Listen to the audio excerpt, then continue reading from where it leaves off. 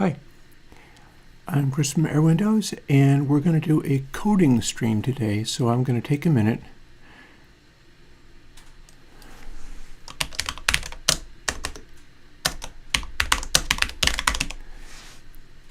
Update description, update category, update the thumbnail, which should be fairly straightforward. Let's see now. We'll get there. Streaming title cards.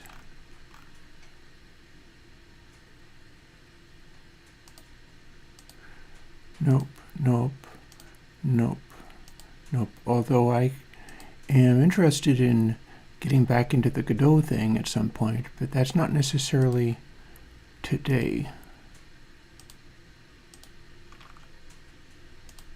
Here we are. And a coding stream. Hey, Summer of Tim. So I've got a lot of different things that I could do today. And here's one of them.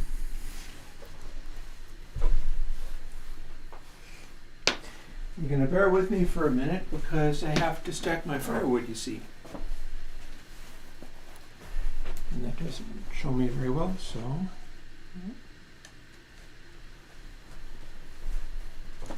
How about that? There we go. Looks a little weird, but it's fine.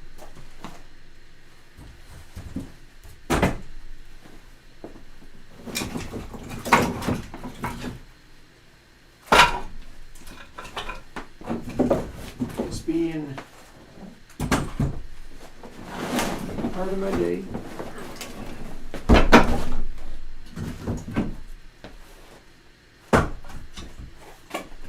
We'll do that.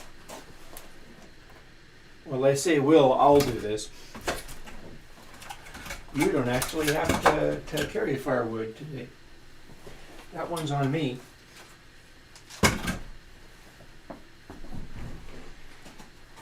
Again, I'm very grateful I can even have firewood to stack. Have to be a little bit gentle about it because the thing is, if I go too hard or I'm in a hurry about some of that stuff, I can hurt my back and then it'll be bad for a while. Don't need that kind of complication. It's not like I live in a world where there's healthcare or anything.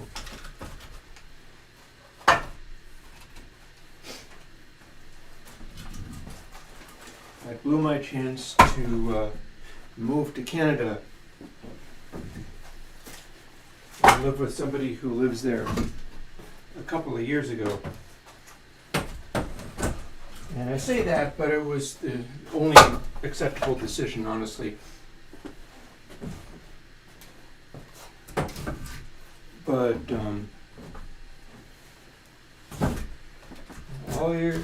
all the decisions have costs, you know.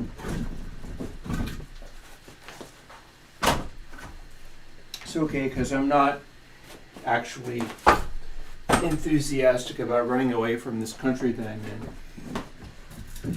People aren't running away from Ukraine. Why should I run away from this? There's still good stuff I can do. And we're going to do some of that today. So I have a specific idea in mind I want to explore. Do you remember my iron oxide plugin? You might not know it, but iron oxide has some things in common with FIR filters. And FIR filters have some things in common with convolution reverbs. And there's a bunch of experiments I want to try. Starting with the thing that my friend Bacon Paul did when he was first setting up his 6 signs plugin. I'm not over by the microphone. Am I speaking up? I guess I'm speaking up well enough.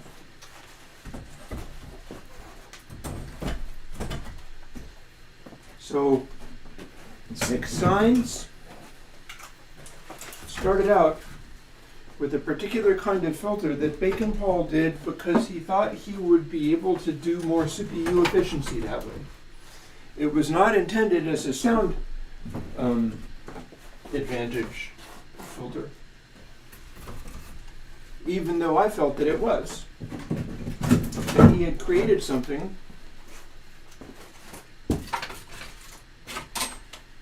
that sounded specifically good. And I asked for him to keep it in the synth, which is more or less his standard. The standard operating procedure of all the search people is, well, if you have something and then you have something else, you should have both. So they're not really minimalist in designing things. And that played to my advantage with 6 signs. Because the filter that he came up with sounded pretty amazing. And it's not because it's that unusual of a concept. All he did was come up with a 8-tap FIR filter, which I'm assuming was being executed at the destination sample rate. And there's nothing that unusual about what he designed. I have extra pieces of wood.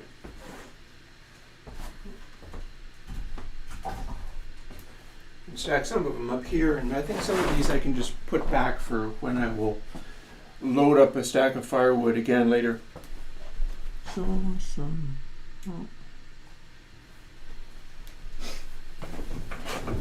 Be right back.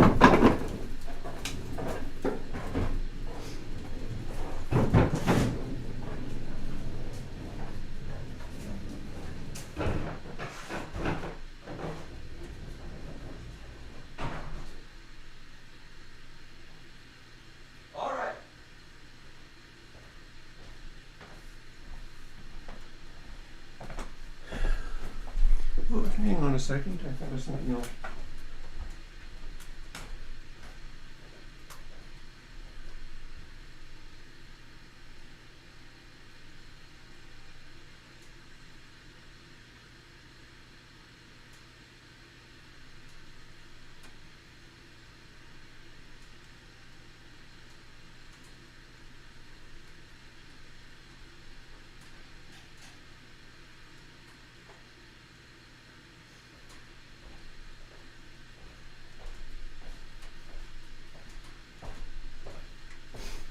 All right. Okay, here I am. I'm going to move these into its monitoring the stove position.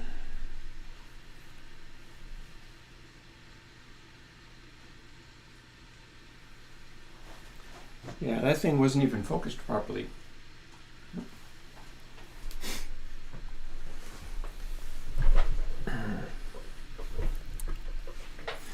And I'm going to move me into the talking to the camera position. Today is going to be coding on variations of FIR filters. That's the goal. And I have some specific things in mind. And I'm also having a look at chat.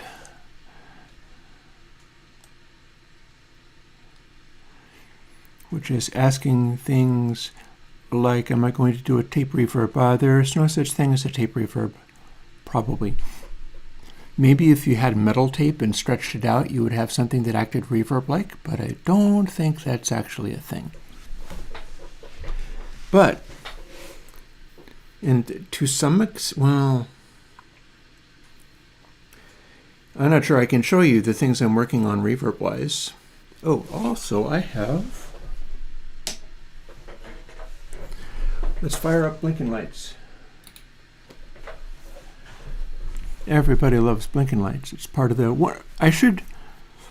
Somebody responded to a really old video, and they were complimenting me on music that I had made, even though it was just more modular jams. So probably this year I should do more of those. After all, back when I was doing the modular jams and very frustrated that literally there would be nobody watching as I attempted to do a modular live jam for like 8 hours straight, weird things like that. I was trying to do all kinds of crazy stuff. The viewership of the channel was like a quarter or a fifth or an eighth of as much as it is now. So who is to say whether I couldn't do that again and have a little more fun with it?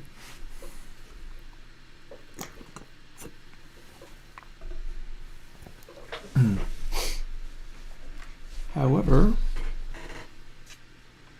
right now I've got something else in mind. And it's going to involve me patching the development laptop through to the big speakers. Because otherwise I'd be able to show you some of the reverbs I'm working on. And I can't do that right now. I'm also, one of the things that I should also do is make sure I have stream audio open so I can do something with that.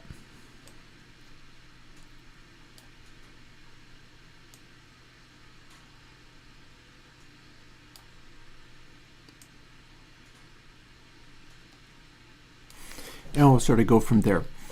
But the idea today, apart from making some more cups of coffee, because this is going to be a work day, like I'm wearing my dark gray socks for the purposes of grinding really hard today on stuff. Just feels like the right thing to do at this time. I need to explore more in the way of FIR filters. FIR filters are a very useful tool that I don't tend to gravitate to because they will typically, at least as they're currently used, have pre-echo. Linear phase filters have pre-echo. So they can be very accurate in certain ways, but also not act like real physical, electrical, or acoustical objects in the real world, because the real world doesn't have pre-echo.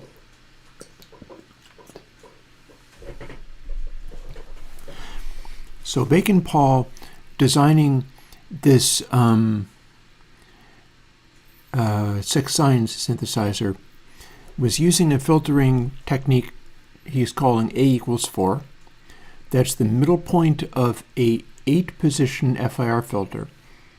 That's the same as like a 8-sample convolution reverb, but very different. And the idea is you can have the Nyquist frequency defined by a window that small, and if you specify the positions correctly. Oh, did I get a shout out from one of those? I never hear about that stuff. I am sort of output only, and I never hear about input from anywhere else. That's very cool. I like that. The filter that Paul designed ended up not being his customary one, his default, because the default ended up being a much wider filter, whether it be 16 samples or 64 samples or 256 samples and 128 samples of latency. He felt the need to apply one that was less CPU efficient but more predictable, because A equals 4, which is still available in 6 signs, was not sufficiently predictable for the Surge XT community's taste. And I begged him to keep it, and he did. As well as putting in some even more primitive things like linear interpolation or zero hold. And all those things can be used for retro style qualities or for sacrificing high frequency accuracy in any sense for the result of having what I would describe as, like, I don't know, base solidity. There's a certain primitiveness that comes from not calculating a million samples and muddying things up. And I heard it and was able to demonstrate it to people, as well as the side use that you can use FIR. You can use more primitive filtration to take advantage of crazy aliasing in 6 signs to make things like percussive sounds. And I made a bunch of patches where you could really make them sit up and bark as far as utilizing all these things. And Paul let 6 signs contain the ability to do those things, whether or not he personally wants to do any of them. Well, I brought up the iron oxide plugin for a reason. And I think this is probably a time that I can jump on over to Coding Stream. You're looking at my window on generating reverbs. I have this process where I go through this stuff. This is currently the longest reverb I've done for a little while. And generate a new version of the plugin here, which I drag over to components, and then I run my test audio through it, and I have them to compare with. But we're not doing that right now. In fact, I'm not sure I'm going to be using that either. Although that might become closer to what we're talking about. So the idea here is to take advantage of a little known quality of one of the older plugins.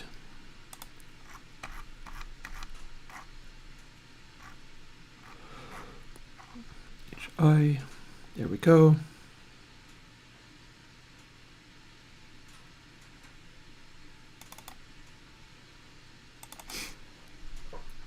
Which we can see. Not all of this is the way I would do it.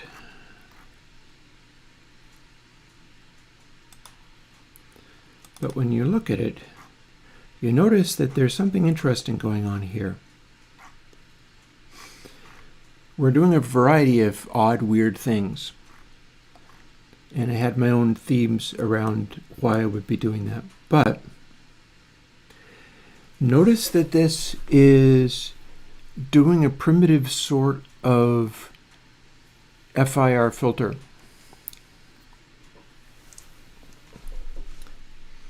This FIR filter has only prime numbered taps to it.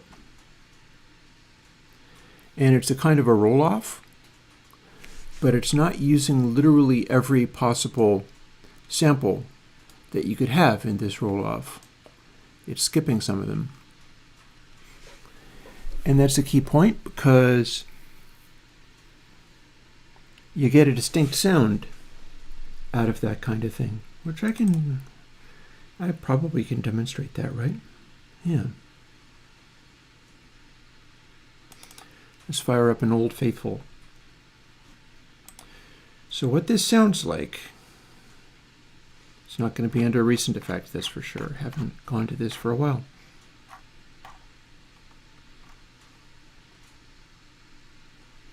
Ooh, it looks like I have older versions of iron oxide hanging around in here.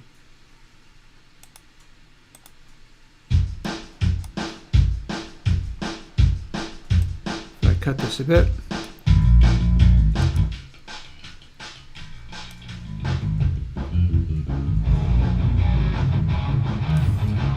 There's filtering going on here, and some distortion.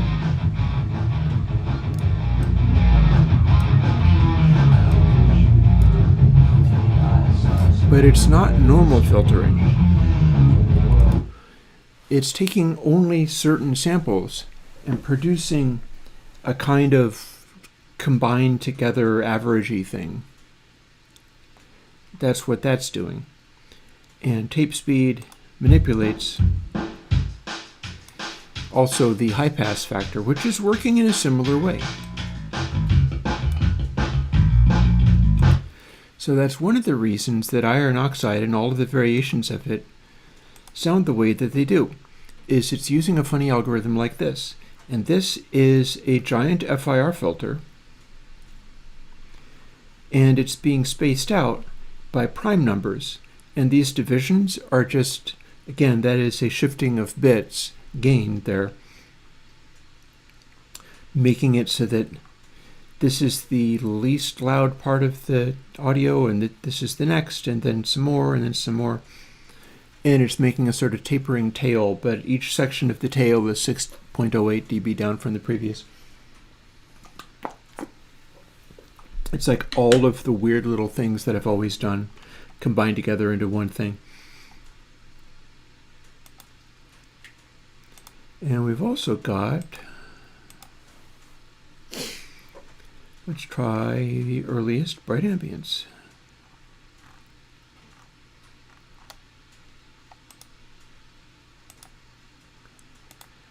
I think that one is a simple expression of the idea.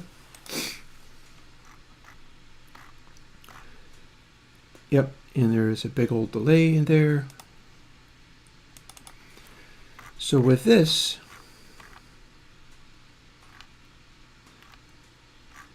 you can hear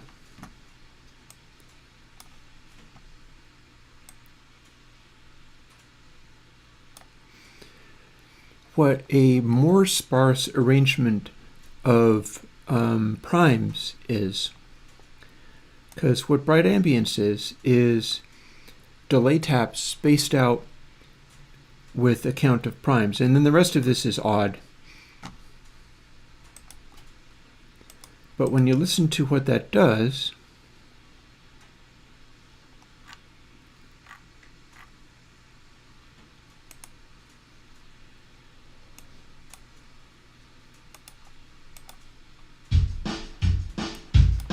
here's a dry sound.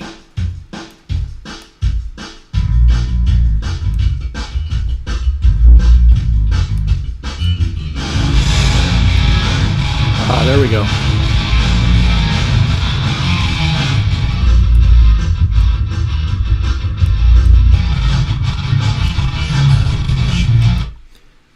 Okay, so I have to treat this a little differently if you're going to be able to hear it. So let's go to a more recent version. That was kind of horrifying. I bet that was not designed to go full wet. Let's see what we've got here.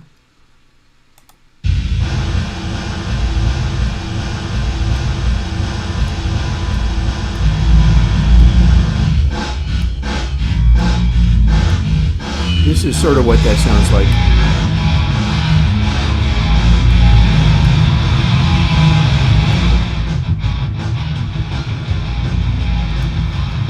This is Bright Ambience 3.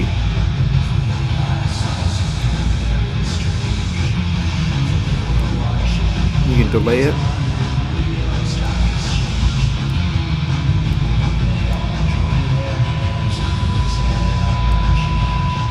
You got a funny feedback note there.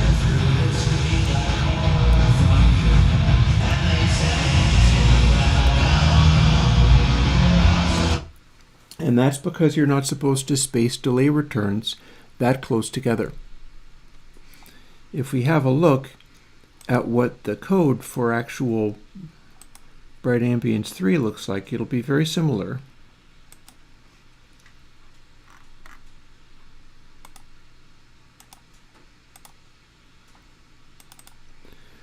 But it's going to have the same concerns. And I see we're doing an undersampling technique there.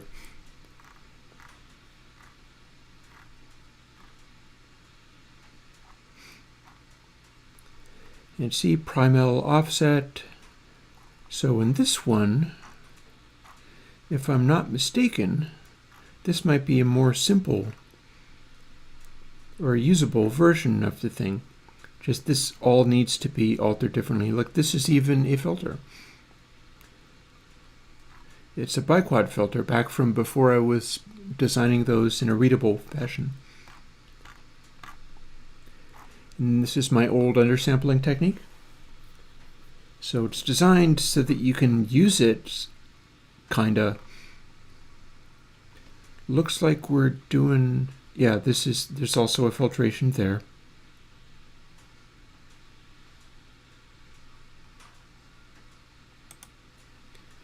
And if we have a look at this, so that's interesting. This is prime things that are spaced out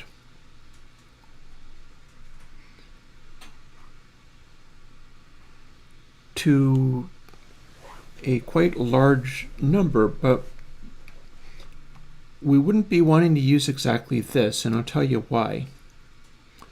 I wouldn't want the filter, based on this kind of stuff, to be having stereo effects combined with things. I think what this is doing is straight up just interleaving the variables. And what that means is I could combine them together and have one super long thing, which would be prime 49 times 2, and that would be the combined primes.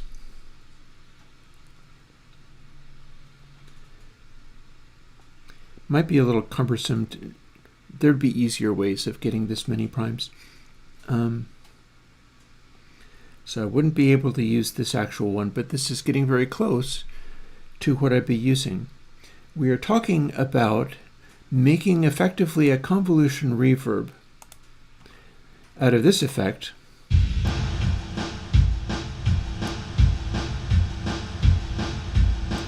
Except for that's all of the delay samples at one.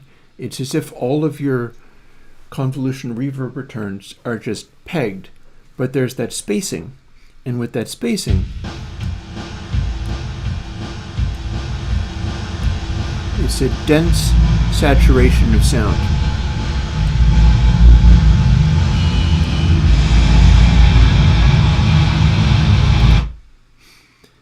And it doesn't look like I have a good way of demonstrating that. Oh wait, I bet I can. Let's set up an effect stack for that purpose.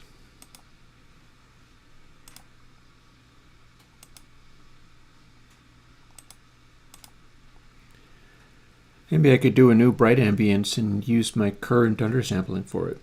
That might be a nice thing. Bright ambience 4, make it be a little better. But for now, shifting of bits is on the menu.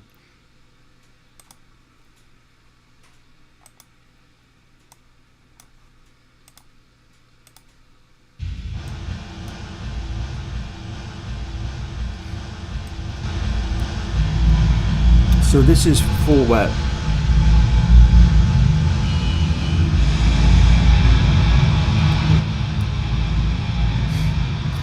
That's the sound of every possible sample cranked up all the way. Thing is, this is also how you would do a convolution reverb using this technique. If you had them at random values, it wouldn't be as full of metallic echo return density. Instead, it would be more spaced out, and you'd have the ability to define, like some of them could be positive, some of them could be negative. This might actually be a good enough starting point for what I'm looking to do. So maybe I work on the prime FIR one first. Because I'm pretty sure I can show you what this does in the sense of if you take just that, well, you've got a extremely dense, extremely metallic sounding reverb. Oh, interesting that he likes 2 tape 7 particularly. I mean, 8 is cleaner, but 7 has a certain grittiness to it. Cool beans. Well, people who try 2 tape 7, if they don't like the grittiness, they can go and look up 2 tape 8. It's right there. So my assumption here is if I put like the same pattern that Bacon Paul used on the A equals 4 algorithm, which is an FIR filter, if I did that on this, I could make it a low-pass filter. In theory, it would work. Oh, did I say the two tape went to 11? No, it's fine. I don't need to have the reference. I have far too much work to do. In fact, I should be making myself another cup of coffee, perhaps. But for now, let's quit out of there and open up one of these.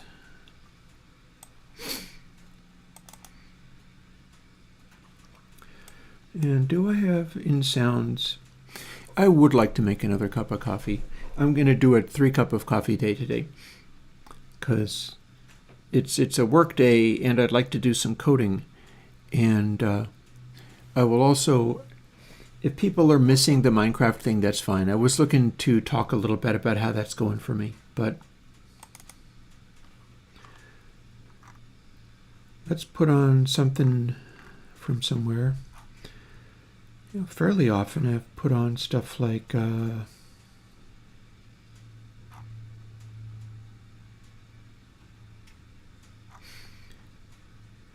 so this is me trying to remember what I named the thing. It's around here somewhere. Daily Noise, that was the one. And it's a wave, so it'll take a while to load, but it won't take as long as opening a FLAC. Remembering, of course, this is a retro computer. The stuff that I do, for instance, the 2Tape7 that the guy was apparently enjoying, I build those things so that you can still use them on older computers. You can download an antique like AU or VST2 for, you know, the computer your grandpa had, and it should still work.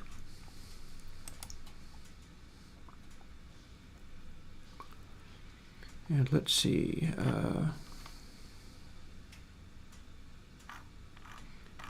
D is for dubplate.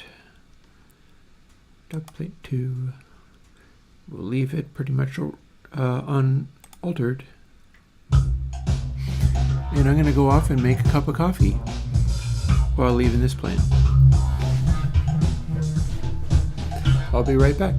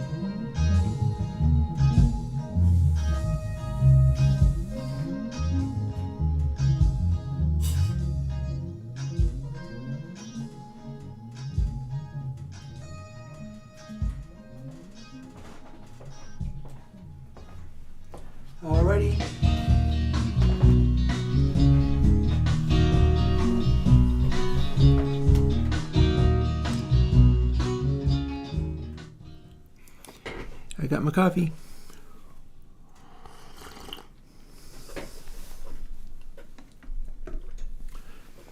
Time to move towards the thing I was talking about. Because our job today is coding some plugins, that being a positive thing that I can do with the state of the world the way it is. It is April 8th of 2025 in Vermont, which is a state in America. So we all doing what we can. This counts as what I'm able to do for people. So close that. And I'm just going to see how much of this I can use. Hang on. I would like to have a better list of comma-separated primes. Where can I get one?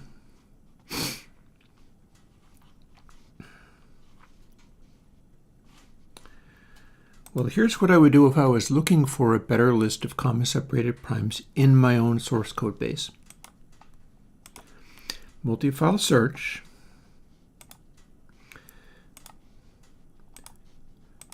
We might as well look in MacAU.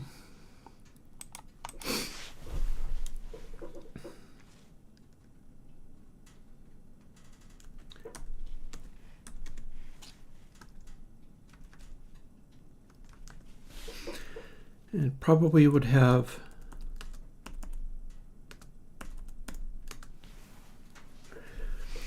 a space after the comma.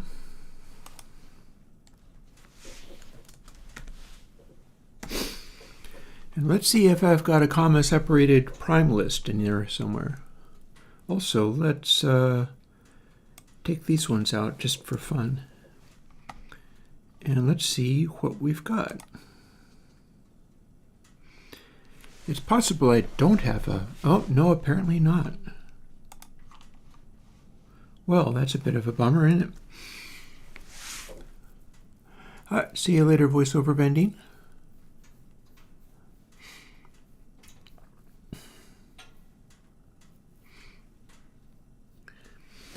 So my concern here is I have two comma-separated lists. I have, if I'm not mistaken, one in my reverb generating code, which is real basic code. Or no, what am I talking about? Godot code, not real basic. Why am I saying real basic? It's because it's Godot code and it's GD script, which I guess reminded me of real basic somehow. Boy, that's a blast from the past. I'm taking trips 20 years back. This is going to be a colorful one. This might be what happens when my brain gets too associative as I'm trying to work, but that's where I'm supposed to be right now, so we'll just go from there. I am looking at the code on the other computer.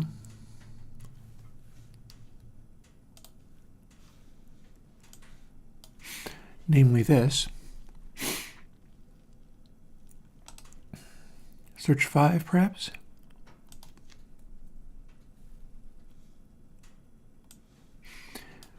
So I'll be translating that into C. And here's how I'll go about doing it. Firstly,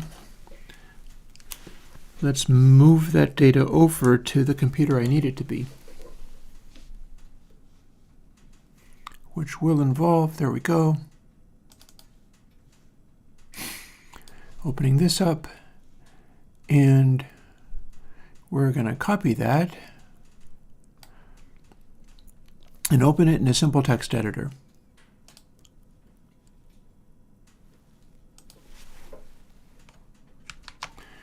In fact, the predecessor, well, not the predecessor, Text Wrangler is the old school version of the free BBEdit.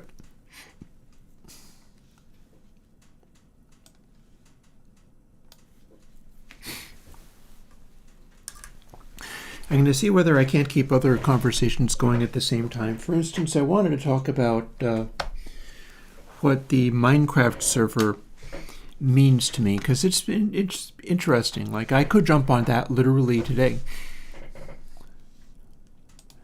if people were gung-ho about jumping around and watching Minecraft rather than watching me work, I could do that instead.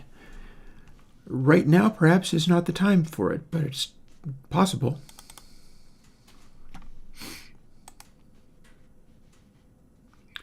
Why can you not open with Text Wrangler? Well, I'll tell you what I can do to make it be openable.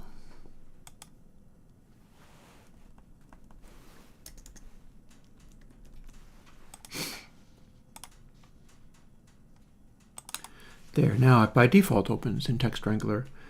So here's my information that I need. In fact, I can go even harder and have it have literally 1 as one of the variables. 1 is the first prime.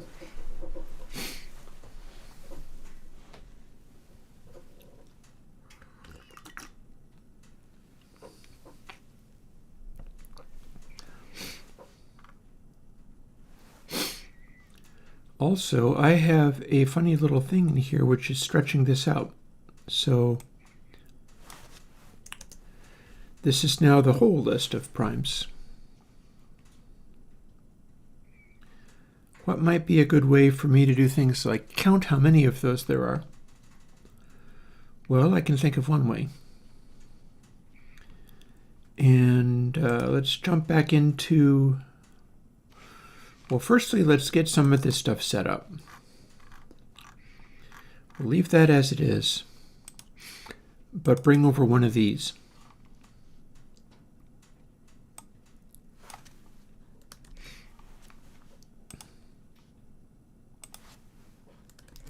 It can go there. We'll call it static int prime. And we're going to be replacing this with everything we have here. So, and then what else might we need? Well,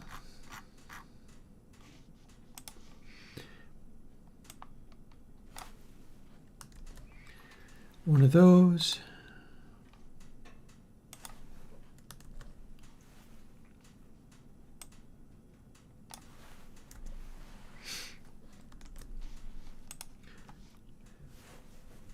So not all of this is going to work first off, and that's fine because I'm just looking to get something happening. We're ignoring the rest of this stuff here. We can define these all day long, and it won't do anything necessarily until I do something with it. So that needs to be a curly bracket, which implies that the other one needs to be a curly bracket as well. And I doubt it's true that it's really 431 primes. And we get to throw away all the rest of this because we're not using it. We're just only using that. We're not even using this GDScript code. So how do we find out how many of those are? Well, here's a couple of things. I think I can...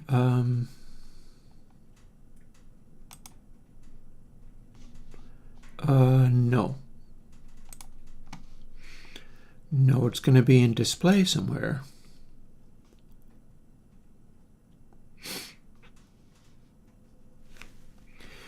I'm going to have the window display line numbers and then temporarily make every comma turn into a carriage return, and that'll show me how many. I don't think I can get a count of how many commas. Although that'd be the easiest way, so let's find out. If this works, oh, I've got exactly 1,000. I must have gotten a source for the first 1,000 primes. Fair. Cool.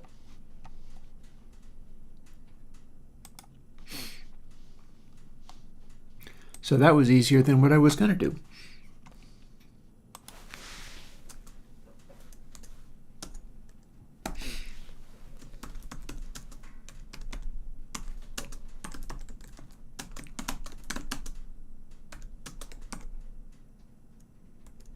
I could go from 3, honestly, but there's a reason I'm choosing what I'm choosing.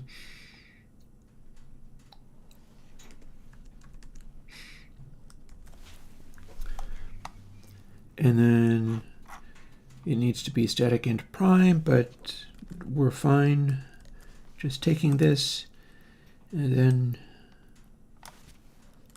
full carriage return, and then I have to clear that out. And if we save that, it shouldn't have a problem. And we've got a list, array of primes that go from 0 to 7919.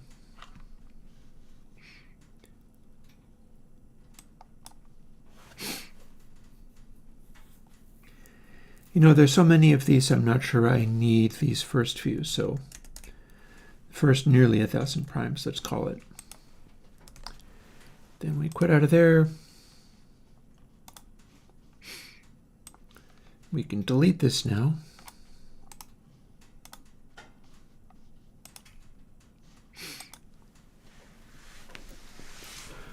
So how about trying to make this work like the reverb did?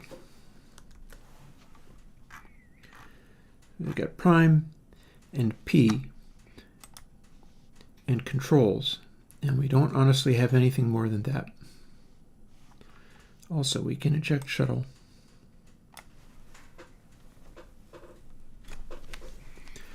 Probably not going to need to move other things around using the SD card. I mean, if we do, we do, but no biggie. And there we go. So there's two places we need to get here. Here's one of them.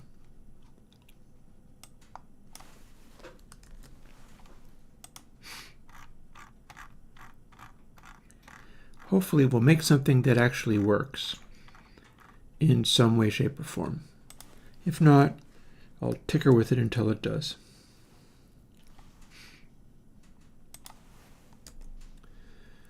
So we stole that from the previous one. That should work. It should in fact build, although it won't build right away because it needs to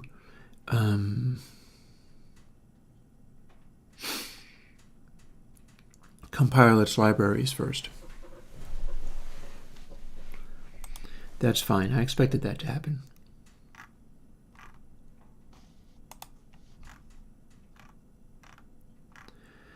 Funnily enough, it said prime defined but not used, but by that does it mean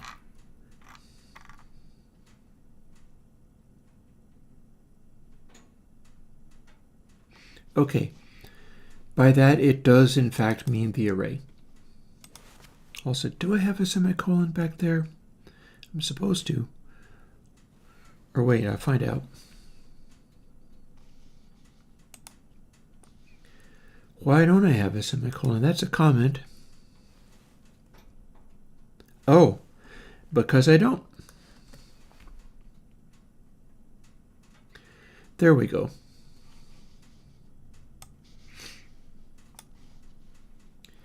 There. So it says prime defined not used because I have built this entire array and pre-populated it with values.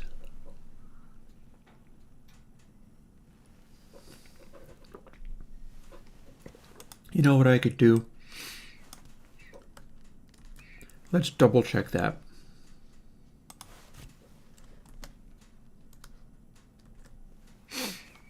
How many commas do I have? One for the last one.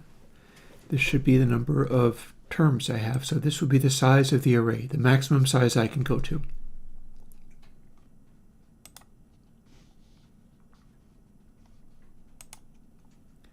$999.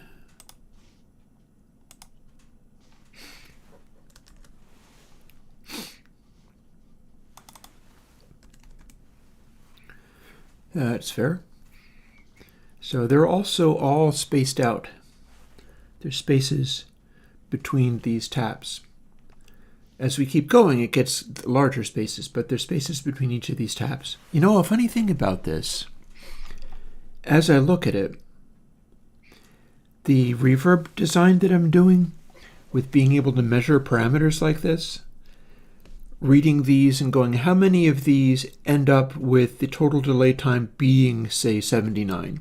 Am I getting 79 3 different times? If so, maybe that's bad.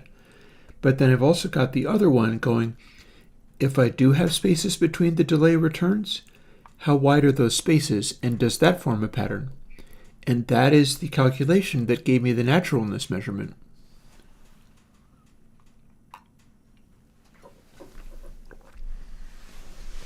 In fact, you know what? I'm going to use the monitor speakers to show you a little of what I'm doing as long as I have that. Why don't I see any of my chat? I've hidden chat somehow. Where'd chat go? Chat's hiding under here. Okay. I want to make sure that I can in fact see that. Even while I move my windows around like crazy trying to get to a screen.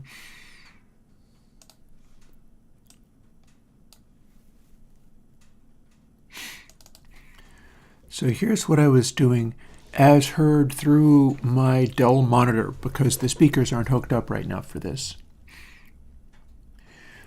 Here's what I started with. Oh, no, it's not trying to pump through the monitors, is it? I have to tell it. There we go. Here's what I started with. That is the original algorithm for determining what is good or not in a reverb.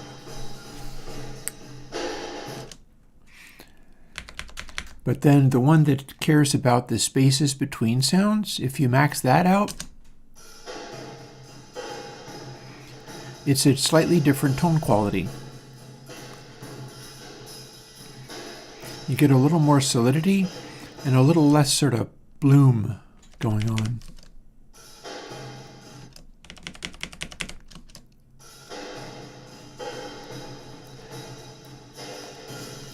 Oh, we've got 3 on 221. So that's the tone quality from not having the reverb taps pile up. This is the tone quality from caring about how far apartly they're spaced.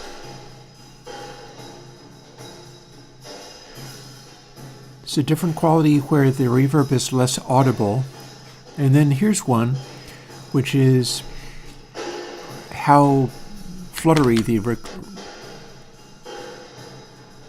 you notice this is exactly the same delay time each time.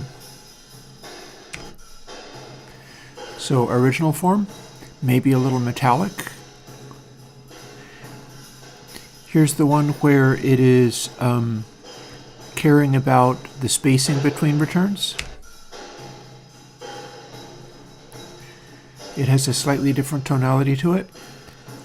And then the one that cares about whether the density is going up or down and has a few amount of reversals that it can is what I was calling holographicness.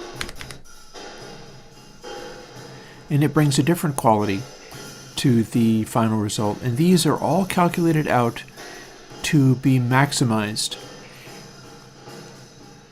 I'm looking for whether I can see another comparison. 204 and 203. So this is slightly smaller. And this is the original one, where all of my previous reverbs have been calculated this way. This one is the spacing between calculated. And it's a little bit solider, doesn't have the same kind of bloom. And then this is the one with the number of changes between up or down.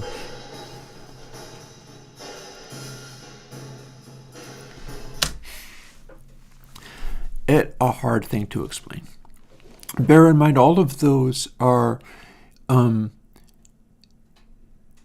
a calculation of best of 16 million possibilities. So none of them sound like complete and total garbage. They all basically sound about the same. They favor different things, like the the one looking for spacing seems to like smaller calculations, and the one that the original form likes larger calculations. And I've ended up with a goodly collection of little verbs. Here's an 87 seat room.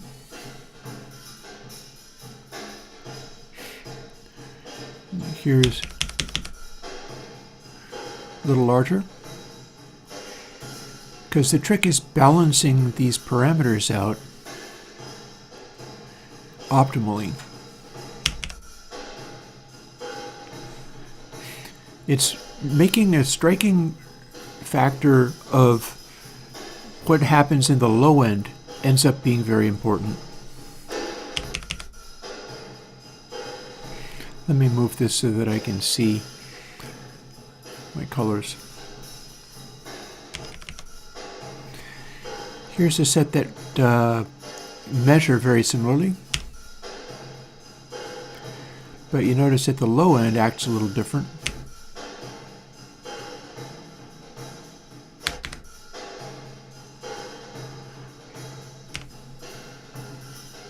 And then here's one that's darker and less bassy. And we've got longer and longer delay times as we go.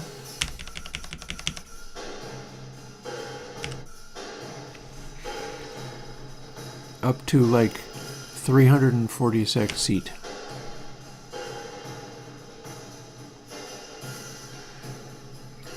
So I'm hoping to get some interesting results from going even bigger than this. Maybe I can do another K cathedral and keep that going.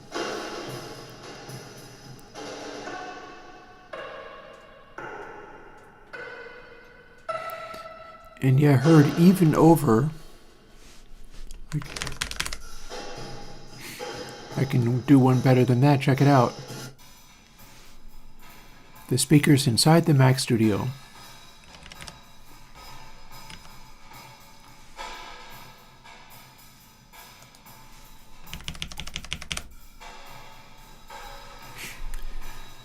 So that's a tiny little clock radio speaker inside the Mac Studio. But you get a sense of what that reverb is doing.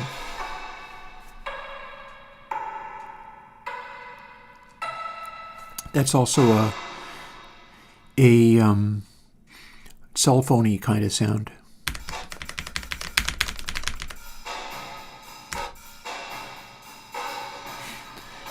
So yeah, the Mac Studio audio.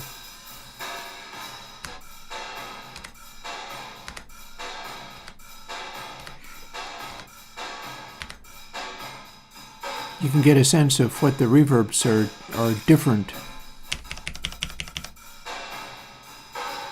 That one's meant to be a little darker. Here's one that's fuller.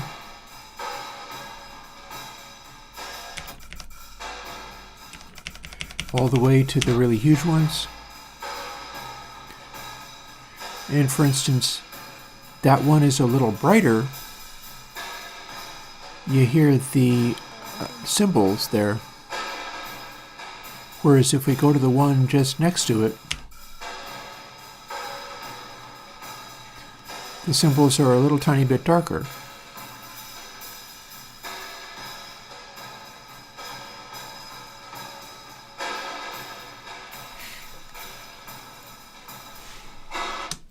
And you get just a little sense of what I'm working on with regard to... Also, now I'm curious. And then here is my previous ones. The previous best.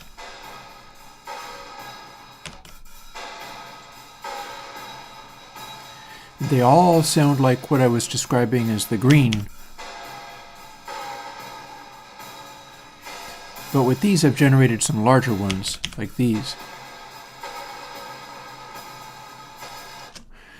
And they're all pretty serviceable, but now I can do like 10 times, 100 times as many trials and stranger, more weird possible trials than those ever allowed for. And it's all about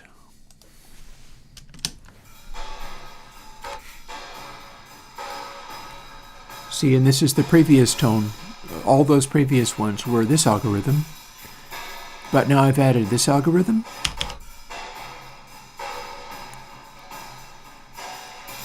Same sustain, but the spatial qualities are slightly different, and this algorithm.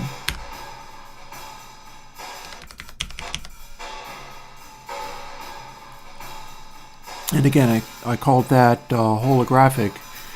In stereo, it has a spatial quality going on, whereas the one that I called naturalness, it's just more contained.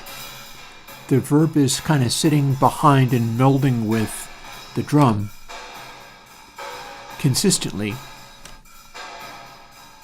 when that parameter dominates, even at larger sizes.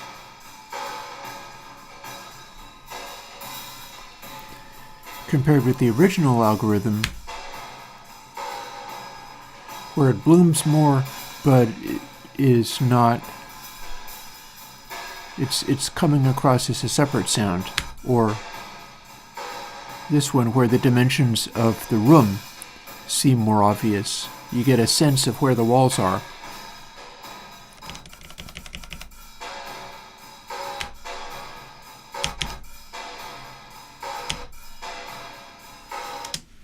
All of that stuff. So I'm kind of trying to define all of those things in the process of sorting this stuff out. And I can't use stream audio because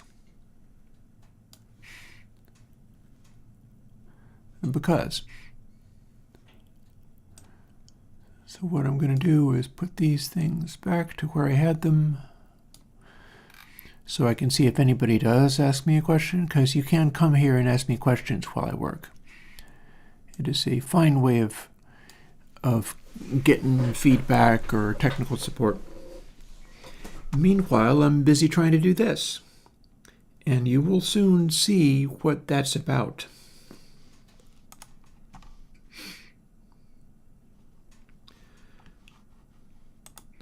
So that one, this was made to work. This needs to be made to work.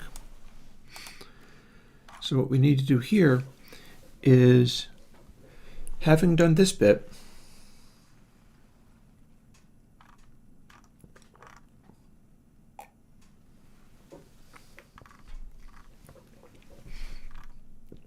I need to ignore a bunch of these things. And let's see, where do we, oh, I've got another thing to define.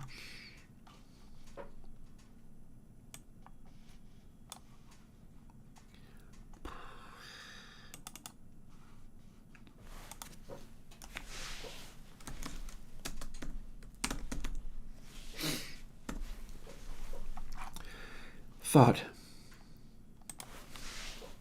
Oh wait, okay, maybe static is the... I was wondering whether maybe I needed to use more C++ isms in here. But static is probably the correct thing for that. Don't mind me. All this stuff confuses me, but not in a bad way.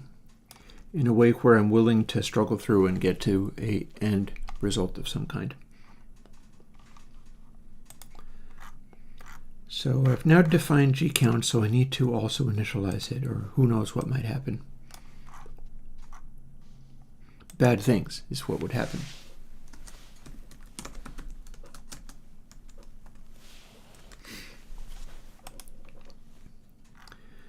And now I can get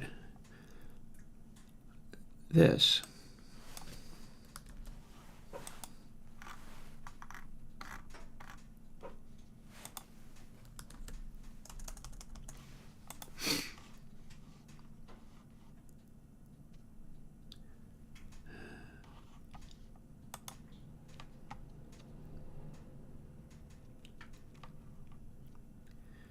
And there will be a number of things getting involved here later. Right now,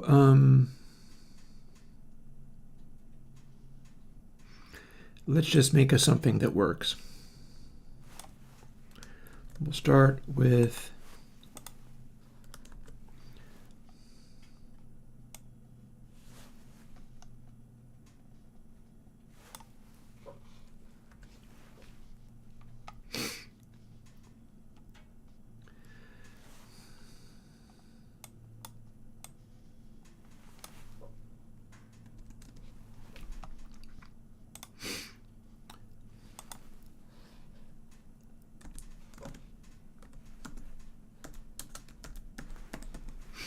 there. We're not in stereo, so we don't need that.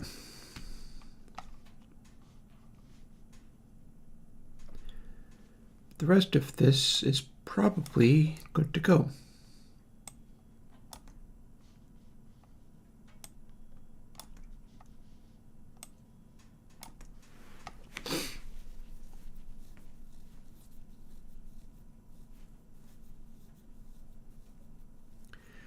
I don't think my maximum prime is longer than the maximum reverb tail here, so however,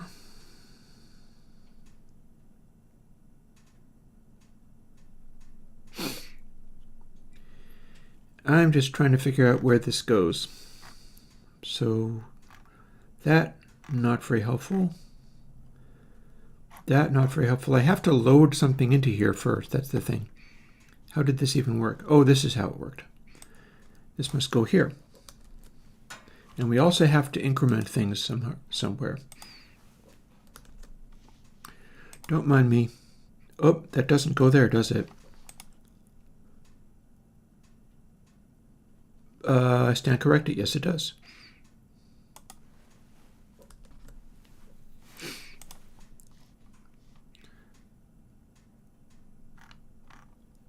But this has to be here.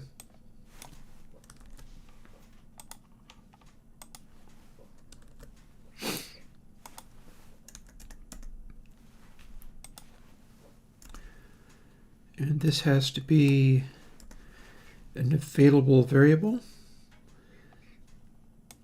We are in mono. We are not using feedback at this time. That's not what this is about. This is not going to be a reverb. Hey, Tropical Banana Man. Let me drink more of my coffee while it is not yet noon. I'm going to make one more cup of coffee for today and then hack away all afternoon long.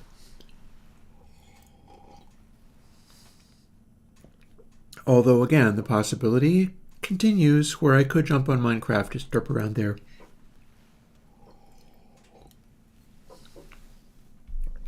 I'm trying to do work today because it feels like a good day to get like useful things done.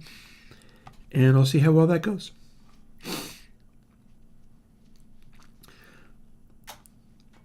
So what we're doing here is we're incrementing.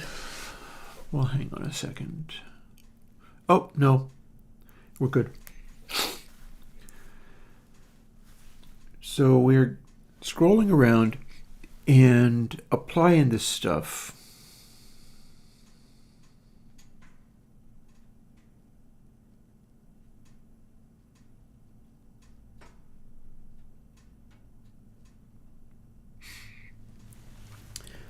And everything that is within here is like a convolution return that is exactly 1. It's like making a convolution reverb out of samples that only say 1.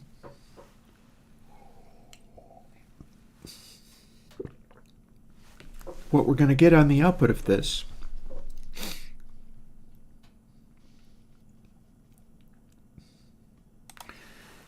and we can use this as a handy-dandy little, well, I have to put a semicolon in there.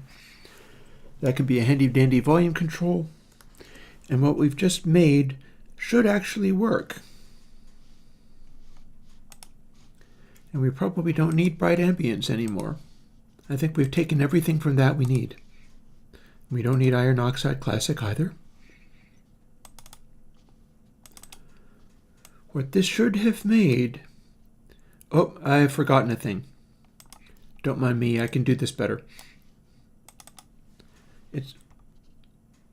I have not forgotten a thing. Apparently I did that in advance. Cool, okay. I stand corrected. We are ready to rumble.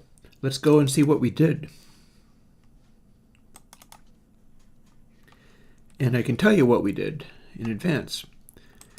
If this works, we have just made a version of bright ambience that is even more dense and extended than the previous one was. So, and prime FIR, did I call it? Yes, I think I did.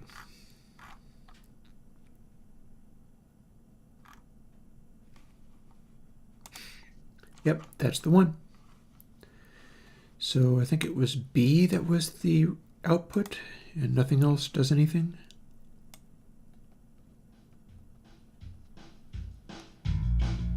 Nope, that's raw sound. Oh, and I know why. I generated all that, but I didn't assign it to anything. Watch this.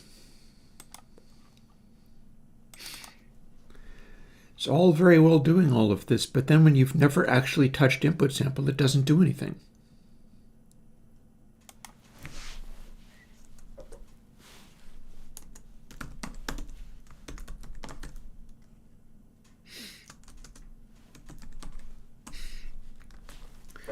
There we are.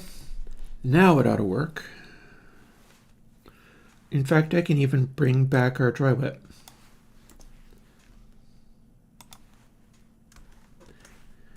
Because I have dummy variables hanging around waiting to do something. So input sample equals temp times A. That will turn it into the reverb sound. But that's only the first trick we're going to get. So let's see.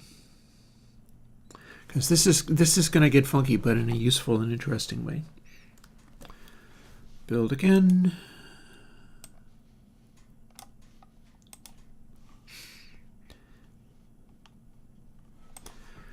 Let's return to the scene of the crime and get our same audio going. Sometimes I use that stuff just because everybody's heard it a million, billion, zillion times. And now you don't hear anything because A is turned down to 0, but we turn it up and it goes completely crazy.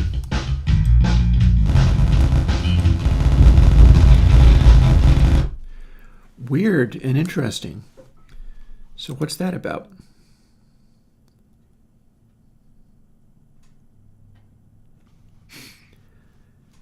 Okay, this should work. Let's do something simpler and see if we can get it to work. Let's go take offset 13 and go to offset 17. No, let's go offset 130 to offset 140. Or no, let's go offset 132.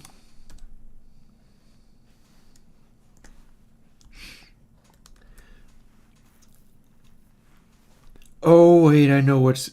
Okay, so I just screwed up. It'll probably work fine without me even messing with it, but I did not initialize this variable. That's why it was doing that. I did... It's even warning me about it, and this old computer isn't very good at warning you about things, but...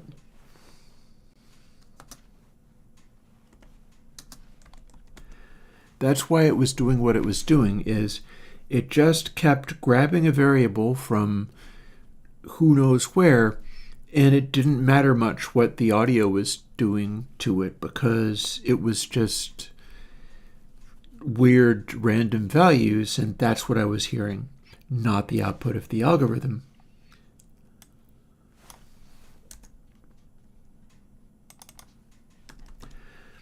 Let's try that again and see if it acts more the way I expected.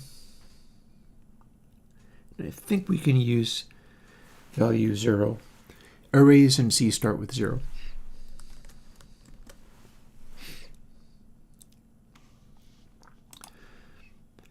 So now I have just undone the various things I thought I was going to have to fix. But now we are initializing temp to something. We're initializing temp to 0 rather than just using whatever came in. That's probably what we were hearing. Let's find out whether that's true or whether it's still all messed up.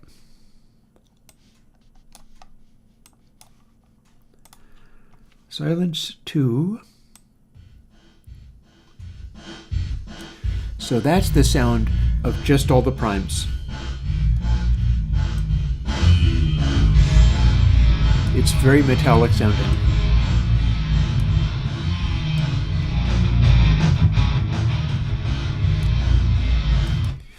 That is a FIR filter in which all of the constants are at 0. Now here's where we do something interestinger.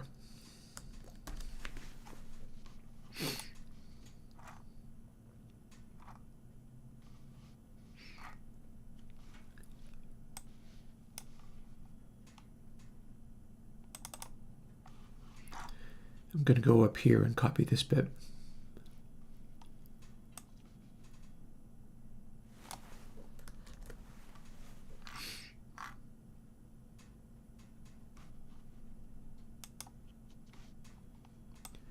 And I think we can define this in here.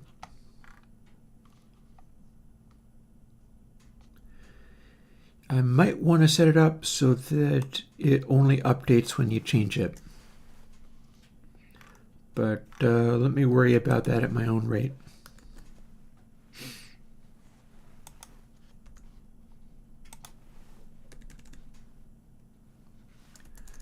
What the heck? Let's go to the full 1000.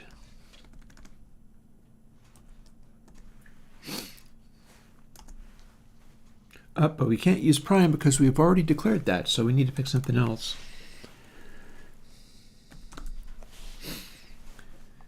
This ends up becoming what we make this do. So let's take this, move it over here. It's not going to be an int either.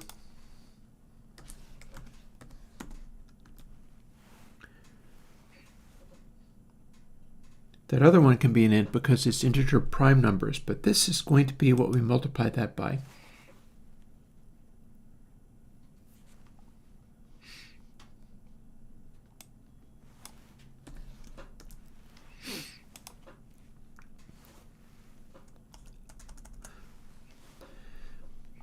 So now every time we run into this, we define this thing again. But check it out.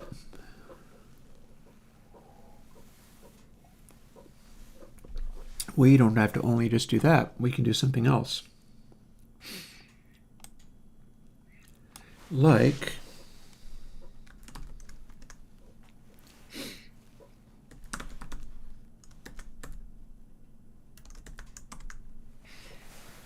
now guess what we'll get out of that?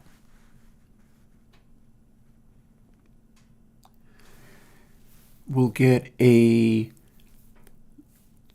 probably, I don't know if it's going to be a effective filter, but it's going to be doing something. Also, we don't get to do that up to 1000. We get to do it up to 999. And that gives us a frequency which is going to modulate up and down.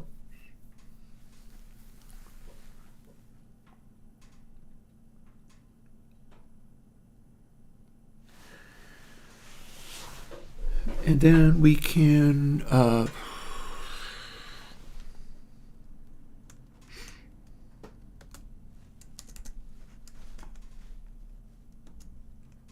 we want that, but then we're going to divide it by more.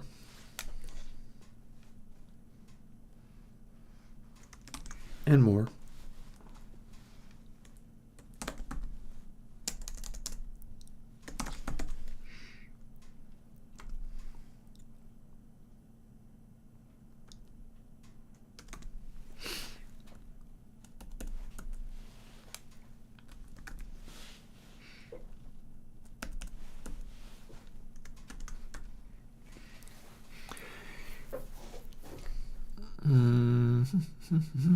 Oh, I know, I can do it like this.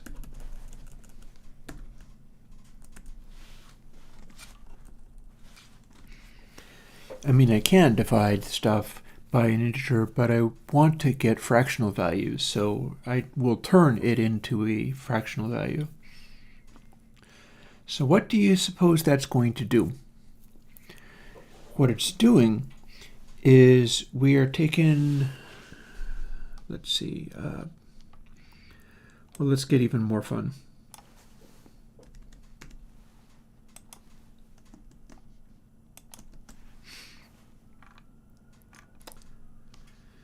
So here's our loudness.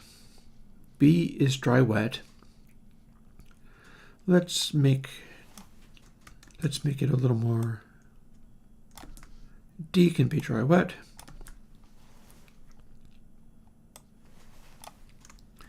C can be the output loudness. A can be this frequency, and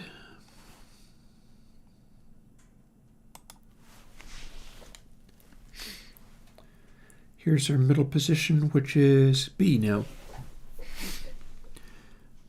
So here's where things are going to get a little interesting.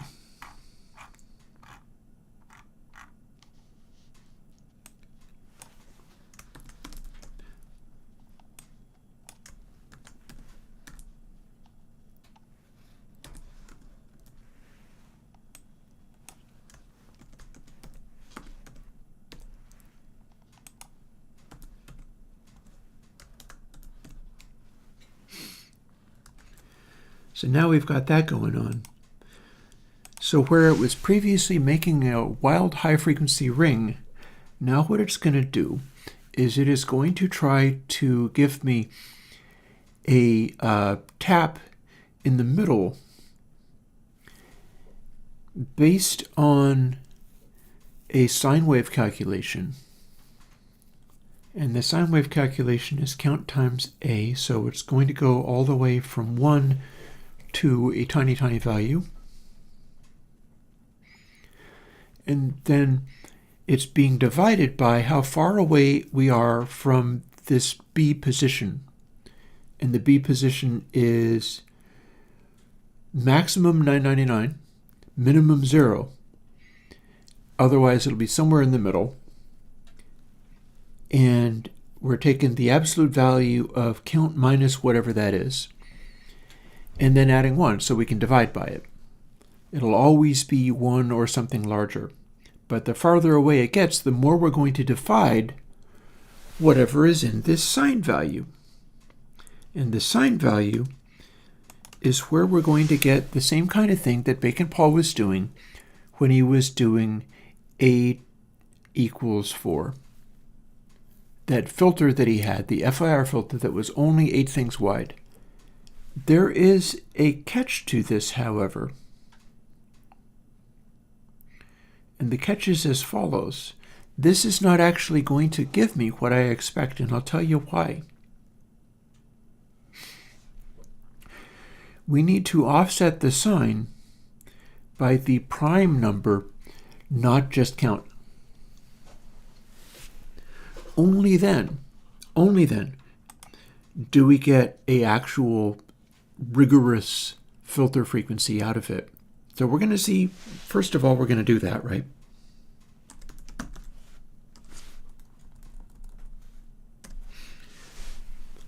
And having done that, divided by fabs count, do I need to? Probably not.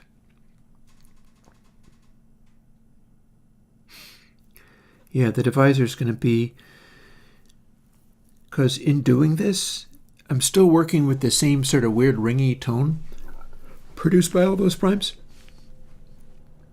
But which one I decide to be the center tap, which is what Bacon-Paul called A equals 4, is going to be unaltered.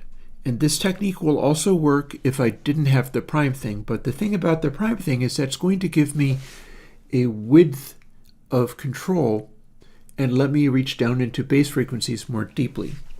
whereas a equals 4. Also, give me a second. I've got some stuff to do here because my fire is totally going out, and it's honestly feeling a little bit chilly. Let me attend to that for a moment. Shouldn't take too long. Hobble over into the area.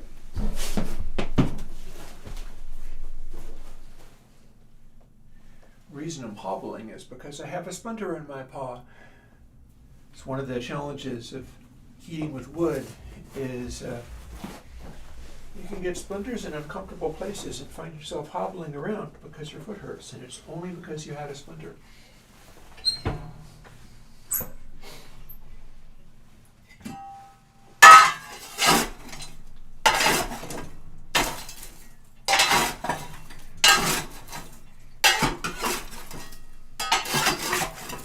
I'm really excited about doing these experiments, with which I could also, if I'm not mistaken,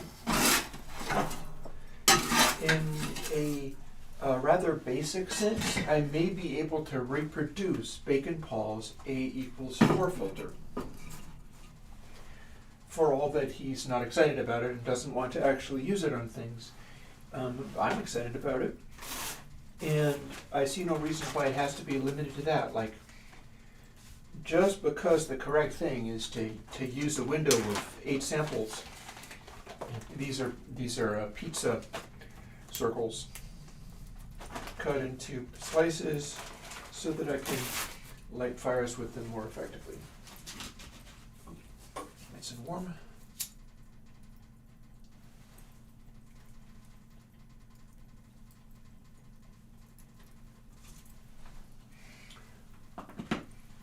That should get going pretty good.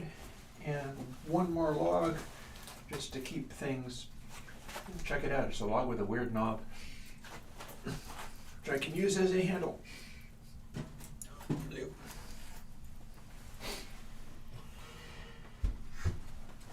That should hold it for a while. Probably about an hour out from going and making another cup of coffee, but we're doing fairly well at, oh God, there's another splinter in my phone. Dang it. We are doing fairly well at talking our way through some of this stuff.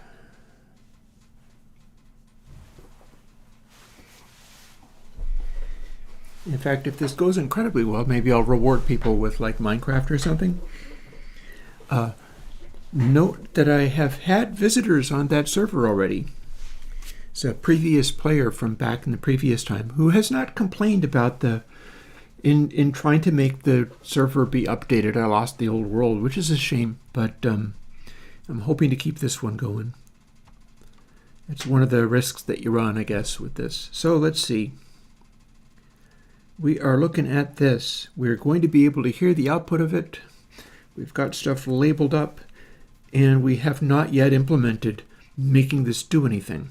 But here's how you do that.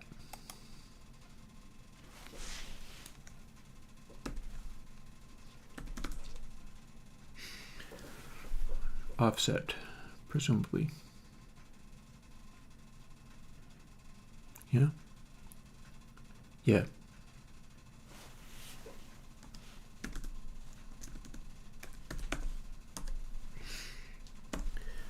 Oh, don't need that. So now what we're doing is the stuff in the middle there is just letting it do the buffer properly without wrapping over or having to do a double buffering, because it's capable of making a calculation like that as it goes. I can run sine waves through it just to make sure that it's working. And we are adding all of the instances on the buffer. Like if we made offset go to a smaller amount, that would be, we'd probably call that window size. And we could probably calculate out with defining the buffer there as well. But as we add all of these samples, with temp plus equals, all of this. Or actually, since we are declaring this, there's nothing really stopping us from just going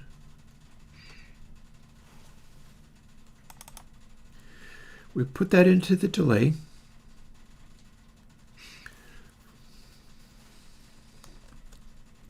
Oh, that wasn't correct at all. We put that into the delay. So we can just blank it and reconstruct it.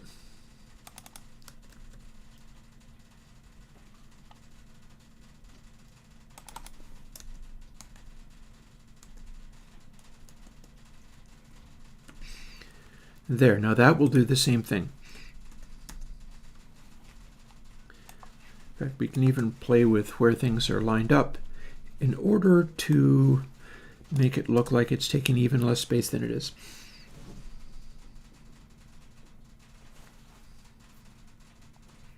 In fact, we don't even need those curly brackets, but in the stereo version we will.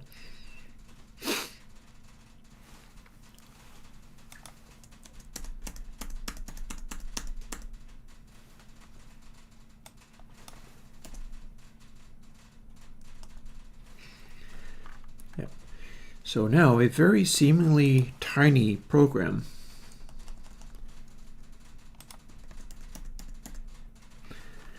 where we've just got this stuff in here. And then if we build it, we will probably, I'm not guaranteeing that this will work. I feel like this might work first try. We'll see whether that's true.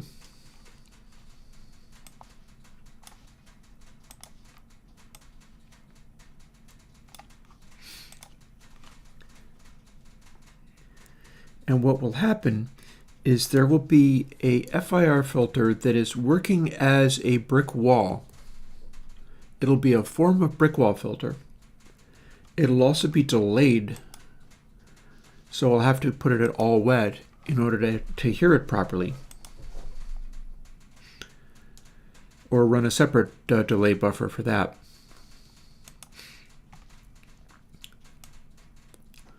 Or, well, there's any number of things we can do with this. But let's see, first of all, does it do anything?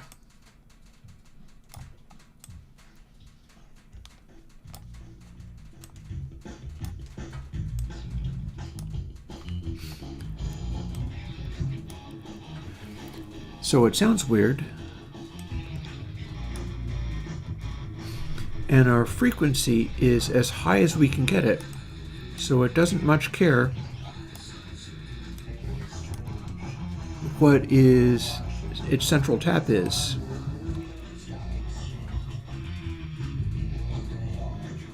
So I'm going to put it to exactly 0.5. And now we're going to sweep the frequency down.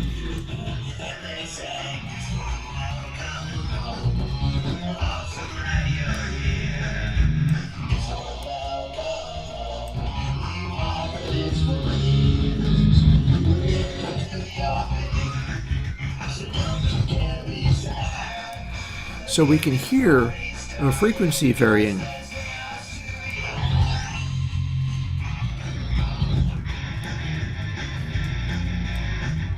That said, the way we've got this set up is definitely on the odd side. So this becomes another one of those weird behaviors. What I'll do is we're going to look at the frequency and then we're going to try it without the prime stuff and see what we get there.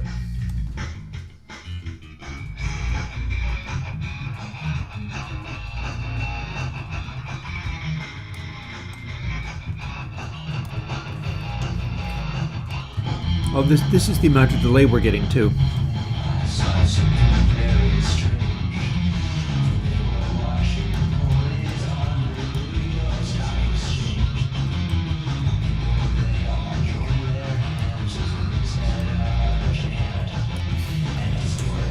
So now we've got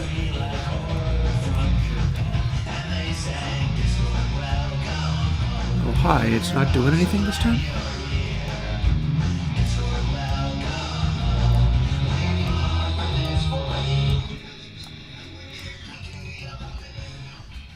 Okay, I'll tell you what's happening there. The sign needs some attention. My central point of the sign is not actually a +1. My central point of the sign is at 0. That's a concern. And it's something that I can do something about. So here's where that shows up. FAR count equals sign prime count times A divided by. So we can do a variety of things here. One of them would be to not have this as aggressive. And we can do that by, rather than just taking the divisor, we'll take the square root of the divisor, so we're leaving a lot more taps in there doing stuff, rather than having it fall back real quickly. I think I have found the...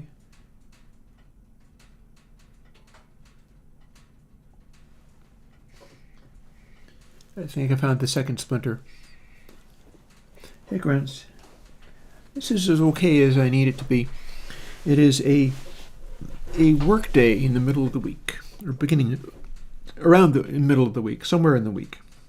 I don't know what day it is. I'm working. So what do we get by this?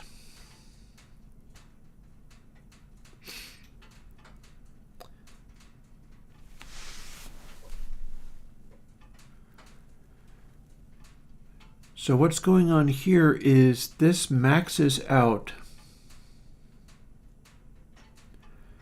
at a position, but we're not sure which. So, oh, trouble. You look like I hope you're feeling all right. Wow. That's intense. Was that injury, or was that another reason that people do jawbone reconstruction surgery? If you don't mind my asking, perhaps it's none of my business. I'm so distracted with thinking about this that I'm not quite sure what I'm doing. An implant, okay.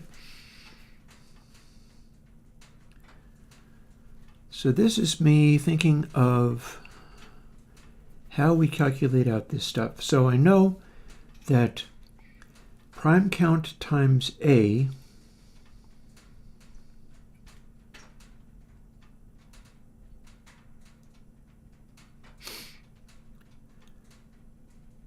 divided by square root abs count. I'm picking a section in the middle there.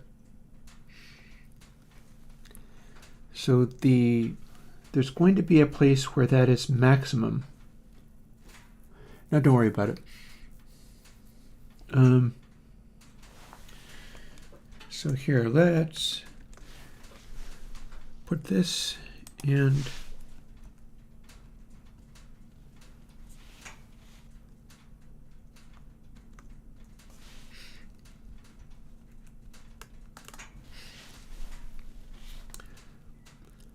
so there's sign that. That's the larger ones. These smaller ones, I can't do more with this until I enclose it in more parentheses, so if I do that, now this is a chunk. And if it's supposed to max out at a certain point, which is hard to tell, well, prime count times A is supposed to be the amplitude.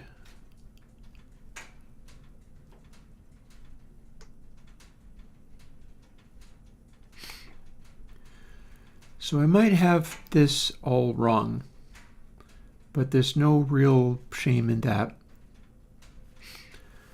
The way we're doing it is we're calculating out count plus prime offset times FIR offset. So offset skips ahead, and offset's going to be kind of similar to, look, let's just rename that.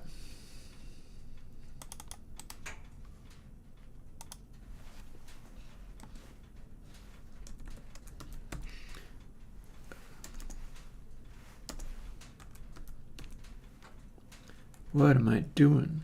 I can't make sense of this at all.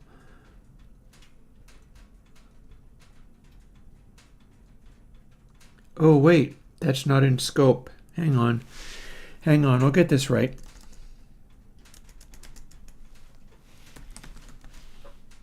Oh, for heaven's sake. Okay, everything's broken forever now. Sorry, guys. It all went horribly, horribly wrong. Maybe I can undo my way out of this.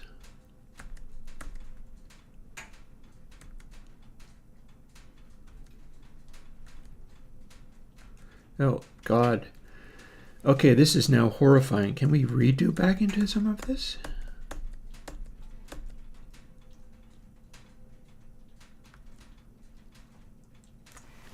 Oh, terrifying. Okay, bear with me while I try to put this back together in some way, shape, or form. I see that people are piling in just as I'm in the biggest trouble. Yay! I'll make another cup of coffee pretty soon, but give me a half an hour of putting this back.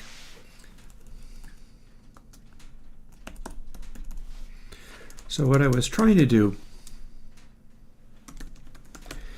is, oh God, that's terrible, but this is better.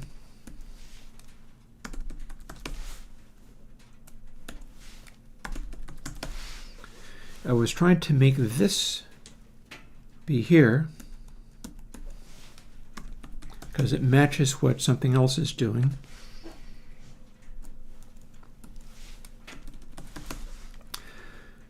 Which means I'm also doing this there. And so that put that back. It's not going to give me what I hoped for, but it's put that back. And now I have to go and put this back. We used to call this count before I inadvertently changed everything.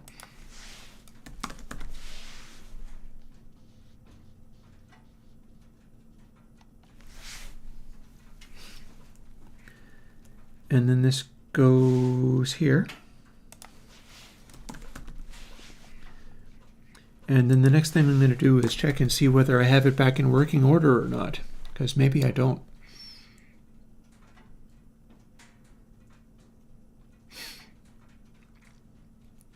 Looks like maybe I do. And that stuff worked, so we'll go there. And gosh, well,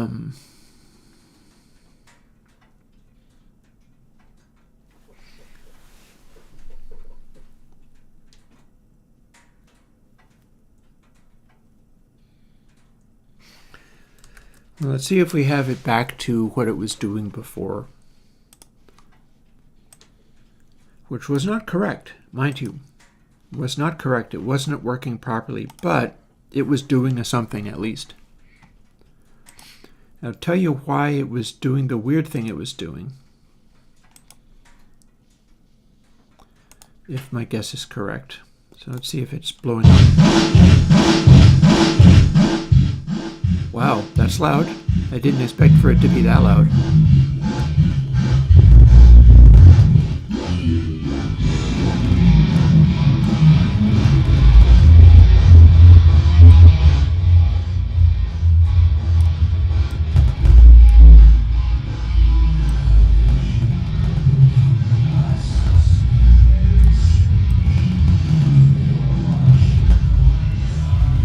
Okay, it's a base monster now, okay.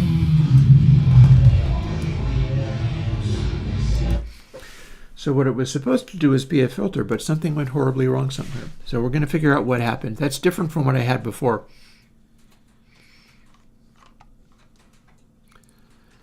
Offset, offset. Who's got the offset?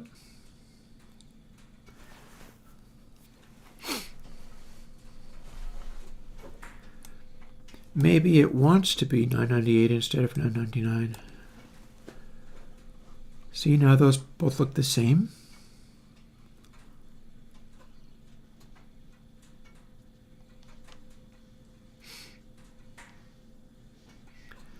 That's probably correct. This is output level. And then the dry wet. And that should be working.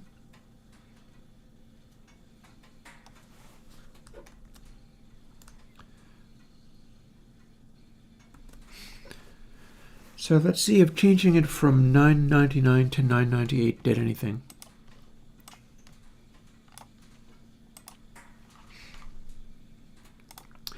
It's funny, I tried doing these things.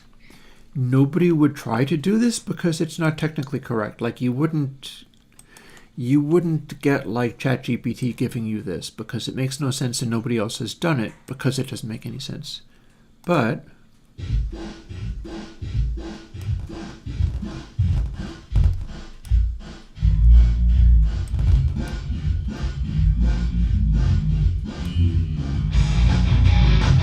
let's try. Here's what we got out of it. This is the positioning within the FIR filter.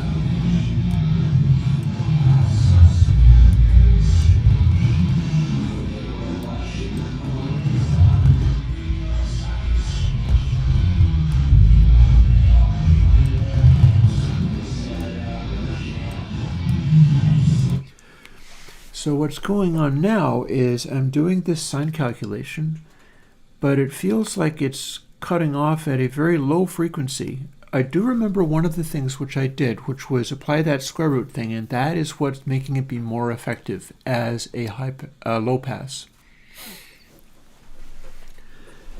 We're still cutting off to an extent, but not really quite to the extent I had in mind. So we're going to play a little more.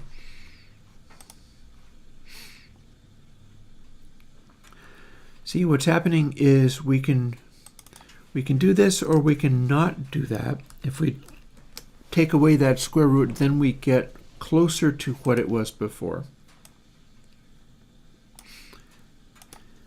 And I'll tell you what's happening. And maybe we'll even look at a noise blast through it and measure what it does in span.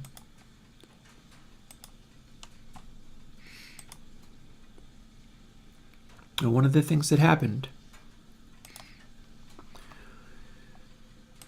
was we're now recalculating it. Oh, did I even place it though?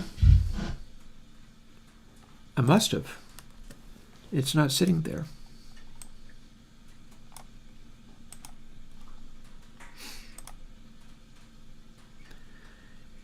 I guess it is a stronger effect than I would have thought.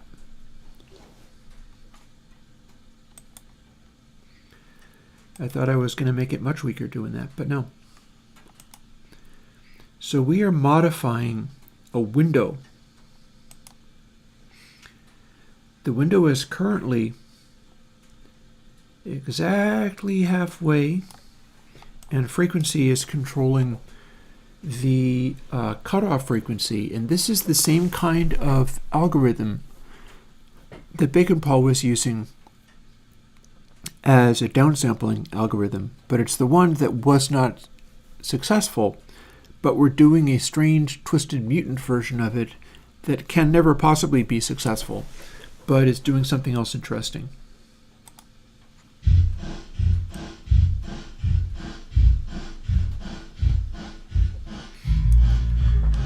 And one side effect is that set the way it is,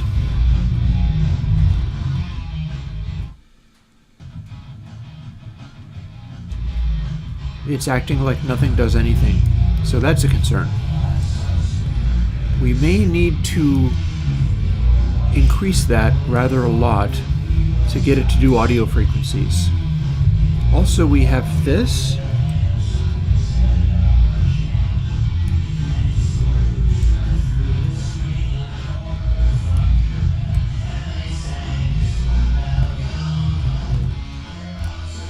And if we start at the beginning of it, yeah, this is not doing what I expected.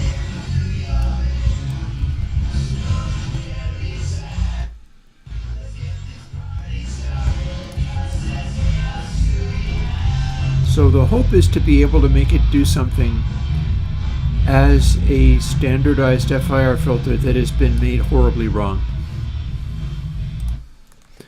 Currently, that ain't happening, but I think I have an idea as to why. So prime offset times A.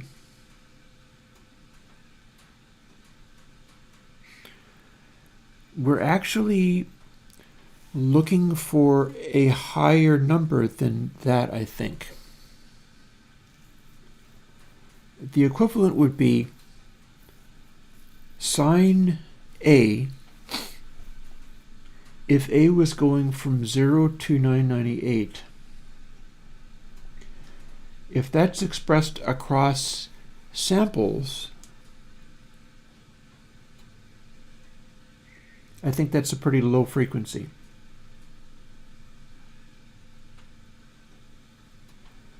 I'm not completely sure.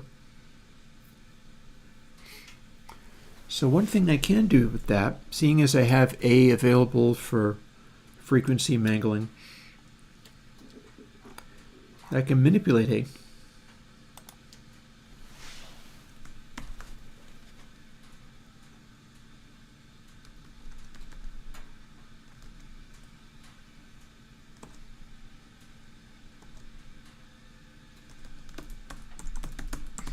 There, now it even does multiple sample rates, theoretically.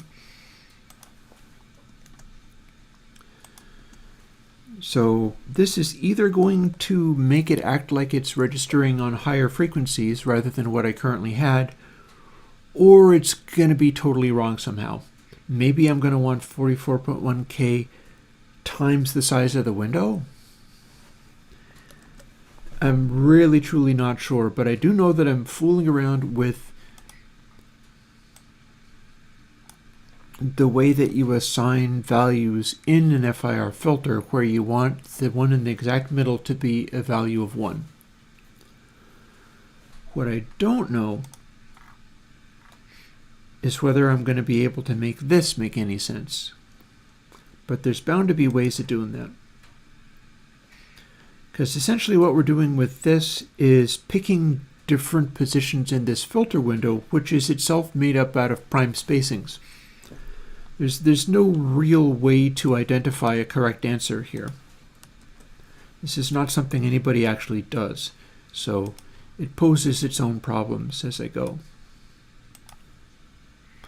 Said problems can include needing to go and make another cup of coffee or throw another log on the fire. But now we're going to see what it sounds like when we have a really high frequency number producing this sine output. Because again, no matter what this number is, it is going to go into a 1 to -1 output. So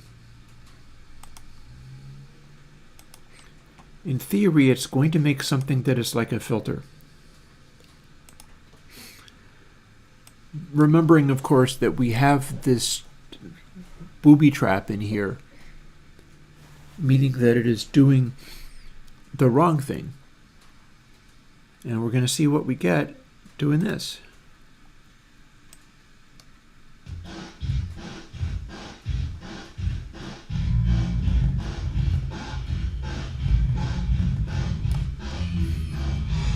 Yeah, that sounds like just a sustaining thing. I don't hear filtration yet.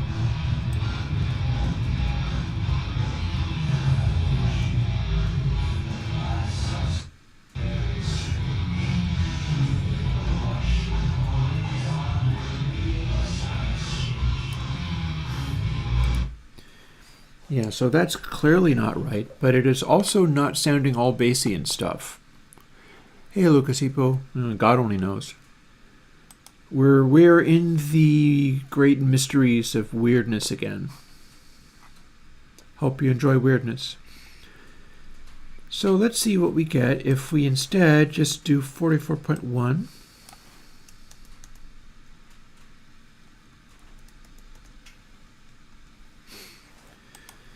We're still dividing by overall scale because in theory this is going to talk sample rates. And we're going to see whether this gives us any option to make sounds that sound bassier and are acting like they are a filter. Because in theory this is an extremely wide FIR filter. And we don't know whether that's true or not, or whether I've even got it zeroed in. In fact,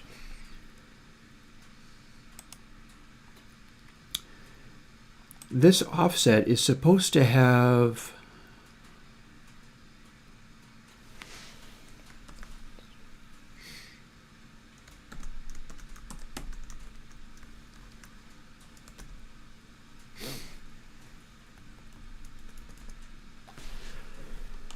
we're supposed to be able to do something where the center, which in theory will be a number like 1,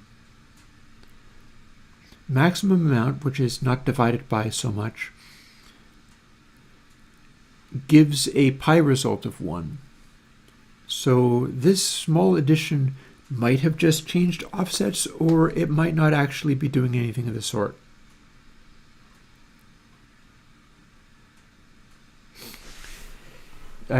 That makes me wonder. Maybe that's not the, because I'm adding it within the sign calculation, but after the divisor, wouldn't that be making the reverb tail be increasingly close to m pi 2, which gets turned into 1, meaning that it will be full delay, so that's not what I want at all. So let's not do it there. That's not the right place.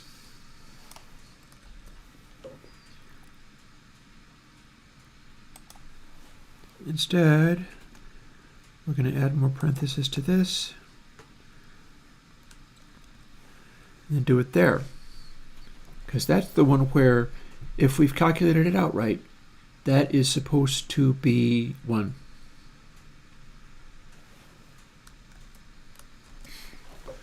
And God only knows if that's actually what it's going to do, but we'll find out.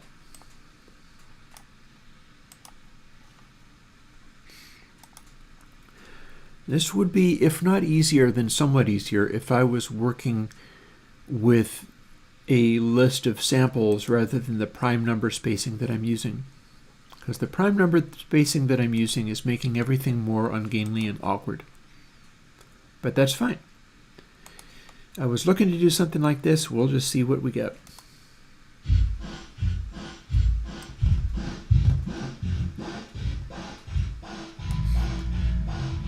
Okay, so that sounds like a something.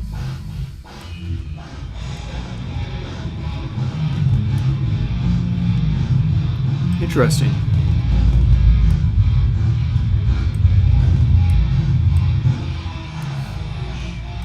Okay, sure enough, we have our prime spacing. We have an FIR-like behavior.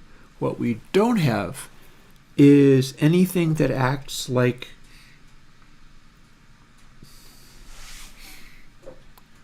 well, it's not a high frequency capable filter. Instead, it is leaving the maximum amount. So what we should do is exaggerate that.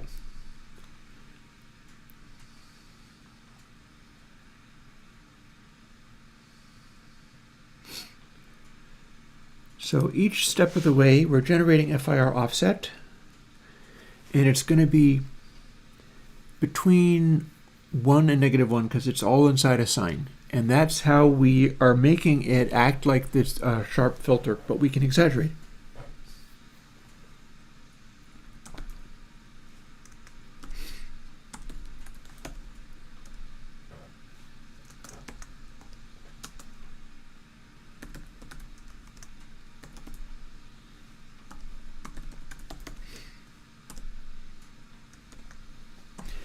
And the reason it has to be absolute value is if you multiply a negative by a negative, you get a negative out of it.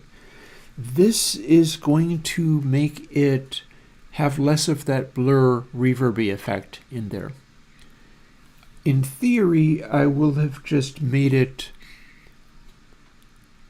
isolate the filter-like behavior a little bit more than it was.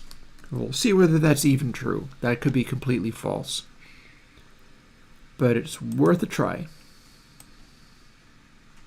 If it's effective enough, I can turn up the output gain a little bit.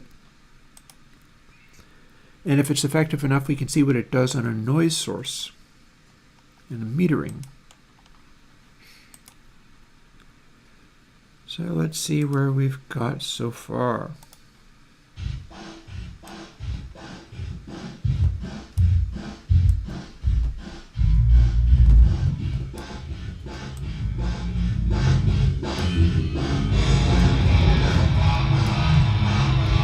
Yeah, so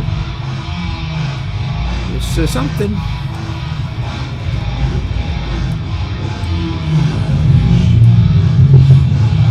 Well, it gets loud as we get into the bass.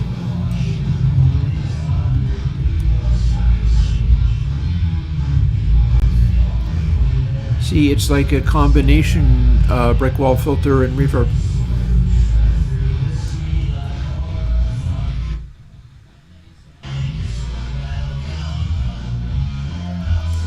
We can get our deepest bass. And we've got a lot of weird side effects going on.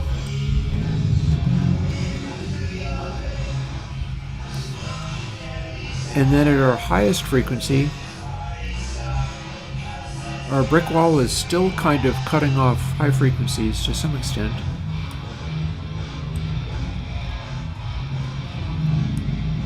It's the size of our window that's causing this to become so ungainly.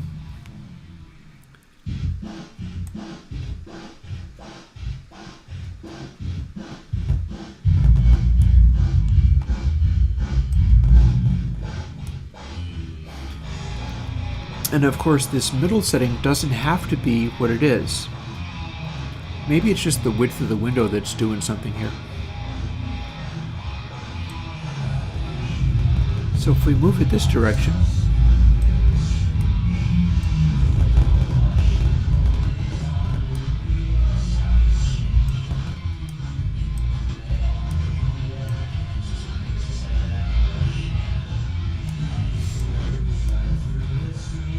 we're taking only, might be worth recalculating this. This is trying to do a even drop off from zero to middle to the end of the thing.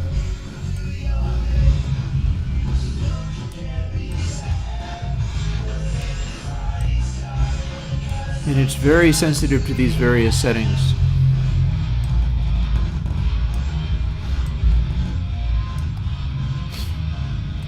And the reason is, although we have a peak, that peak is the same shape no matter where we place it. So if I put it all the way towards the beginning, we have a big, dense flurry of samples right at that point. So maybe it would be worth putting in a window control, because our maximum window is unreasonably long. Remember, we are doing count plus prime offset. We're doing prime offset as the longest delay. We don't have to be doing that. We could do E as the window, or indeed keep moving these things around. Let's keep moving these things around.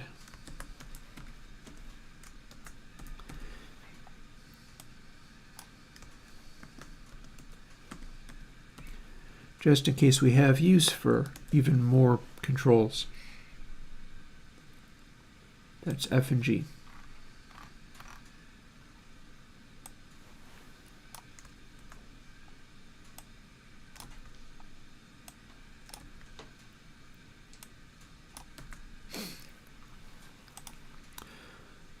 So now,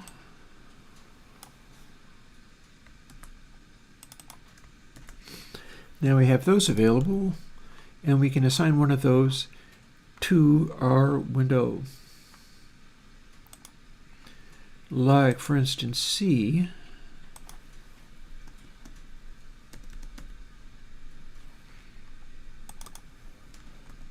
can be an int.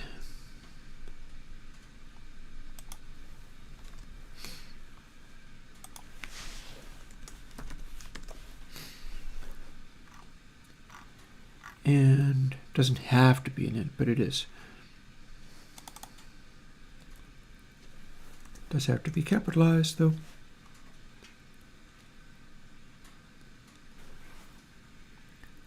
do we benefit in any way from also having this be windowed?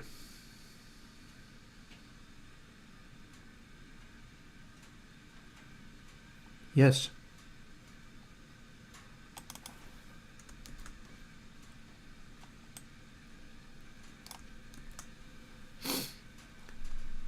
That's how that do. Let's see what just happened. Hey, Tonto. Yeah, this is a coding stream, Tonto Fox. And we're trying weird things today.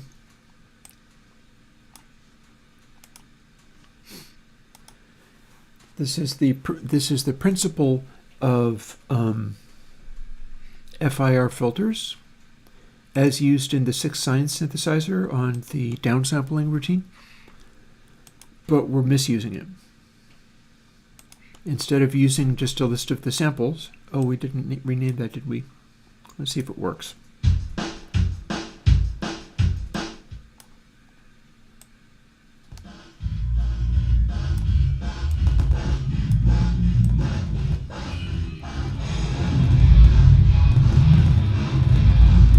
Okay, so we have the previous filter style behavior. High to low. But it's a really broad thing, so... Oh! It died as soon as I did that. Interesting. Why for you die as soon as I do that? It's because of the between ints and doubles is why. C is being made into a int that is either a 0 or 1. That's the explanation. See? So, we're defining getParameter_param_C as 0 or 1.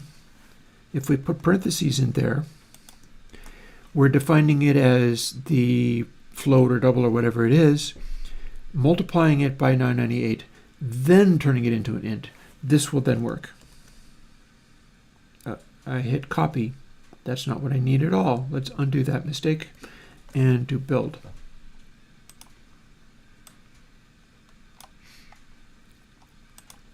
It just made everything go away because I was turning it into zeros. By mistake. Oh yeah, no, I am very much intentionally misusing it. Because here's the thing. There are a lot of people who are better programmers than me. I am just one who's willing to try sillier things. And sometimes that's worked out real good. So this is a filter-like thing.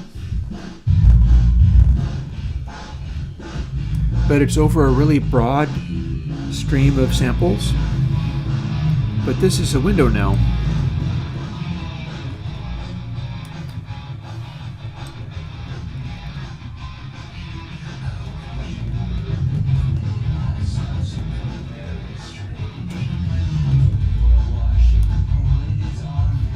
So while we have it doing its little sine wave thing, and we're basically emulating the behavior of an FIR filter, middle is giving me the exact middle point.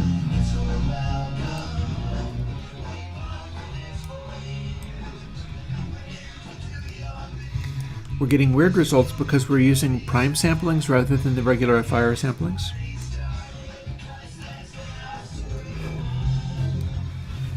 And if our window is too small, we don't get to get base frequencies out of there anymore.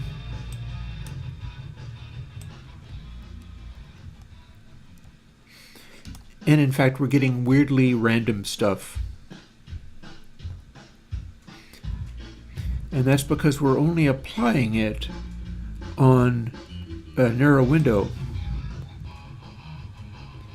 Like this is a super narrow window. In fact, 999,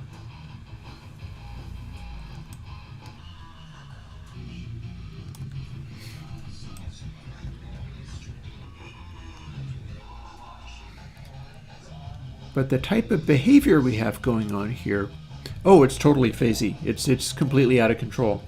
But the type of behavior we have going on here is the kind of thing that you would do if you were doing a brick wall FIR filter in as few settings as possible.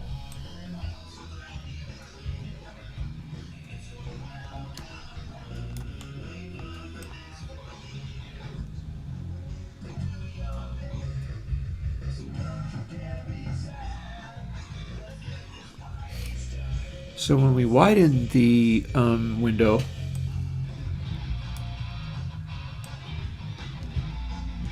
we get the ability to address lower frequencies, which wouldn't really be possible. You can't really make an FIR filter that is 8 samples wide and do bass.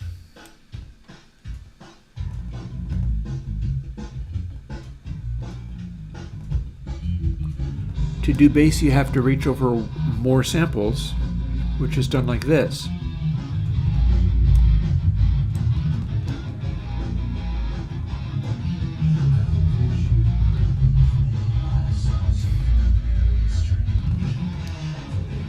And the farther we go, the more it'll go into the bass.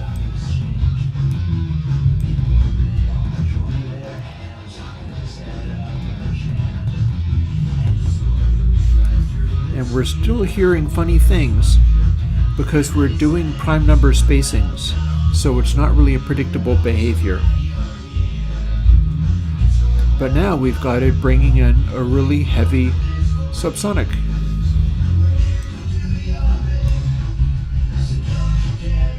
And making it even stronger.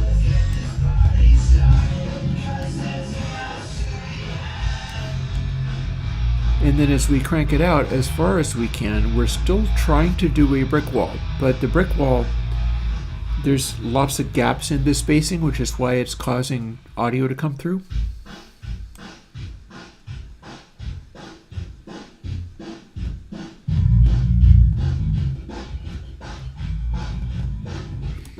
But you can hear it's trying to do a filter sweep.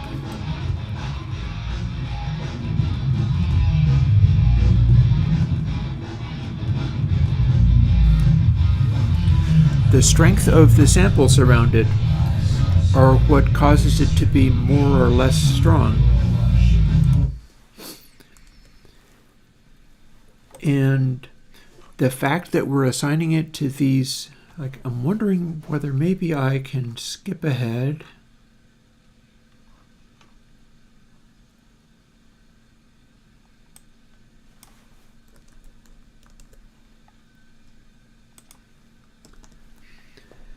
So there's the one, and then so is this the one that's doing the prime stuff. If we stop doing that, here's what's going to happen.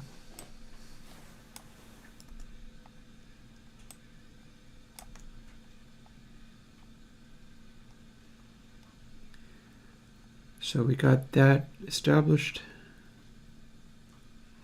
and then that would be the next thing. Yeah.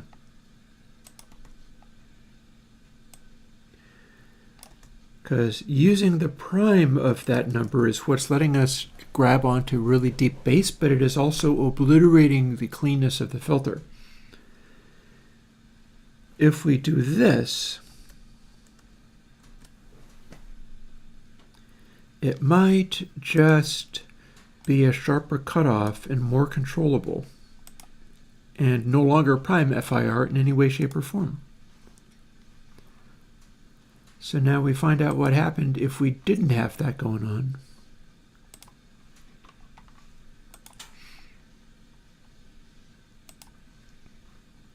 And whether it does anything useful.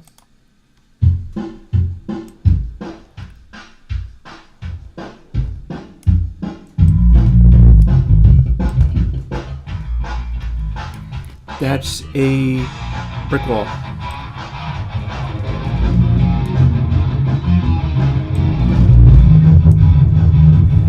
Kinda.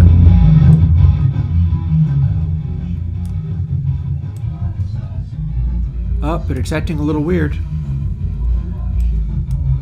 because it's such a wide window.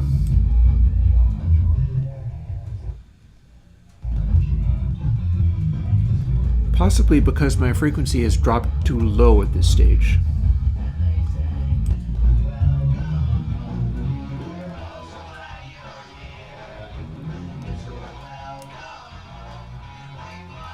Also, middle has a importance too, but we can take a smaller window.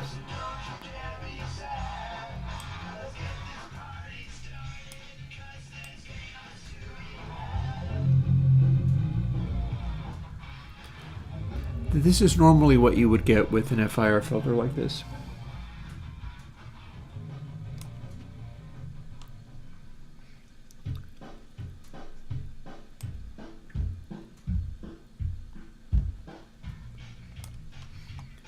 It's designed to take out higher frequencies at a smaller window.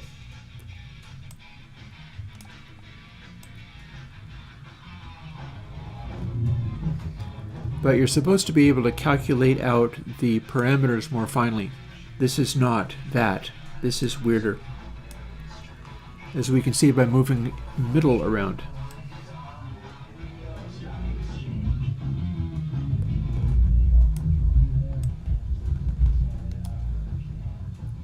If that's at 0, nothing works.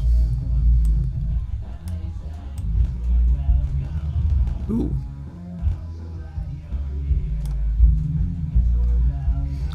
So that's a pretty aggressive little filter.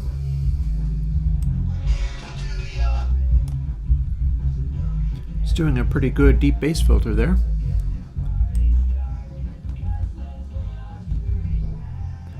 Although at other settings we lose the deep bass again.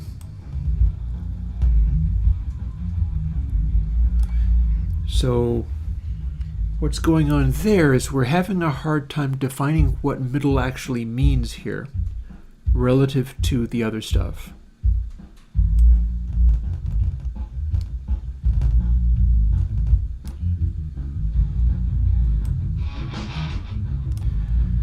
But it's always doing a bunch of high frequency stuff. In a smaller window,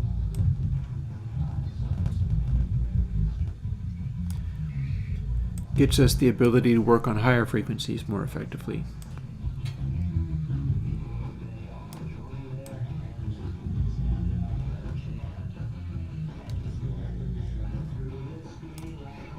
But you hear how it's trying to do its thing.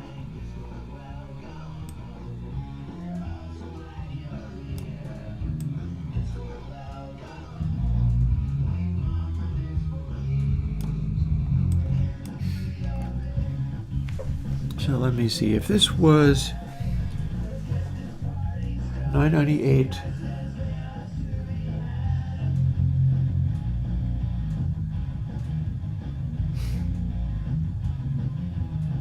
divided by,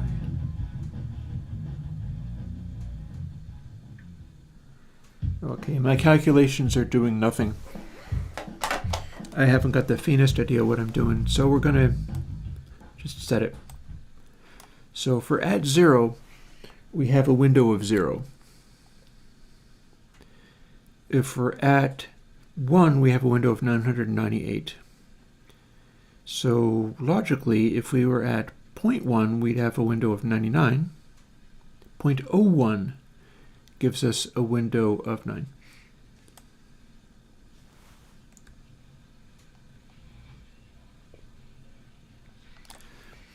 So that is effectively Bacon-Paul's, it's not the conditions, but it's the window width of Bacon-Paul's A equals 4. And he has the middle at exactly the middle. And although our positioning is not correct, we do indeed have high frequency filtering. What we don't have is anything good, but that's probably doable with middle.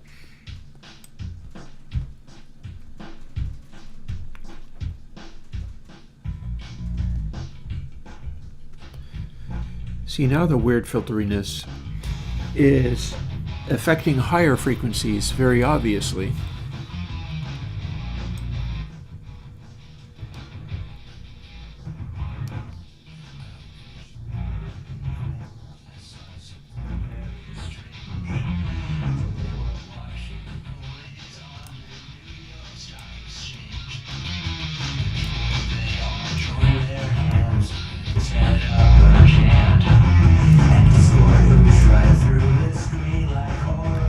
So that's going to be filtering of high frequencies. And then rather than having it start at the right point each time, we're kind of cycling through whether the center point is 1 or much less or inverse.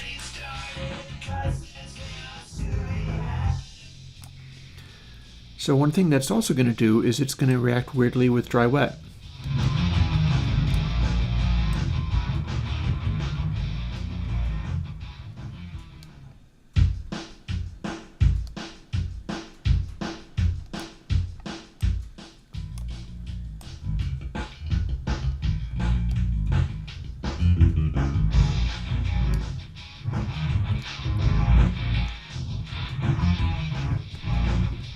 Hey guys, I accidentally have phase shifter.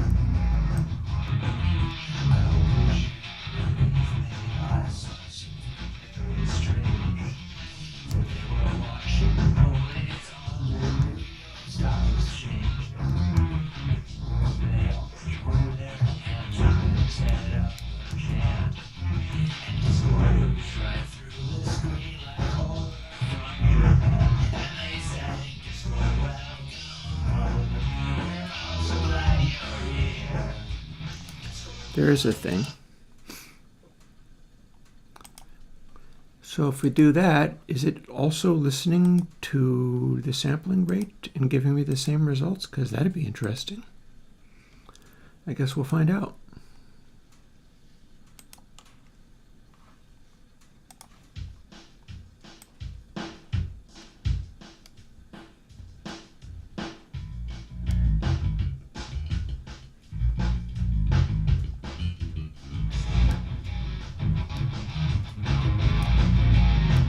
I don't think so, but I might be able to. Oh, hang on. I got to tell it not to save that change. I'm also game for going and getting another cup of coffee as long as I'm cranking away on this stuff and throwing another log on my fire. Got to do all the things.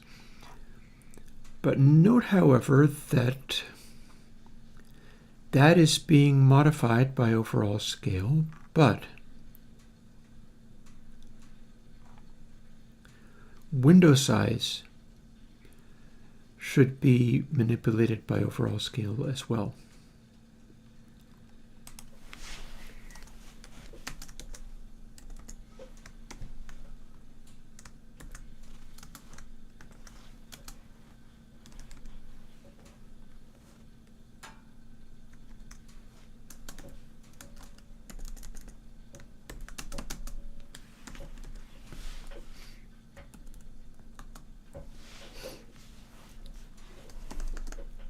Come on, come on, come on. Very good.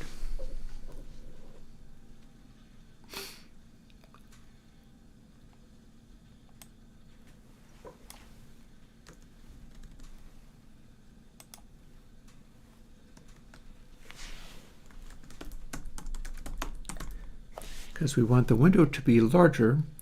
Oh, that's commutative, it's going to be fine. We want the window to be larger if it is over a larger sample rate. So we've just sort of halved that size. And let's see what we're doing, and then I'm going to run off, and I'll put some music on, and then I'll run off.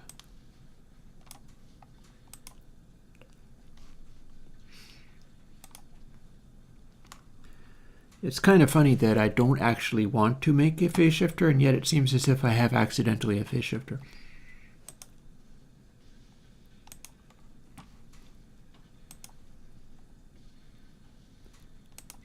That sound is characteristic, I tell you.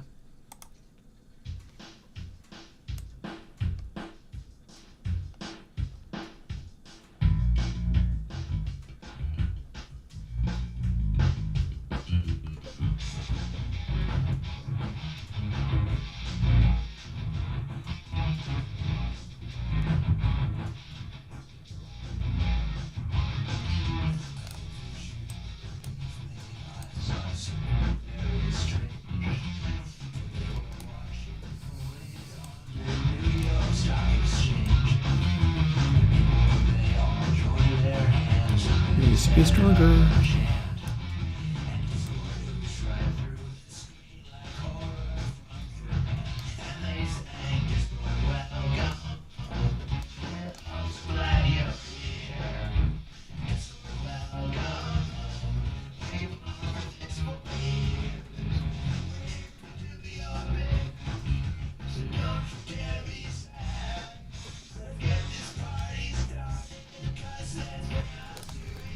It's definitely all about the high shimmery stuff.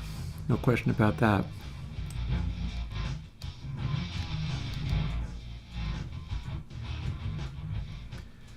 You'd be basically modulating through a series of frequency positions.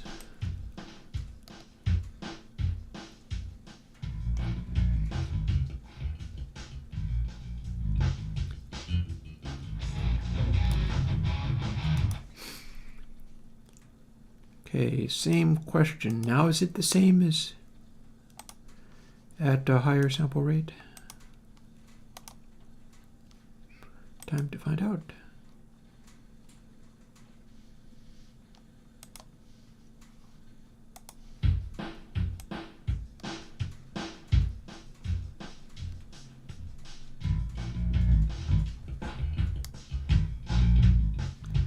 Yeah.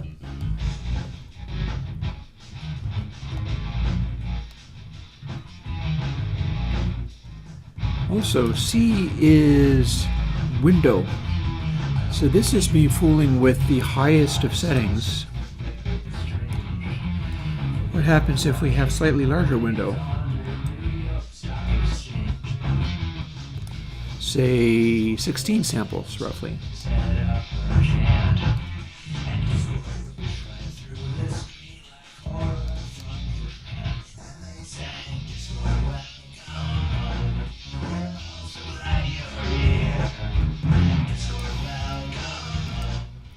Bear in mind if we go full hog with this,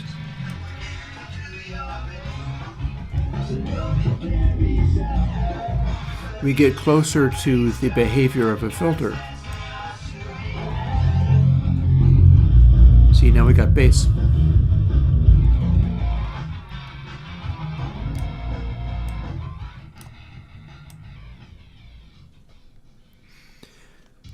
And they're closer to the tiny window.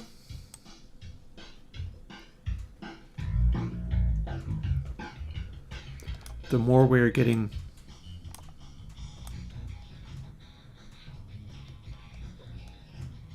much quieter results.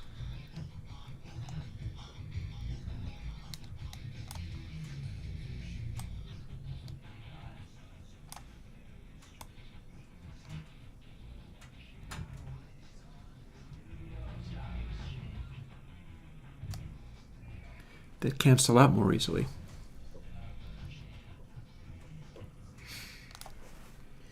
So output could be a factor of window size. In fact, I think output had better be a factor of window size. No, don't save.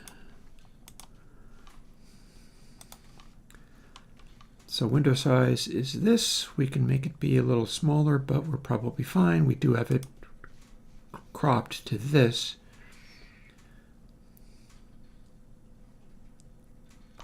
We should label it.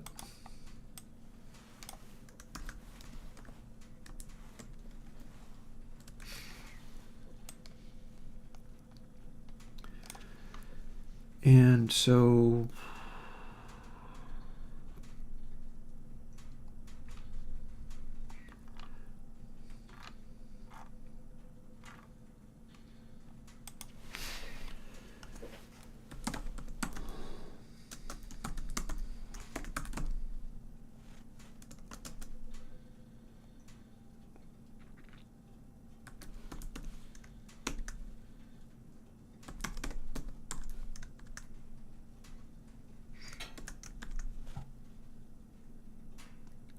that was a mistake, but I know how to fix it. There.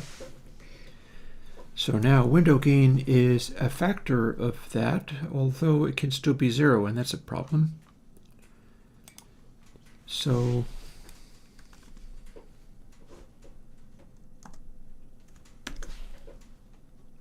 we stop it being 0.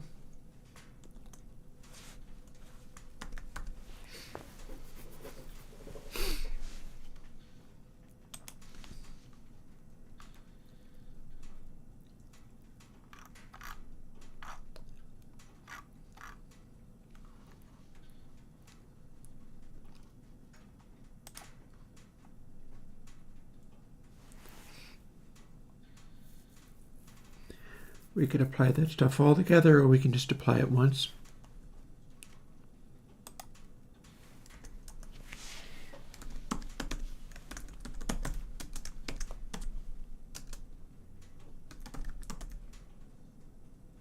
What did I call that?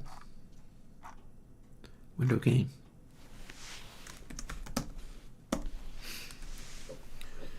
So now we have a loudness control, and then we also have this going on. I'm talking gibberish to stream again. I should be playing Minecraft where I make a little better sense, but I might be giving you a cool phase shifter, so there's that, whether it makes sense or not. I do have hopes that I'm able to sort out the problem this posed as well, though. Because it's not supposed to be a phase shiftering, it just is.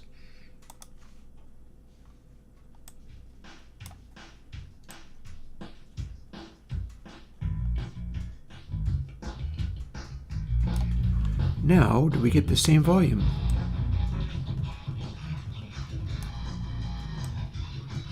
Lovely.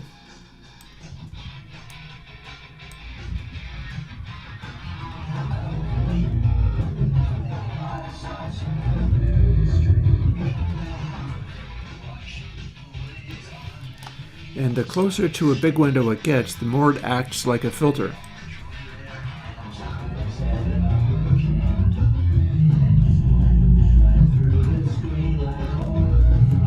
But it's kind of strange anyhow.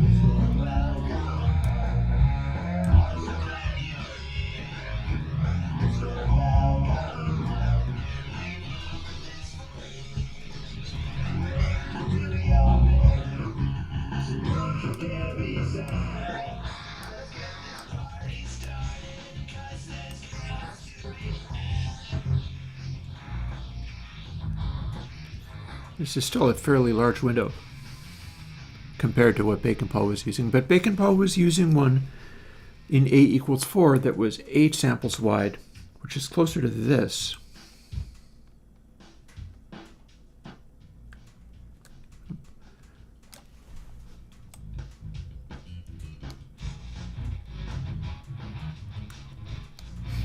So what's happening as we manipulate frequency is that we are applying that sine wave, and that sine wave is like rotating the cutoffs. But the sine wave is also modulating, which is not supposed to be modulating. That's why I'm getting the cool phasey sound, mind you. But in theory, I'm supposed to be able to sweep this down and have it just sweep the frequency of the cutoff. I've got the middle set to be the middle sample.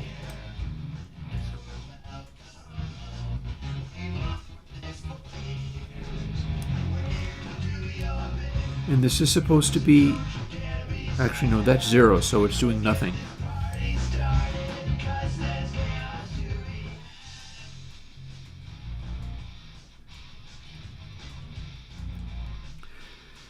See, that is supposed to be as bassy as this.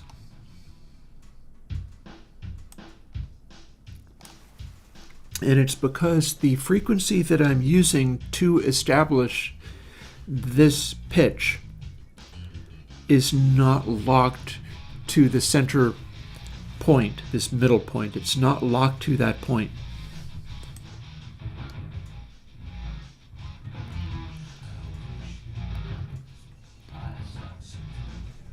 So it's being applied differently.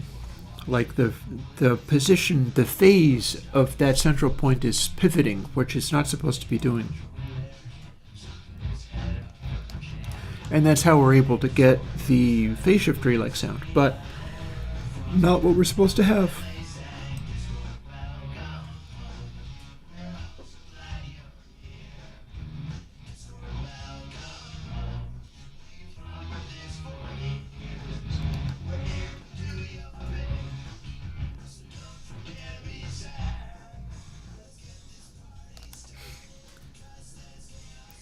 It's very good at making high frequency sounds, for what that's worth. Hey, full crank.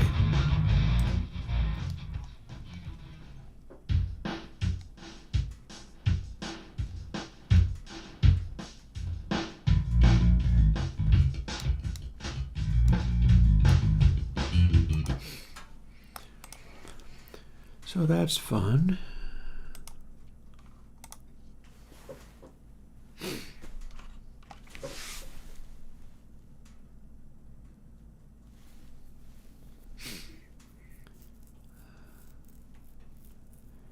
I am looking at G count here.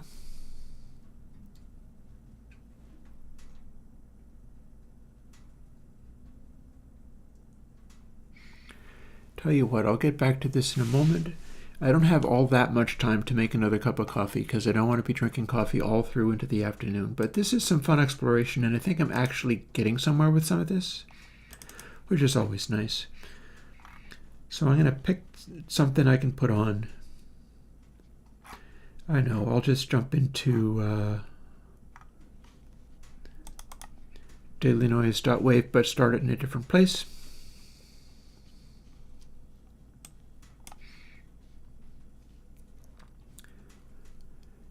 And no, Jonathan, it is not inspired by Decrackle.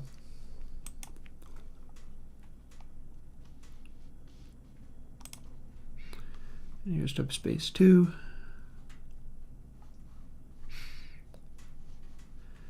Jump way forwards.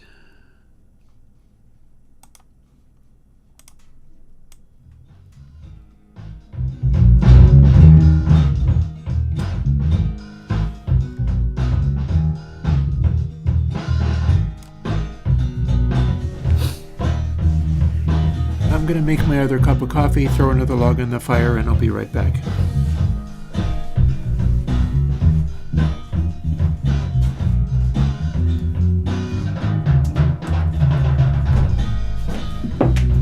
Oh, it's a terrible track, but it has a bunch of rototoms on it.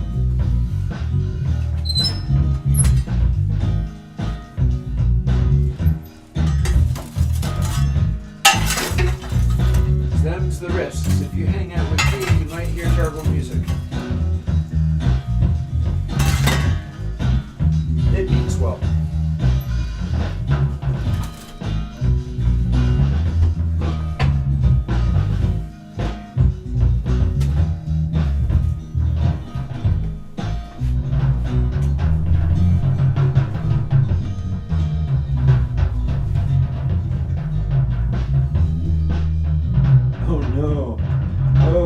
Music's going awful. Let me skip. This is not an acceptable selection.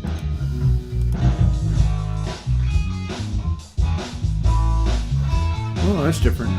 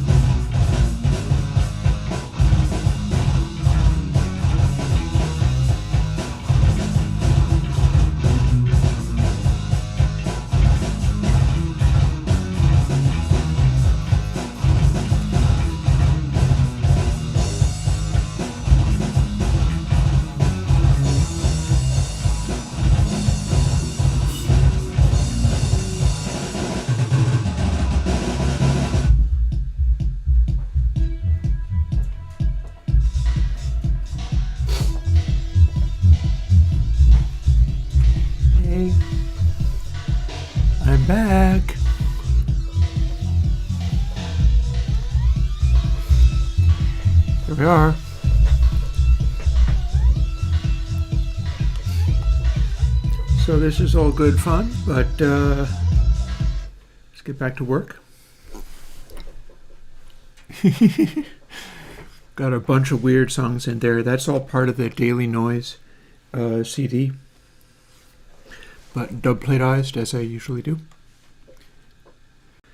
Before I fix the FIR filter behavior, it's time to set it up so that I can make it be the phase shifter that it clearly wants to be. That is most definitely part of this algorithm here. And I believe that the phase shifter is going to need to be stereo. Well, I can't wait.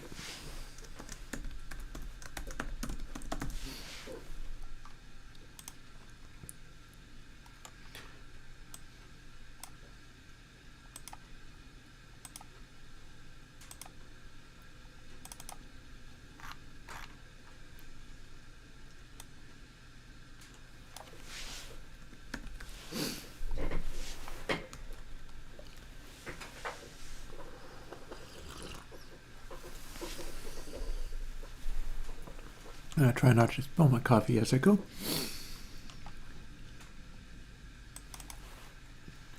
And we're going to duplicate everything, including what we're not currently using, he says, wondering whether actually that's going to be true.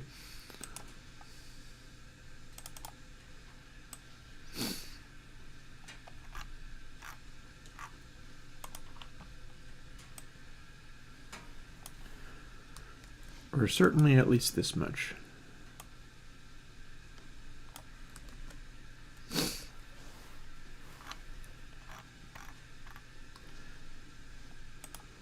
We are not necessarily, well, we're not using it, but it might be cool. Might give me a weirder, more colorful noise. That was taking it away from sounding like a filter and more sounding like a reverb. There could be a place for that. Now we need these.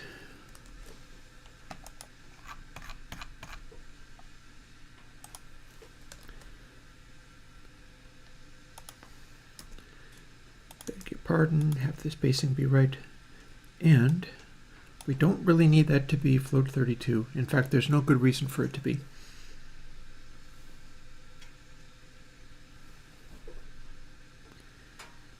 I mean, I suppose it doesn't hurt, but well, I mean, I guess the reason is that I'm taking, it's going to need to be double for the VSD anyhow, so.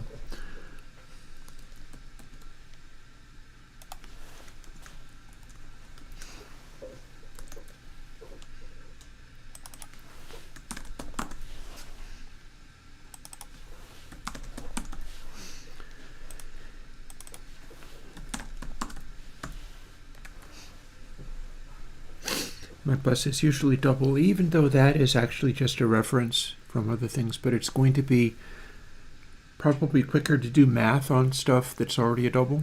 Otherwise, it'll simply have to convert it every single time it accesses one of those things, so maybe that'll help.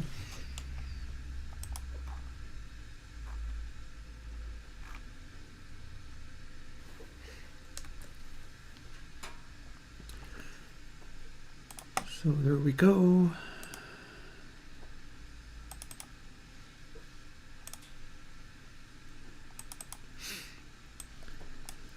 Let's do likewise up here. Top isn't going to need anything, but this is.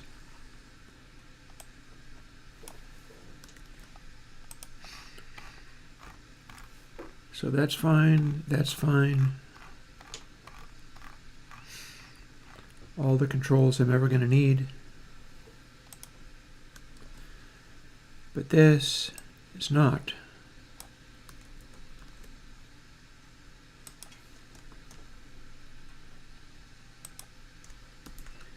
But now it is.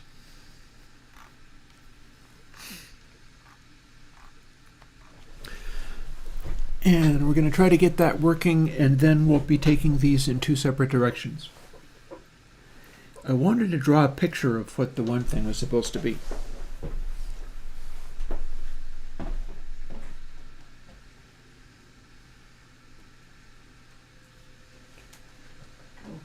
couple of cards while I'm at it.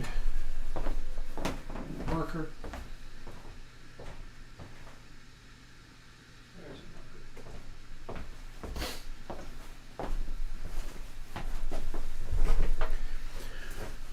Once I jump into that, we will get to where just me derping around, making a bunch of interesting noises. We'll get into making that filter work properly. And then whatever else needs to be done. A to C.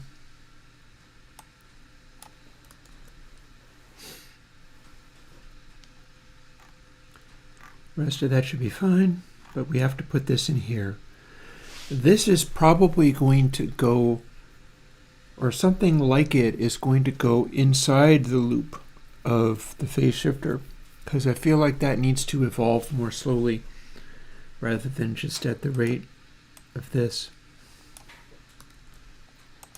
We're going to start with it exactly the same though.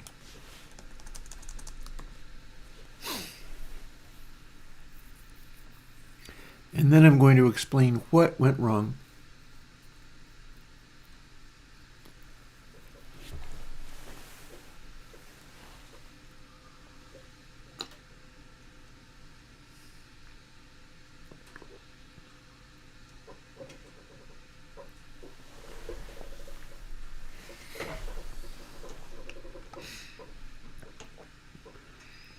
And again, I don't get to keep it exactly the same, but bits of it can be.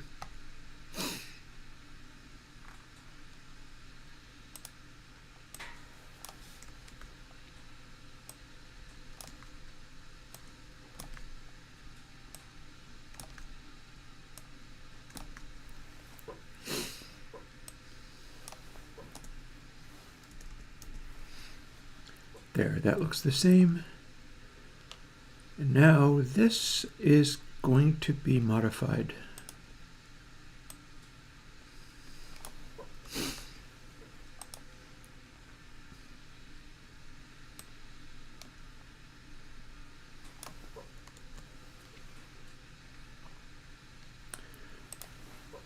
That stays as it is.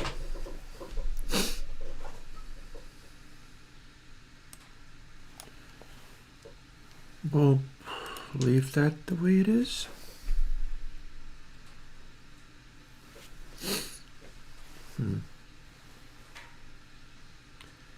I guess one thing at a time, right? First of all, put that away for the moment and get back over to here.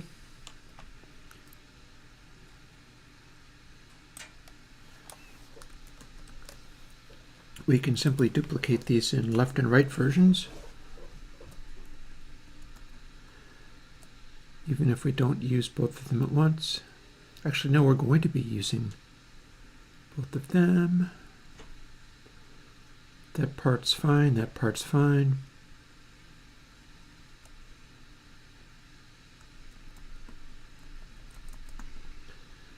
So that's all that needs. And that is now talking to the same thing. G count only happens once, but both of these get doubled up.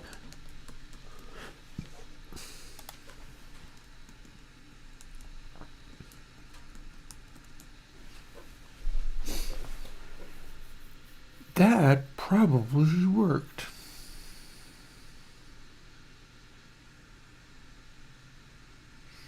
He says, not sounding like it really did work.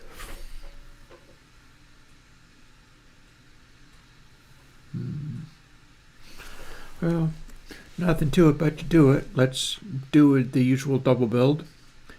Double build meaning that I'm doing this thing, but every time I build something out of this computer, it doesn't work the first try because it hasn't built its libraries yet. And then I try it again, and it's still in trouble. Ah, and I see why. I see a problem right there. This needs to be doubled.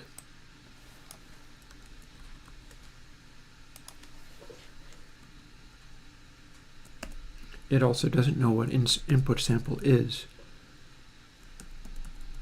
It only sees left and right versions in this particular code. See if you're any happier.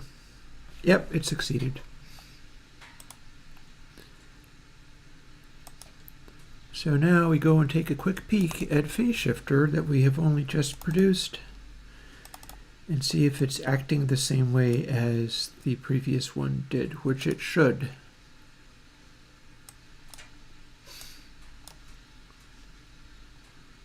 But then that goes there.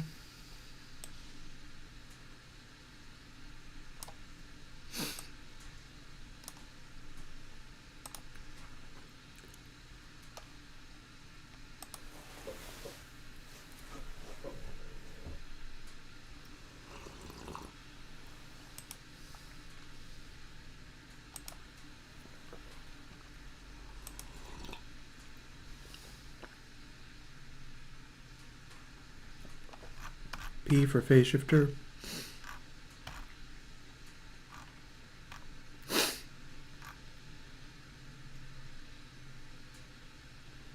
Hi, why are you not there?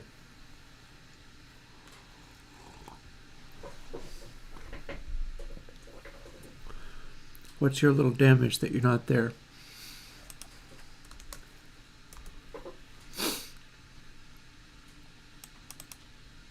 Have we done something wrong? Why are you not being nice to me and letting my program work?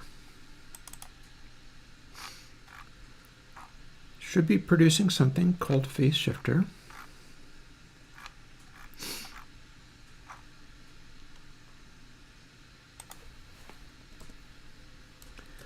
It's perfectly fine, it doesn't have that.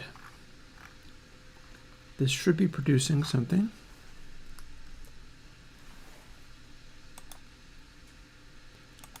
Version number needs to be something, but it is.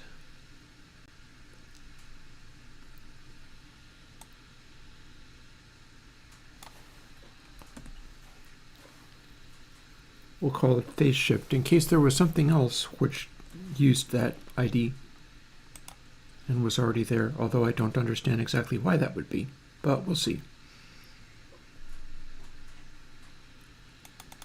And we'll have a look at that.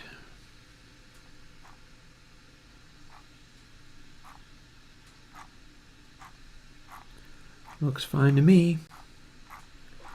That's the thing, if my IDs intercept each other or something is wrong somewhere.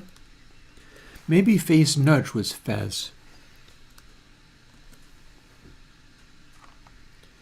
They have to have unique 4-letter IDs. So we'll quit out of there. Replace the previous Phase Shifter, and then we will see what there is to see. Yeah, because I had a Phase Nudge. There was a Phase Nudge plugin that could easily be using that ID. That would be why I didn't see it when I tried to load it.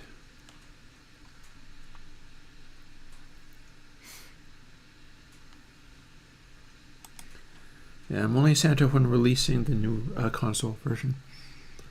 I've kept that hat. I'm keeping that hat for when Console H comes out. But most days I'm not Santa. Most days I'm just a derp. So let's see what we have here under P.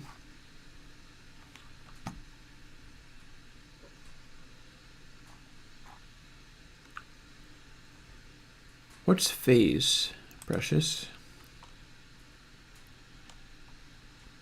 I think phase is something I haven't been using. That's from ways back. What even is that? But that would be why I didn't see it, is because I've already got something there under that name.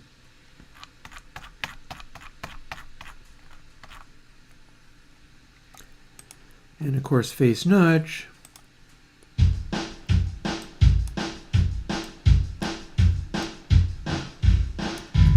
is just an all-pass filtery thing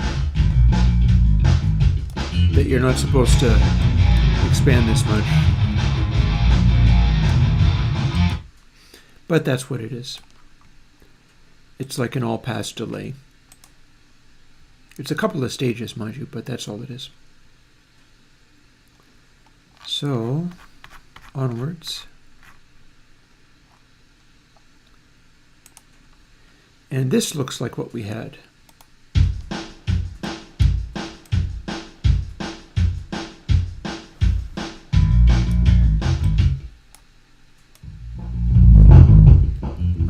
It's a little loud, isn't it?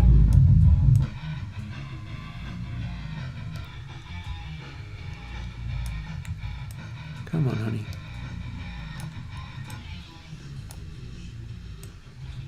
And a smaller window, and then I get to make it louder again.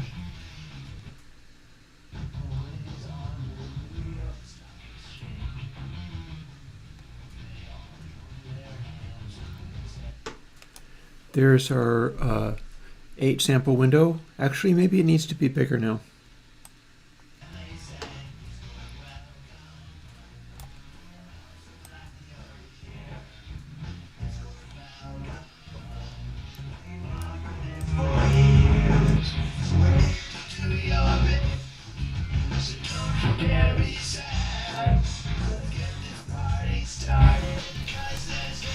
And then all I got to do is modulate this, and I've got a start of a phase shifter.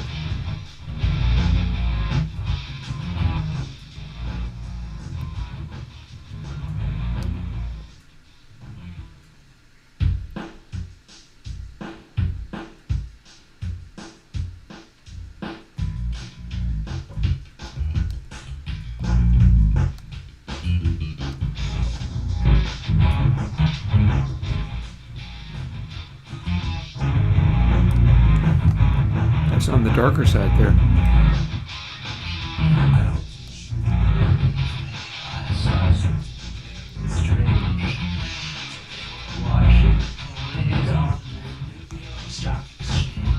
And then as we get the frequency low enough, it's no longer as good as a phase shifter. So we'll be modulating around here somewhere.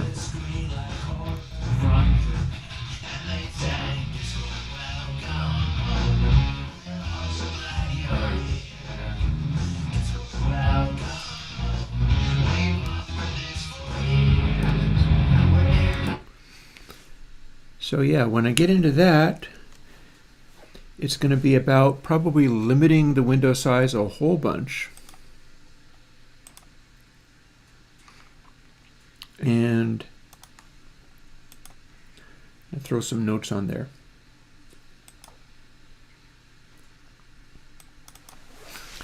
It's going to be limiting the window size a whole bunch and probably calculating all of this on the fly, so that I can make it evolve more slowly.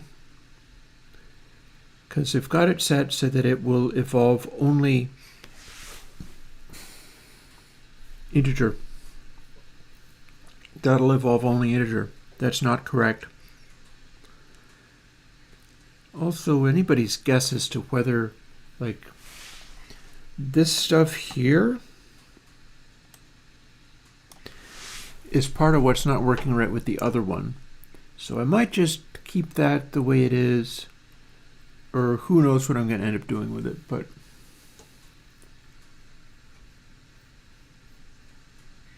all caps, Mel. Easy on the all caps. It's probably a way of getting this to work and do something useful. However, I wanted to make a note .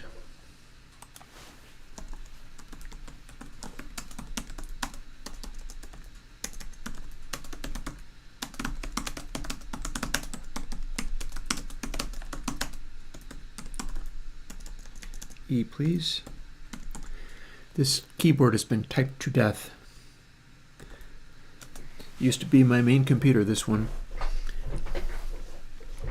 And certainly from the looks of it, I think I typed a lot of fan fiction on this one as well. So the keyboard is just shot at this stage. Millions and millions of words typed onto it in its day.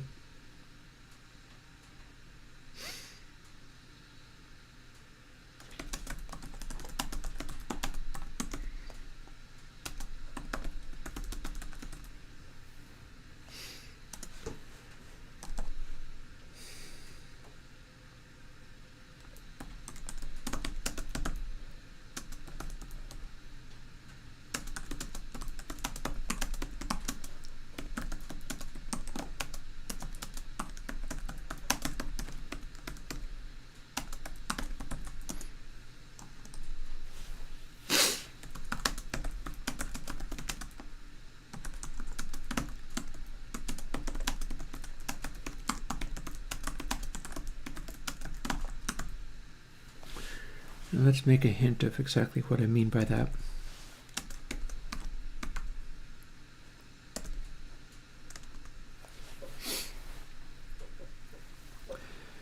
And with this, I can walk away from this having not tried. It'll be a really cool phase shifter too, because the thing is, it will give that slightly washed out sound because it's actually going to be a little window.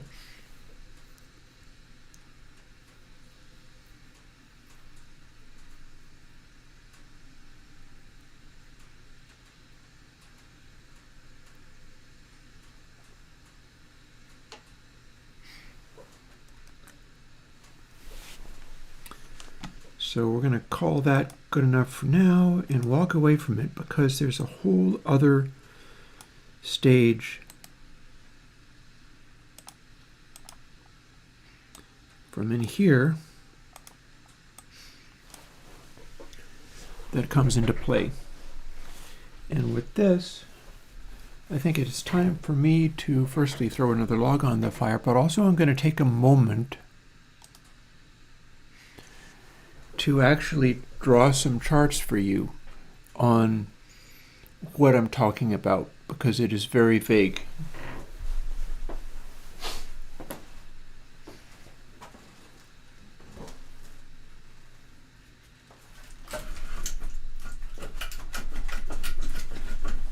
Come on, log. Kill.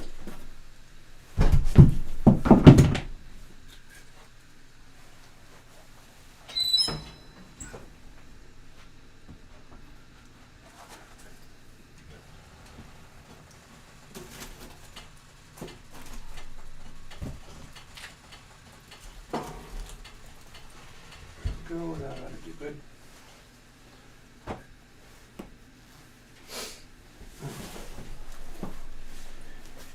We'll let it get going a little bit, then throw in the damper and get on over to showing you the thing I was going to tell you about, because you've been hearing this weird phase shifting noise, but you don't know necessarily why it's doing that, and I have a pretty good idea as to why. And it's what gives me the ability to do the phase shifter, but it is also what's stopping me from doing the FIR filter. And I'd like to change that. I'd like it to do the FIR filter.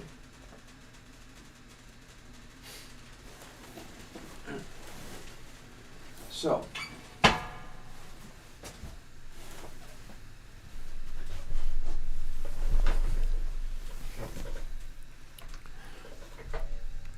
let's get into trying to talk some sense around this. And by the time I am done, I will have showed you what it was doing.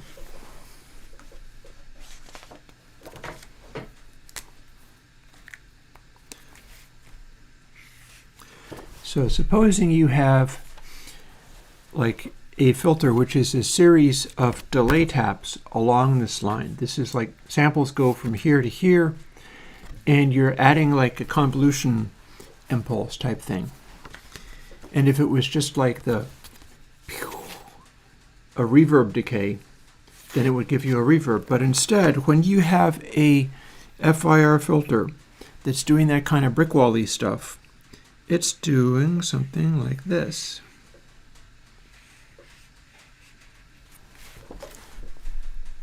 It's doing something like that, although drawn better. But it's got a center point, which is why Bacon Paul was calling it A equals 4. He was like, okay, this is 4.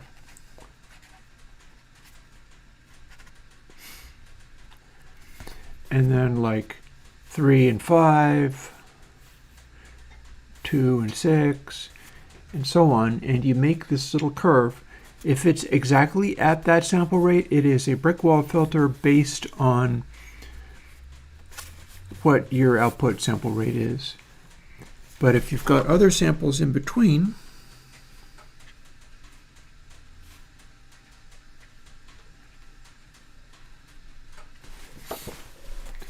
like those are samples too, then you've got a brick wall filter that is going to cut off lower than the Nyquist frequency. And this is kind of how that sort of thing works. Unfortunately,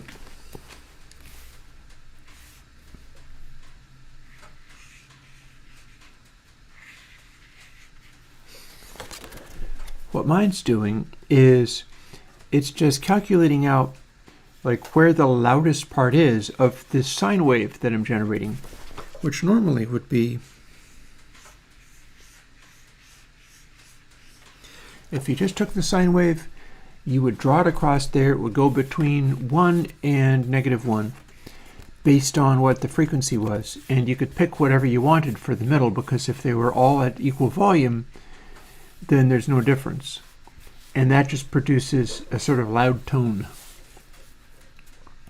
But if you fade outside of a certain range, then you're going to get something that's acting like that convolution kernel, where there's a central point that's the loudest and everything around it is part of a linear phase filter that suppresses information higher than the frequency of this sine wave. That's how that stuff works. Because if this is on like a big old bass curve, well, it's not going to do much to that.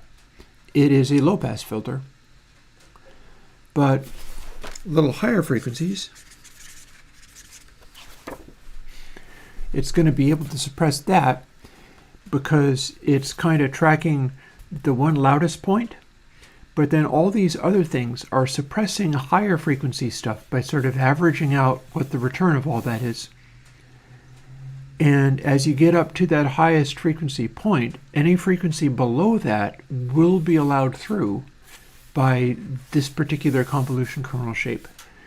If you want it to be more accurate as far as letting further things through, you stretch it out so that the wiggly part of the wave stretches really far.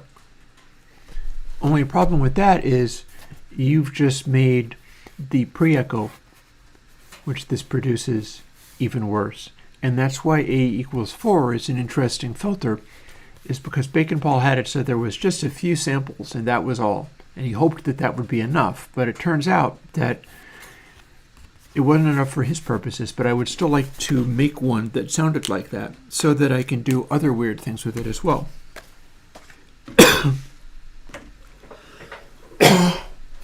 Excuse me. So that is where we left off. As we went here.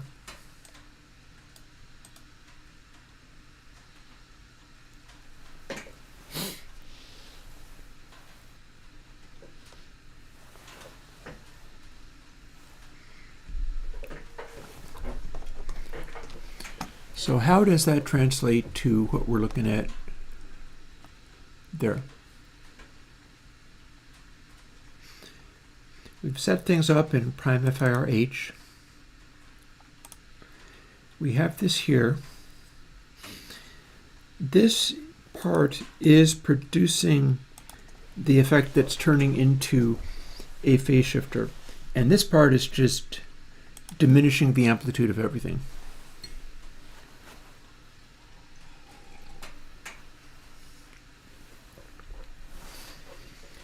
If we don't have this part, we just get the sine wave from beginning to end.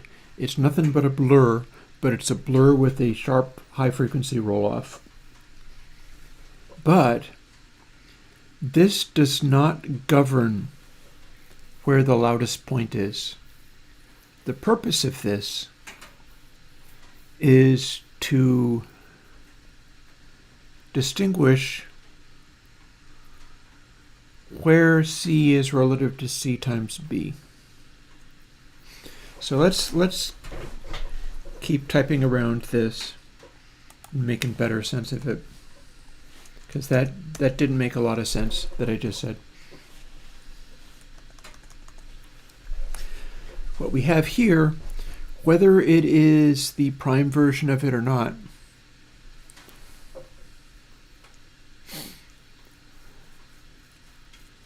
we're tracking the frequency from the beginning of offset. We're tracking the frequency from the beginning of the window. But that means that the point that we hit, that is the loudest possible sample, and the offset is an int, so it's always going to be an integer sample. I'll start.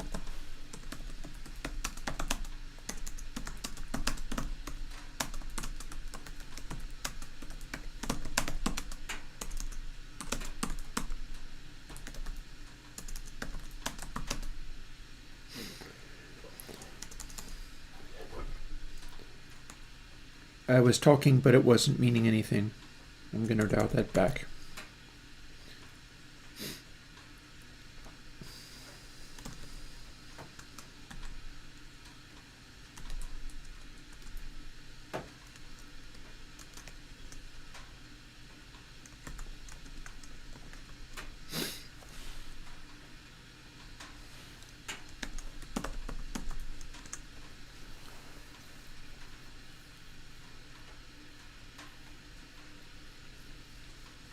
Hang on, what are my numbers again? C is the one that is an integer, B is already a double.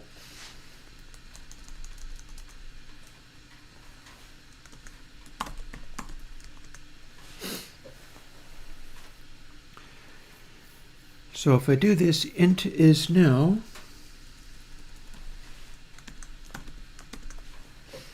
middle. So if I apply this, I'll still have the same thing.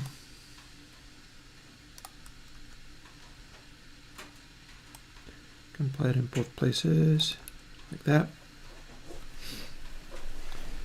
And we're dividing by that, but still we are not actually doing anything to ensure that that center point is 1. We've got a frequency that is being generated by a sine wave.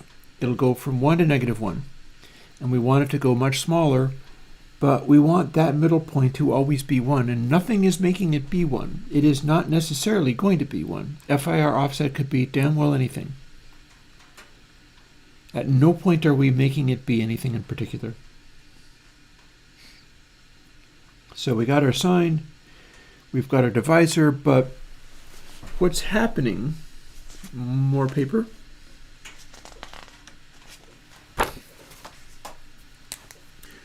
What's happening as we go is this. Offset it starts at 0. Okay, so we know what it is.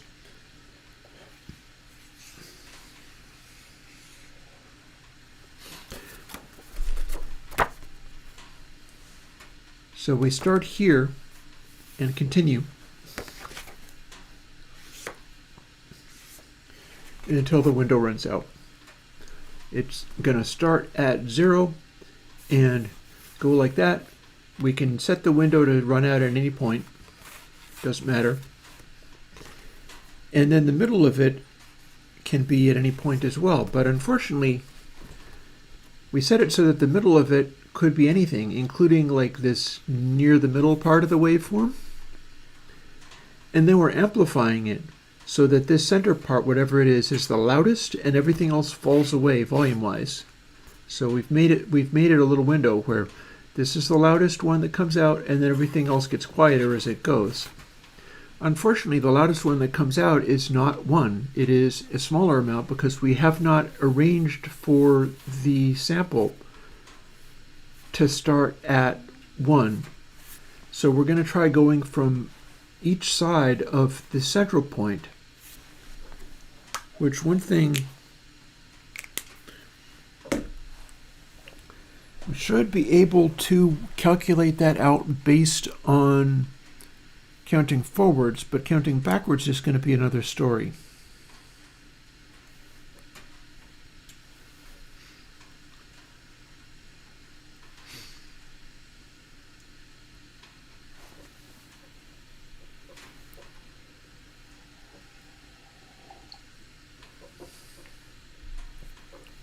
We can make it equate to 0.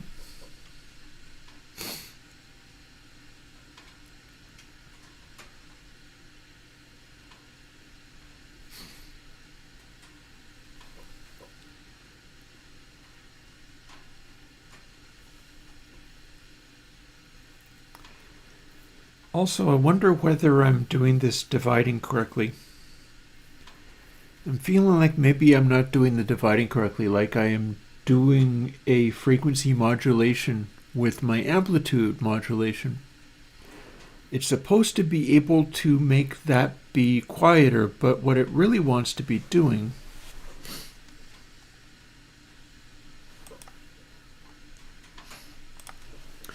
we'll start with FIR offset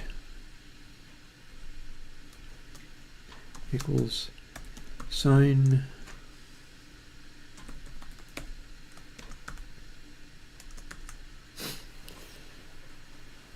so we're counting up based on offset, and A is our number that can end up becoming quite high. If I'm not mistaken, yeah, A can be 44 or whatever. We can make that be quite a large number.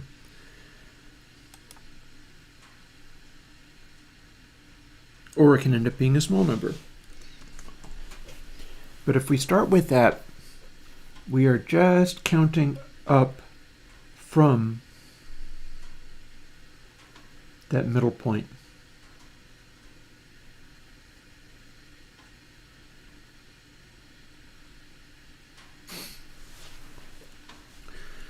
So we're trying to work with this center area.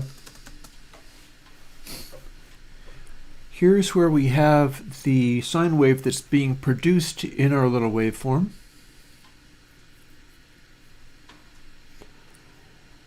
And I believe if we add m pi 2, that makes us have an output of 1.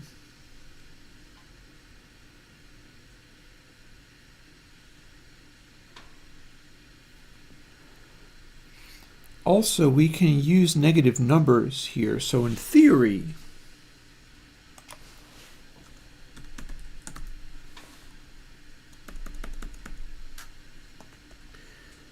we can just as readily do that, at which point our middle point is 0. And then times A sets the amount that it gets applied on.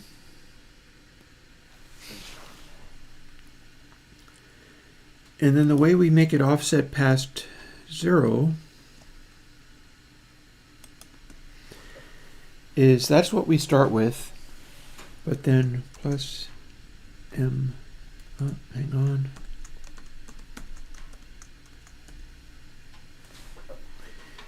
And this all lives inside the sine. Oh, go back. So now what we've got is a positive and or negative number built by that. It's using only it's only using integer points to determine the spots that it starts with. But then we're multiplying by A, which could make it be anything from a very, very small number indeed, where it'll be trying to do base, to a much larger number. And we're doing it across the entire width of the window.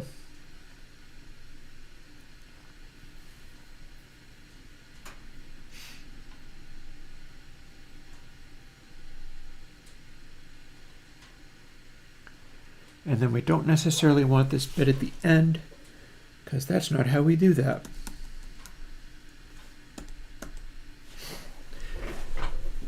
And if we do this, it should run. It just won't do what we want. But no matter. Let's see if it does a thing. Let's see if we can... Oh, it failed. What went wrong? Oh, we have a problem. There's a problem. That wasn't a big problem. That was just a silly oversight. And now that worked. So in theory, what we have here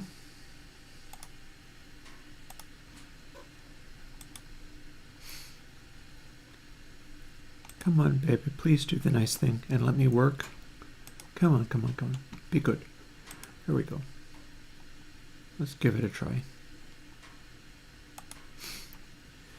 So I better pad the output way down. This is going to be very loud. See you later, Mel.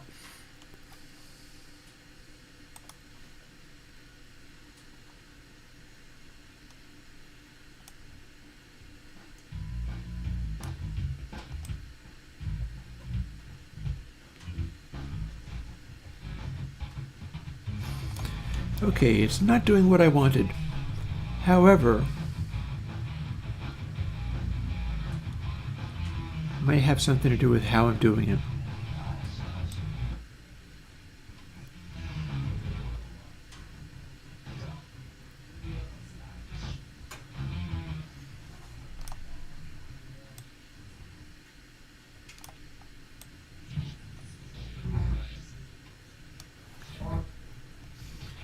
This might be simply because of how I'm doing this window.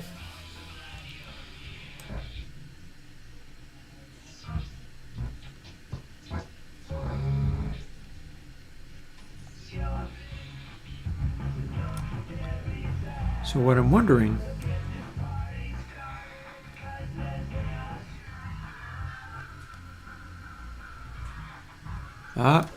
see, at bigger windows now it's staying still. So that's interesting.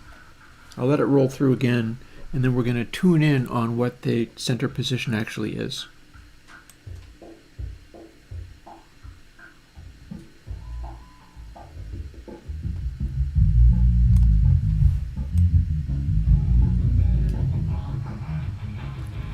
So as we expand window, our center point is now the same volume as it was. Changing the window does not evolve the, does not phase things. It just keeps sharpening the filter. So this is actually our filter pitch. But the edges of our filter are modulating, which should logically mean if we sweep this a little bit, it should not do what it was doing quite as much.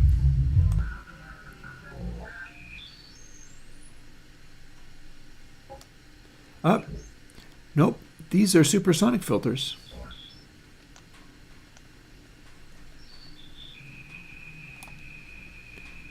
And that's because we're using an unmodulated sine wave as our entire filter window. There's no window. It is just full crank sine wave. So that's all you get. And it is also aliasing. The frequency we're at is far too high. So that's another thing that we can do now that we know that. Our frequency is far too high. So instead, we will make it be much smaller.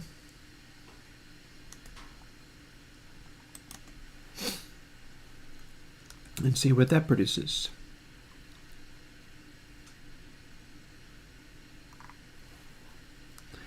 Window gain seems to still be working. So this is still not going to be what I had hoped, but I bet this is going to be able to do more filter sweeping. And as long as my window is big enough, maybe it'll work. Or at least it'll give me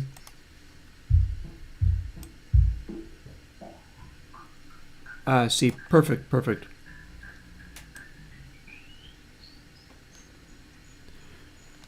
So that's our highest pitch. And it's effectively obliterating anything below that frequency. There is no window. It's nothing but a resonant frequency at this stage.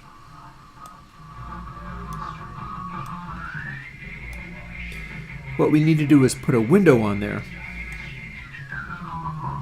Also, we should be able to change middle. And we can.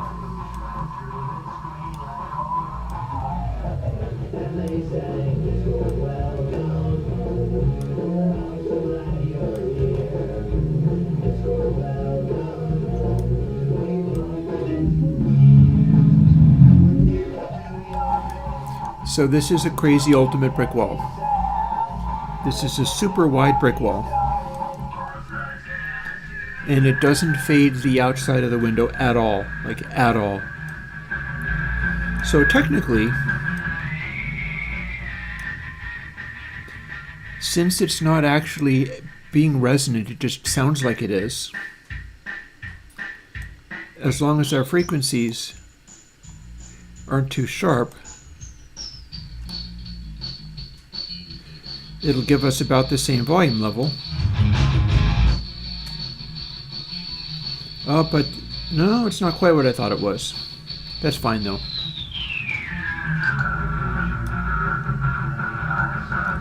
Some of this is because of that window factor.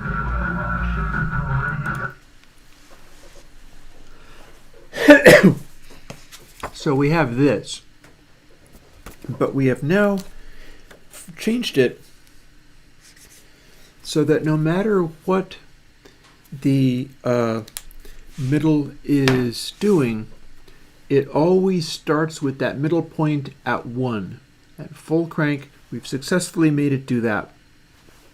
And if you move it around, well, that curve goes with it, and it's scaling the sine wave the way it's supposed to, but it's going all the way to the outside edges of the window. What I'd like to do is work out how to make it taper on either side, and I'll start with a linear window shape before perhaps going a little bit beyond that. But I'm going to start with a linear window shape and see whether I can make that work. How do we go about doing that? I'll show you. Here's how we started. This stuff exists in phase shifter, so I don't need it anymore. I've gotten close enough to having this working.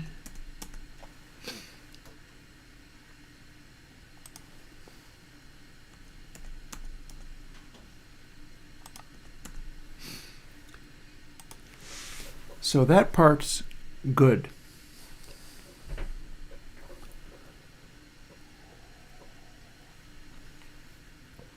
Now it's time to taper things.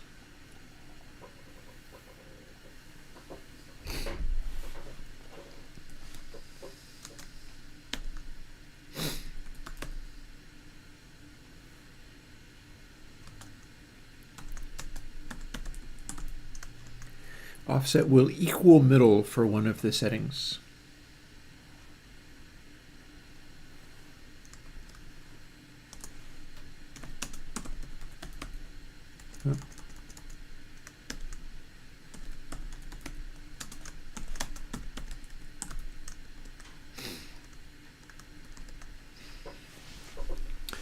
So now we have two separate things going on.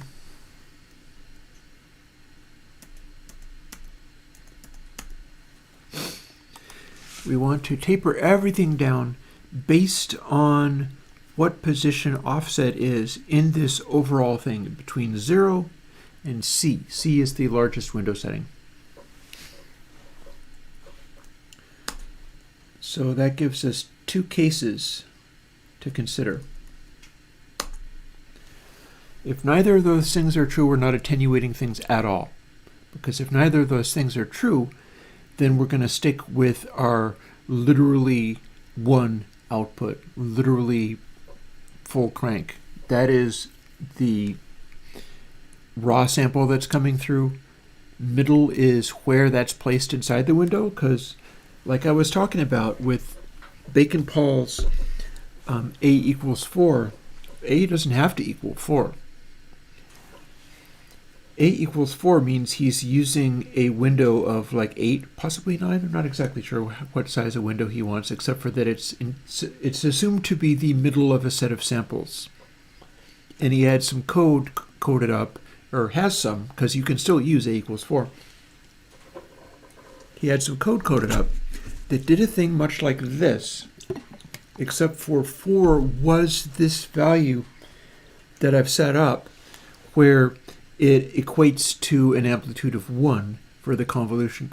So in Bacon-Paul's A equals 4 filter, however he got around to making the other waveforms, position 4 was literally 1 in the convolution kernel that it produced. So I have duplicated that. That actually works now. But there's no reason that middle has to equal 4. You can do the same thing, have the same curves and things. It's possible that it will give funny offsets or whatever, but I don't care because I'm interested in making weird things happen out of all this. And now we're going to figure out how much we taper, how much we attenuate the other stuff.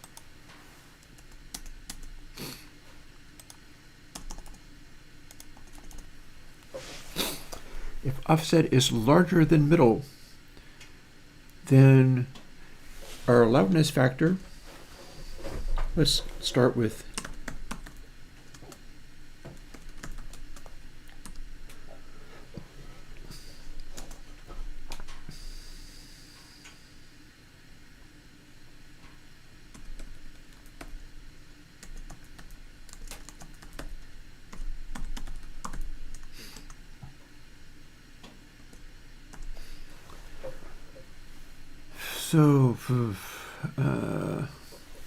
let's make that slightly different then. Since it's integers, we will do that as an integer. So position is going to be offset minus middle. So it's going to be at least 1. I'm just going to keep making temporary variables until I have thought this out correctly.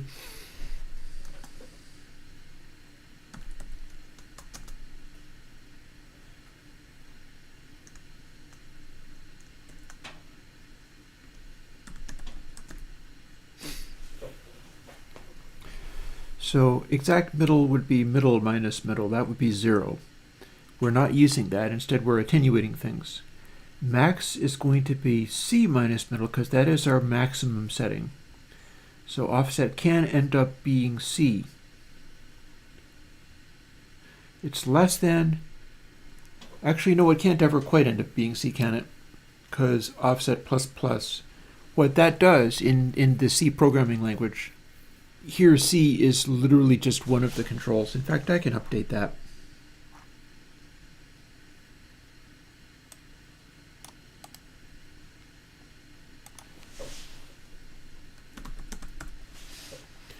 No, not Windows, just window. And let's update this one while we're at it.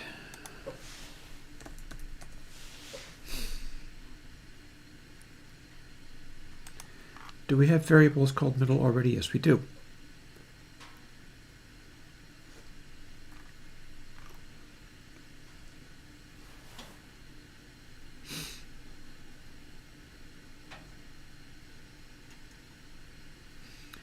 Also, note our prime stuff is still sitting there waiting to be used, although we can't, I don't currently have this coded to take advantage of that, but you could. You could. I deleted some of the stuff that I would use for making sense of this. It would be prime offset instead. See where it says count plus offset, instead it becomes count plus prime offset. This would be calculated the same way.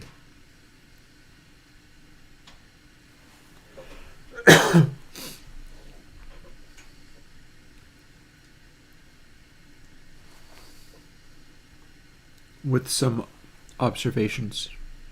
Don't mind me. So far, so good. Wouldn't be able to use that quite the way I thought. Doesn't matter. I'm doing this version of it right now. Yeah, excuse me. So where are we at? Okay, first of all,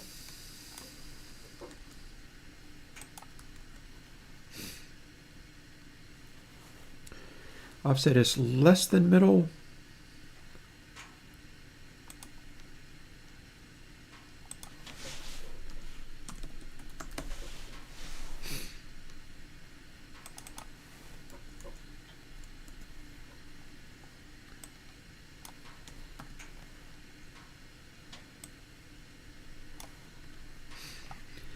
This is just to help me think my way through it. most of it isn't going to stay. Oh, that was weird. So if offset is less than middle, we're starting at 0 and going up to what we're going to call, well, let's see. So let's pretend that window is like 16 or something, or 8. We'll call it 8. We'll call it 8. So if window is 8, offset is counting from 0 to 8. We'll go from there. And middle is 8 times a half. So we're putting that in the middle, but it doesn't have to be. It could be whatever. And then here we are generating the sine wave. That much is working. So far that part is working. And now we have to scale it down by making little ramps of amplitude from the center part to the other parts. Plus we could also take that amplitude and multiply it by the power of itself, which will change the taper of what we've got. So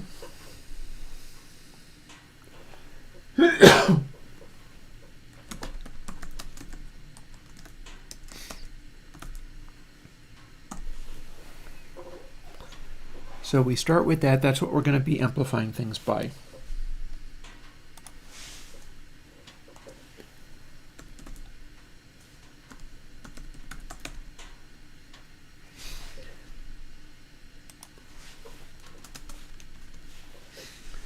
And it'll start at that, and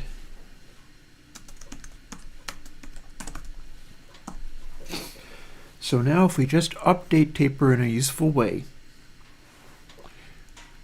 we'll get it going from 0 at the outside edges of the window to 1 at the point that we want. And we don't necessarily have to have the bordering samples be anywhere near full volume. In fact, they can be quite a bit less. But we're starting at 1. And once we finish calculating what this is, we can also go taper equals taper times taper, which means it'll scale back as it goes.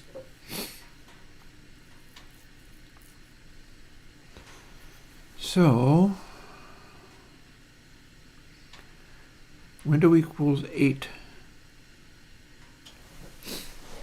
Let's think about offset larger than middle.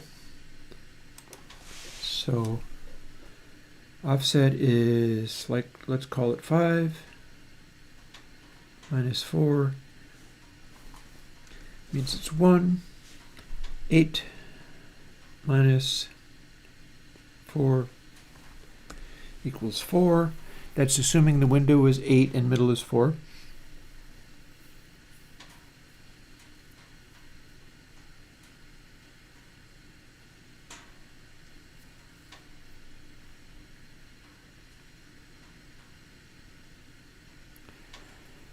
And then let's say offset is 8, which is larger than 4. 8 minus 4 equals 4.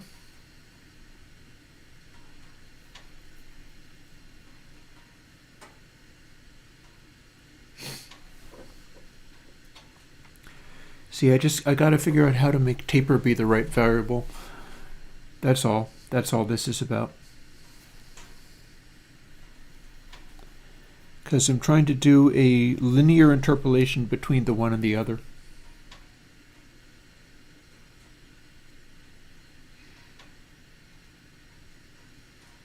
Signs point to me needing to drink more coffee, but I can't be doing that. Just going to have to get through. Maybe we're thinking about it backwards will help. Min equals 0. So position equals middle minus offset.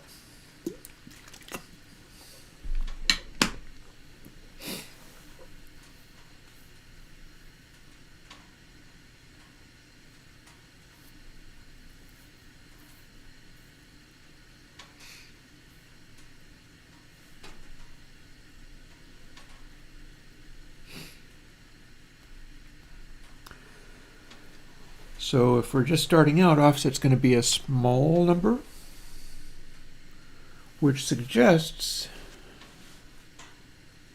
I don't know what that thought was doing. Equals percent.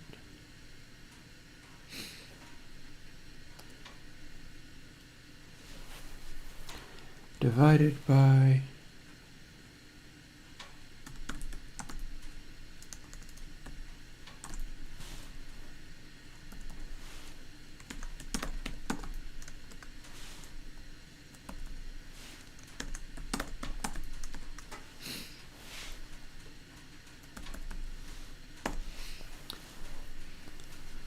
so middle has to not be 0 for that, but that's going to make a linear interpolation between the very beginning, which is going to be the smallest possible, and as it gets up to just one less than middle, trusty calculator that I drop on the floor because I'm struggling my way through all of this and suffering more than a little bit, so I'm dropping things. Let's say middle was 4. That means offset becomes 3 when it's less than middle. Middle being equal to offset is the position where it starts at literally 1, and I'm okay with going from there. We're generating a sine wave, but then we have to scale it, and that's what taper is for. So 3 divided by 4 is 0.75. So the offset less than middle case will adapt itself. Like if the window is 100, so middle is 50, offset 1 less than middle would be 49 divided by 50, 0.98. And offset of 1 divided by 50 is 0.02. So that does actually work. And it will follow where middle is set. So if it's larger than middle, now what I have to do is the same thing, except for between middle and max.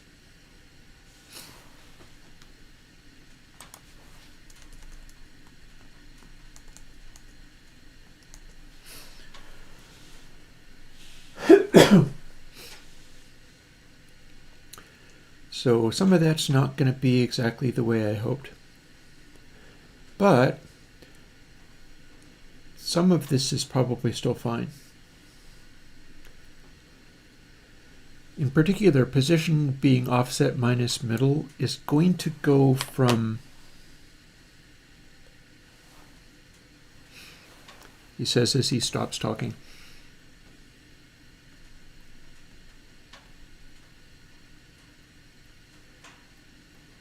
Okay, so we know that it's larger than middle. The size of this window, the size of the number of things that we have to divide by, the number of positions on this line. I pity anybody who is sitting with me through this going, "You idiot, why don't you just type this?" It's because I can't think that. I'm thinking about too many other things at the time. I do this so that people can see me struggle through seemingly or literally dumb, simple things in hopes of ending up with the result, because the people who are very good at all of this and know how to do it never think about taking their FIR filter and having that middle position be something other than literally halfway. They're used to thinking of it as, well, it's a linear phase filter, and so it has to be this. And I don't think it does. But we'll see what we get. We'll have a lot of weird results out of this most likely, but I got to get this part in order to be able to get there. So position is going to go from just 1 more than middle, which presumably is going to be starting at 1. I'm going to type these things anyway.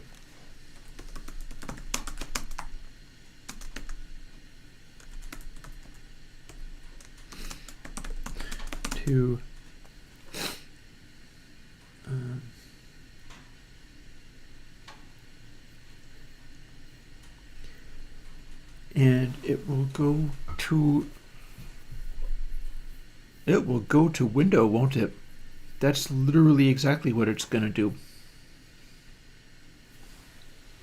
It'll go to one less than window.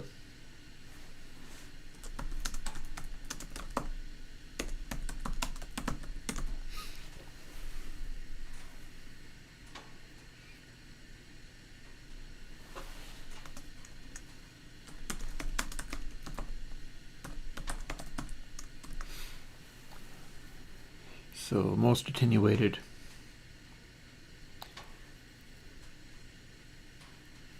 So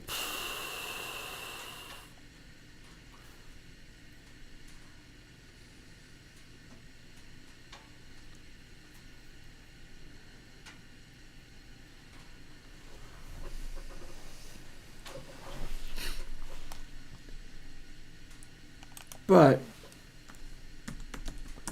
not just one less than window, we've just subtracted middle from it. So it will start at 1 and then go to 1 less than window minus middle, because pause equals offset minus middle, no matter what middle is. We also might have special cases involved for whether it's 0. Like I might have to force it not to be able to reach some of those values. Probably possible to figure this one out. He says ambitiously. The goal is to figure this one out. The goal is to figure this one out, even if it is very primitive and simple for most smart, normal programmers who know how to do things. I don't care. They're not trying to do the things I'm trying to do, so it doesn't matter. So 1 less than max.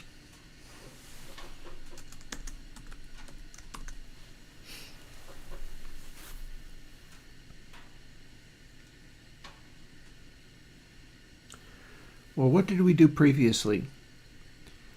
We did offset divided by middle.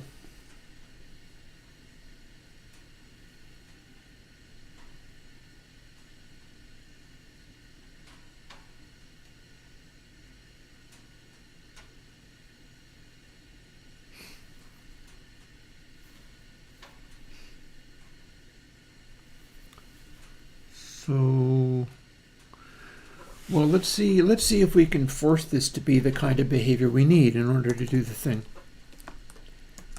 Taper, hang on, have to be able to type. So if we took literally just this, it's not going to be the right thing, but we're trying to find a way of forcing it to be the right thing. So offset's the one that moves, except for we're going to be using pause, or perhaps not, but one thing at a time.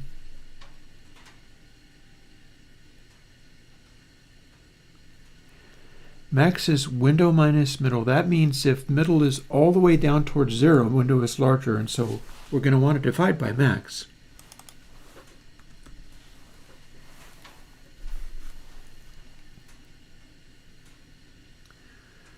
We can be pretty sure that we want to divide by max.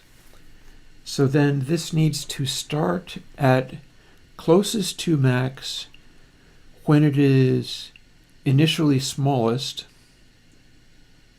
and closest to smallest when it's initially largest.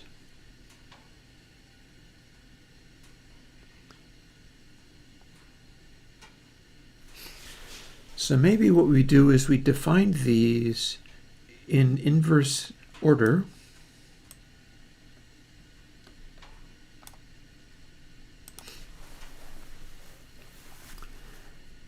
Position is offset minus middle.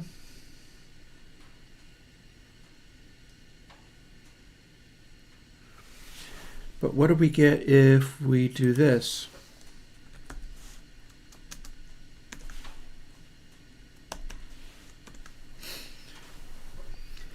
I'm going to sort of talk that through and think that through as I go, granting completely that this is just dumb stupid, but I don't care because I have to do it. So let's see. So offset, let's say offset is 5, middle is 4, same with the a equals 4 stuff, and window is 8. Max is 8 minus 4, so max becomes 4. Offset is 5, so 5 minus 4 equals 1. And 4 minus 1 is 3.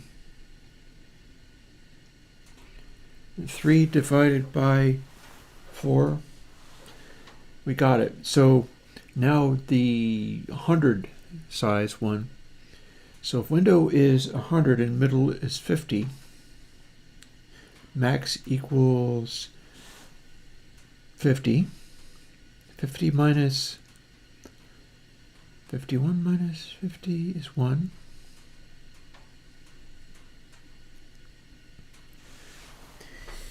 I think it'll work. I think it'll work. Let's see if it's true. Also, I am a little concerned about the fact that we could be dividing by 0. Don't like that. Don't like that one bit. However, if we were to do that, that would imply that we were very close to or needing to use the taper at full amplitude. So a simple logic check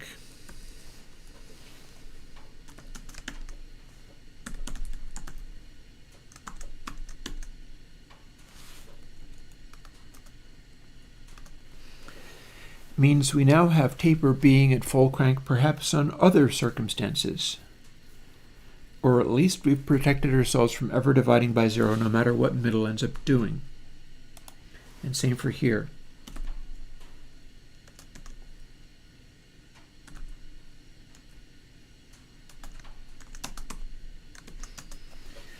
We can never run that and reassign typer to be a different thing unless we're not dividing by 0.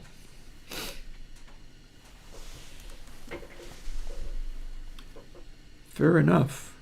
We're apparently not using any of these things, and that's weird.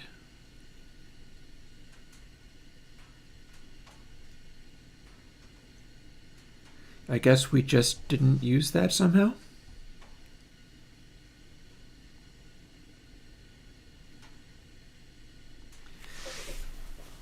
That's weird. Why is it doing that? I know I'm not using min. Why? I would have thought I needed those. I wrote them as if I needed them. I'm missing something. Well, offset counts from 0 to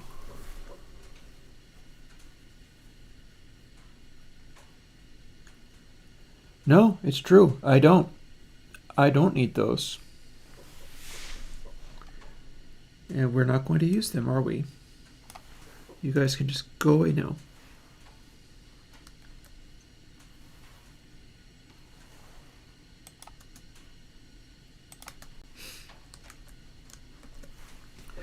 Now we try it and see what this does. We're about to see whether or not this made a filter that works like a normal people filter. Or perhaps not. And we can widen the range, and if this works, the rest of it will work. And and if it doesn't work, we'll do something else. Setting the volume to 0 just in case, because I don't trust it. Setting the window to small.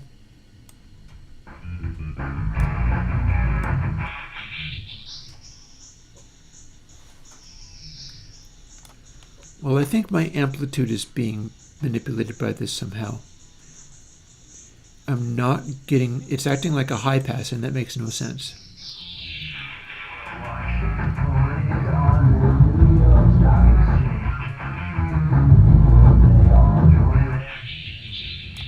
Okay, it thinks it's a band pass. That's weird. What happens if our window is smaller then?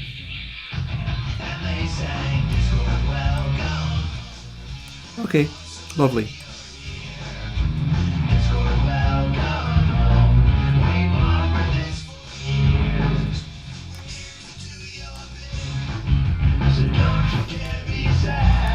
Yeah, this is acting weird, but it's not so far off.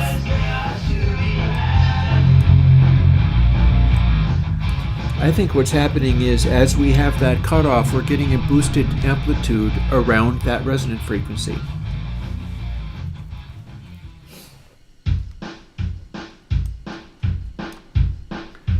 And as we increase window, it's steeper and steeper.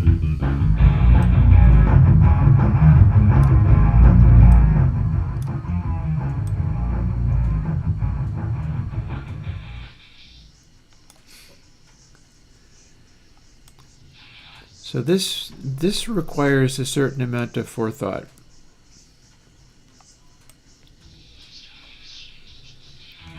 It's sure acting like it's a resonant filter, although there's no special reason that it should be, and I think I know why. I think we're simply not tapering taper enough. We have nearby samples that are manipulating things. So this is not how you do a brick wall. I've got the wrong factors for a brick wall. But it's a start. So taper equals 1, and then we start having it be doing other things.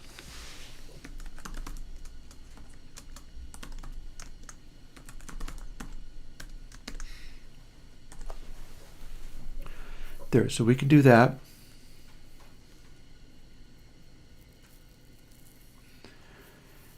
I'm really interested in seeing whether I can get this FIR to act like the biquad brick walls that I have, where you can just start it, full range, including all of the bass and everything, and just swoop it down. What's happening is the frequency we have in here is reinforcing frequencies around the cutoff. So I have a striking resonant quality that happens to be linear phase. So that's weird. But one thing at a time, I guess. Also, I wonder whether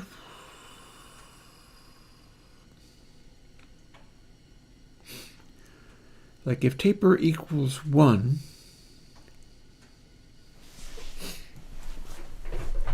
I can put in a special case here.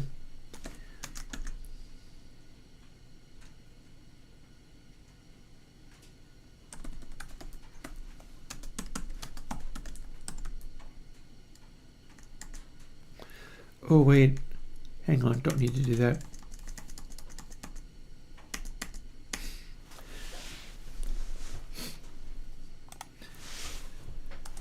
I can do this.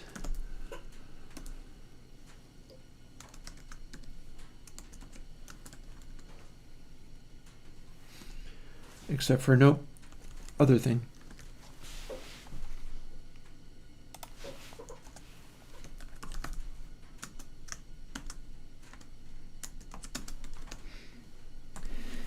Maybe it needs it not to be scaling from that middle point.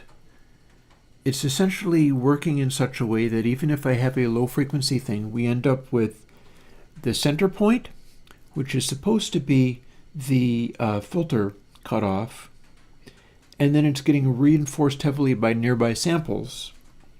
But maybe it needs to scale quite a bit back. At any rate, we now have a whole different behavior.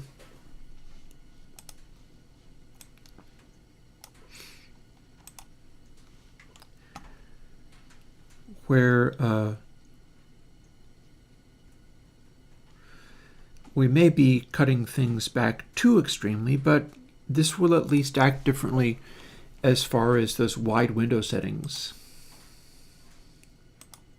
In fact, I pretty much guarantee it's not going to be as extreme as far as having a resonant frequency.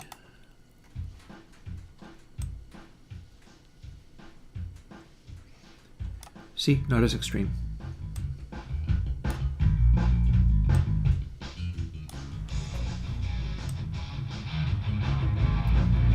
However, we still have a little bit of resonancy. It goes up nice and high. We're cutting our volume way back though.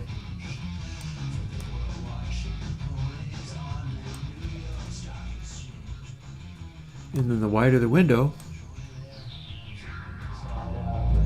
the more obviously resonant it is.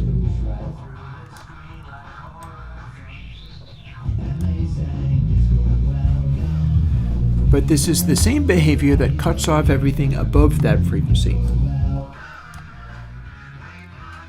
We still kind of hear our lows. We've got a really intense resonance going on.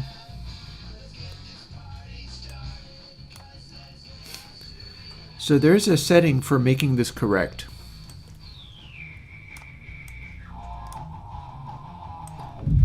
And I can't say as I know what it is, but we do have a goodly range of frequency settings.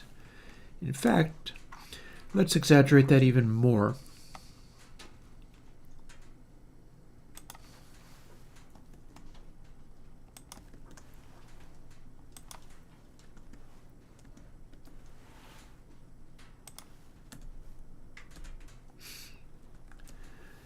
There.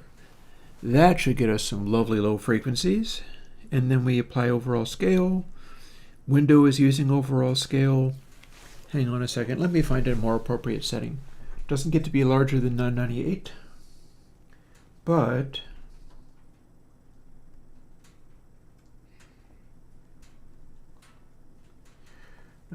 divided by 96 times 44.1 means that around 458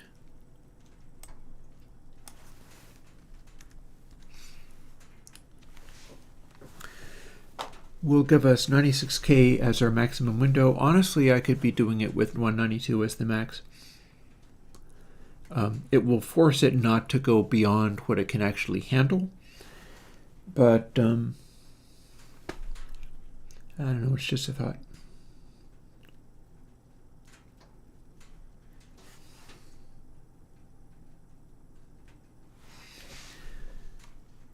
And let's see now.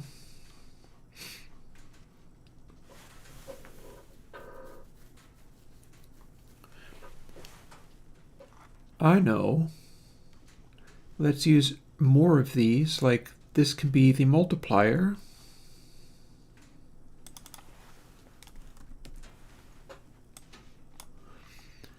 And let's just see how extreme we can get this windowing function so that it, in theory, acts accurate if I have got this thought out correctly.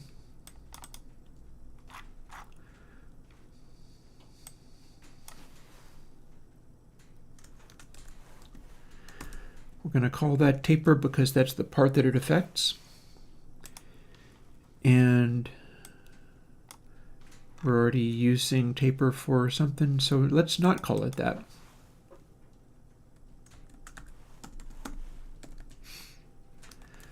We'll call it fall off.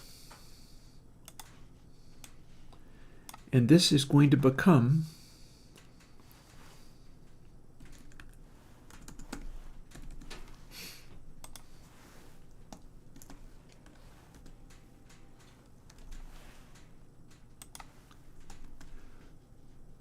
our power factor.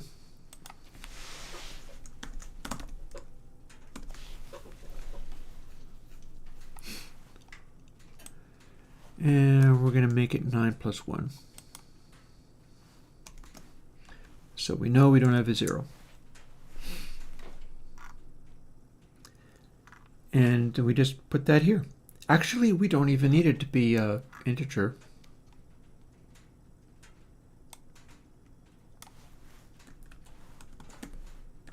This will take other numbers.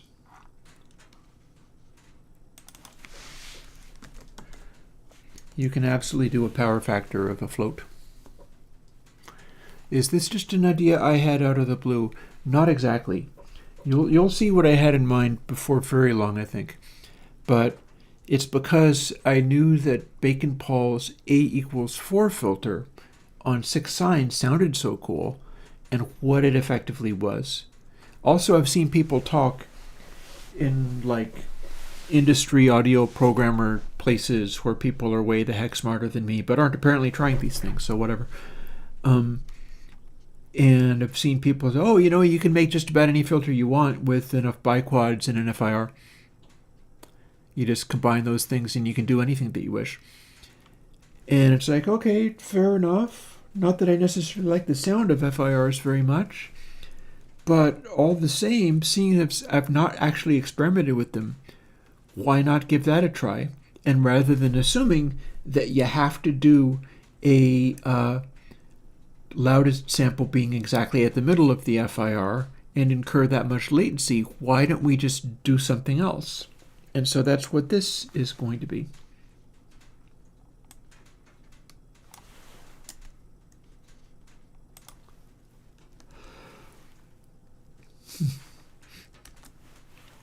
And there we are. Plus I'm going to make that be 10, knowing I'm adding 1 to it anyhow.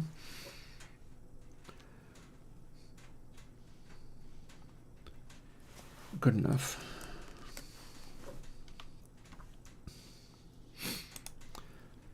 So now,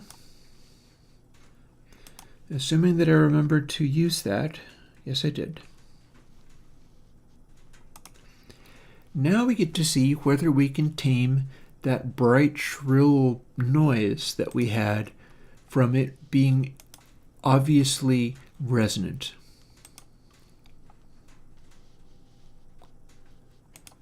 And if that works, see, we're starting at 1, so this gives us 2, which is what we had before.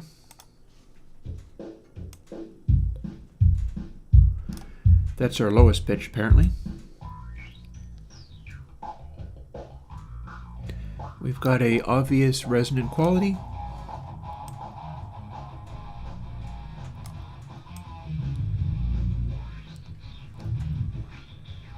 And we can keep going.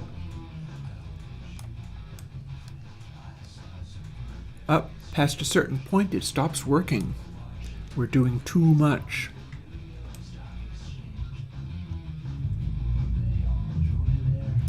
So here's where our lows come out.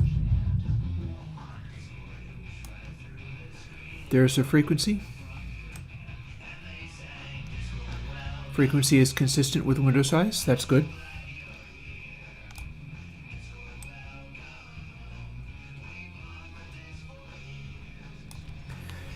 And as we keep increasing it, what we're going to...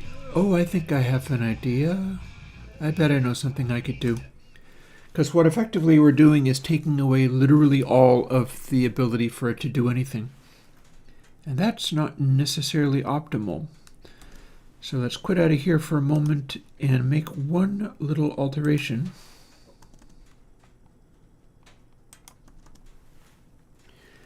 It's possible that fall off will play a role here too.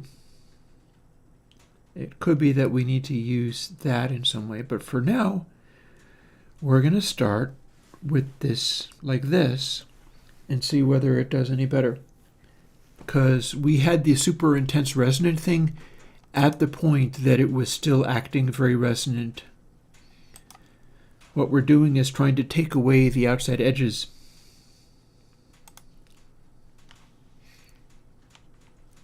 And this is before we even start moving middle around in the calculation. That is going to be a whole other story. But we're basically trying to find the settings where it acts like the brick wall it wants to be. Yep, that's very resonant.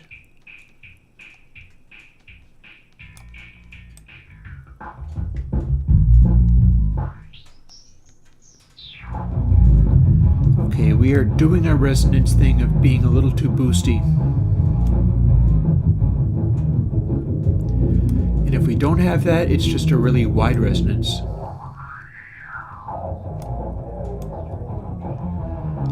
But if we do have this, so I see what we need to do.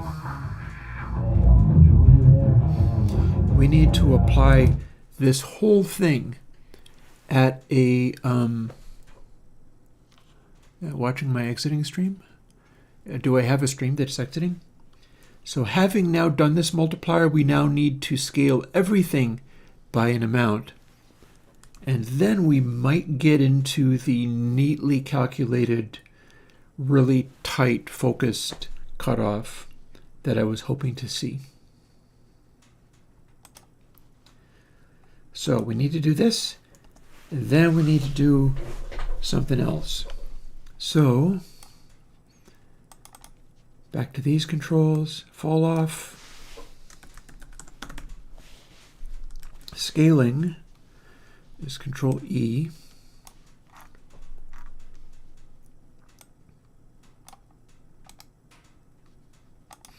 Hang on, it's not doing anything.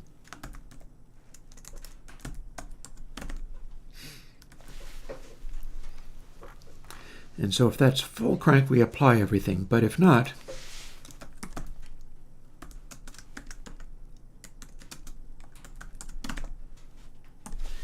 that's important. We can't just apply it here or it gets caught up in the power function. We have to set it up so that the power function can be cranked to the max and then apply scaling and then apply it to our output.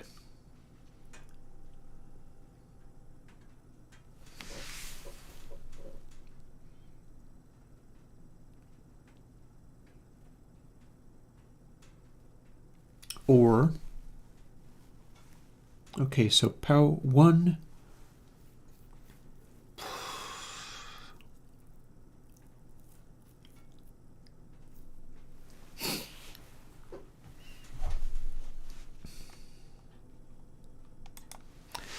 special case.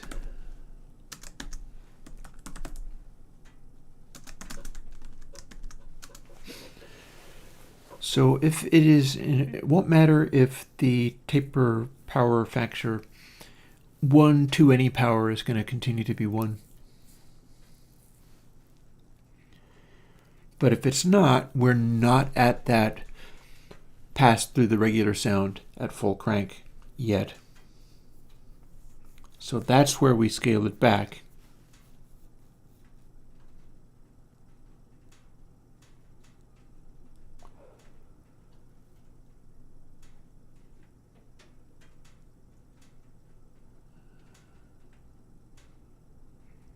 Alrighty, let's see what we got.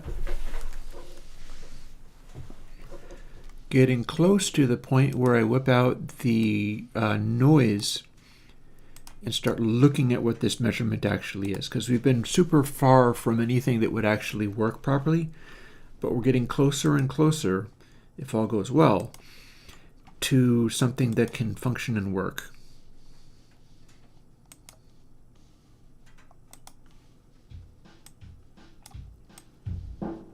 Full crank, fall off, full crank,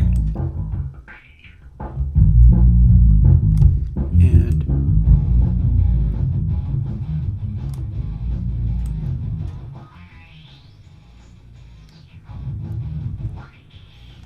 that's pretty loud.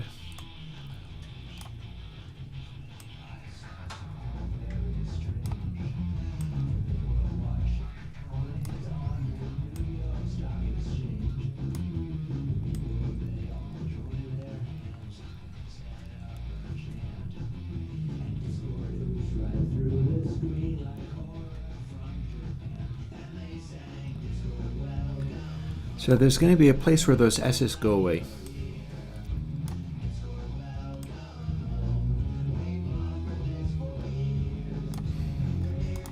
Time to whip out the noise.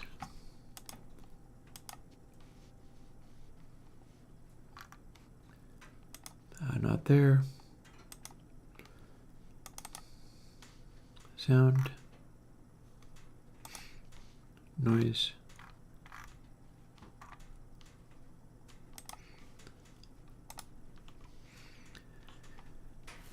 Okay, and let us make a effect stack so we can also put in shifting of bits gain, because this is going to sound really obnoxious. In fact, we can do lots of it. Oops.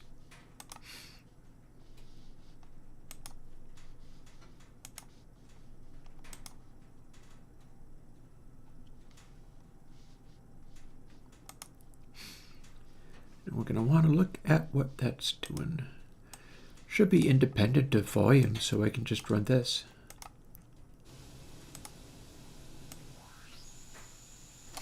See, it's doing a resonancy thing.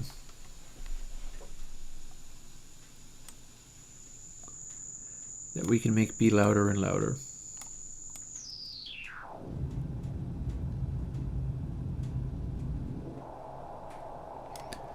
But the hope is to be able to get it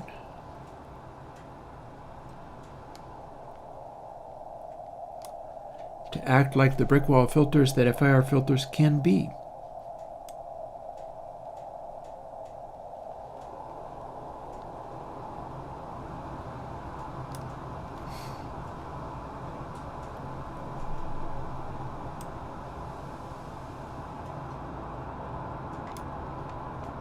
So far, scaling is doing what's expected.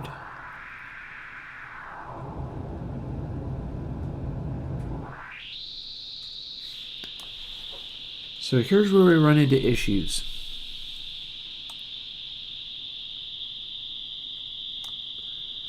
The less fall off, the more extreme the result is.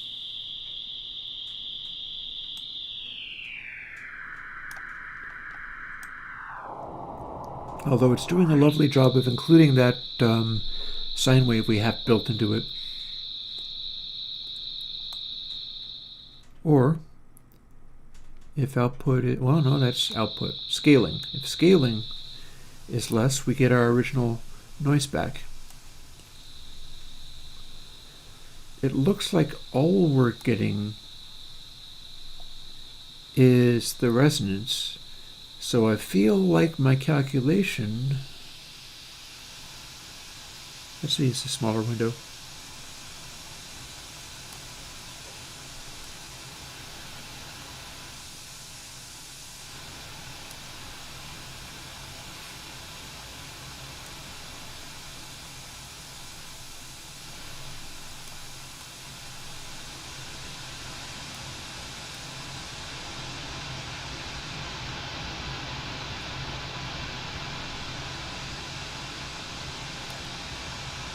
See, that's like from 48 or so.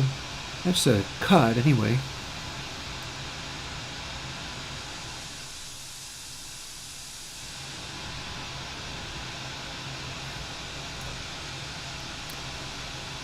Maybe it's time to do a little bit of internet research.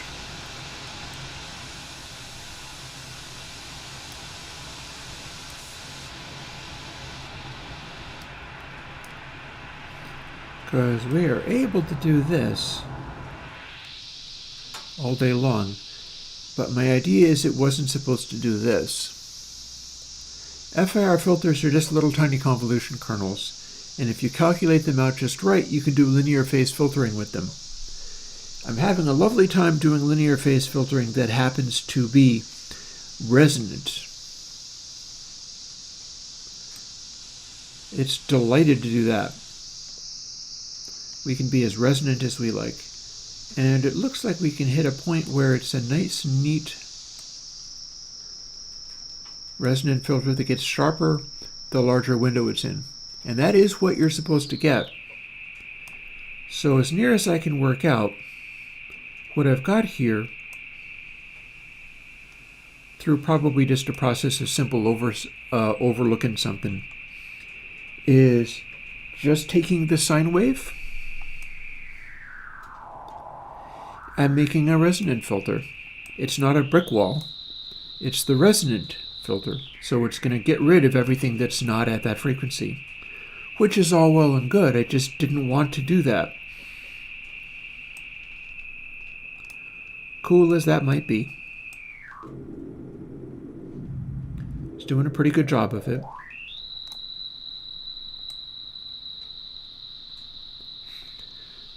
The more it falls off, the less sharp it'll be.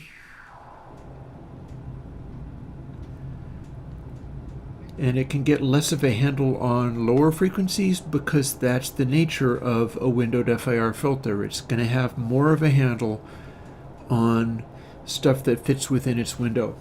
If there's like lots of duplications of that waveform within the window, you'll be able to have a powerful effect on it like that. But if the cycle of the waveform sits within the window, what it's going to do is suppress everything else. And that's what we're doing. We've got what is like 36 dB down, and it's taking the high frequencies down to like 108. But the important thing to notice is this is not a low pass all by itself. This is a band pass that happens to be tuned really low. And it's not doing a very good job of being a band pass. It's not doing a very good job of suppressing lower frequencies until the frequency gets raised up quite a bit. At which point we do have a solid handle on defining a really narrow one and having pretty profound cancellation everywhere else. In fact, the less fall off, the more extreme that is. There's also a point where the fall off is not enough and it's interacting. See those lobes there? That is not having enough fall off. Whereas there's a position I can set it to, even at this maximum of setting, where that's now become smooth. And I don't know exactly what that setting is, but it could be as simple as this. So you have to have the fall off be the amplitude to a power of 2 in order to get those lobes to go away. And sure enough, even at high frequencies, it's still effectively doing it. So that's neat. And then the more fall off we have, the less sharp this resonance is going to be.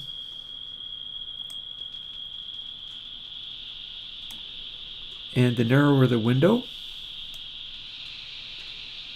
the less good it is. Well, if it was a brick wall, then I'd have all the bass there, rather than literally making the bass completely go away.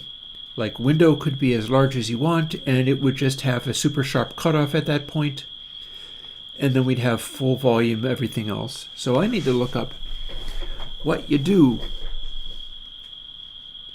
to make this do the do. So, firstly, let's save this as it is, because we're going to use it again.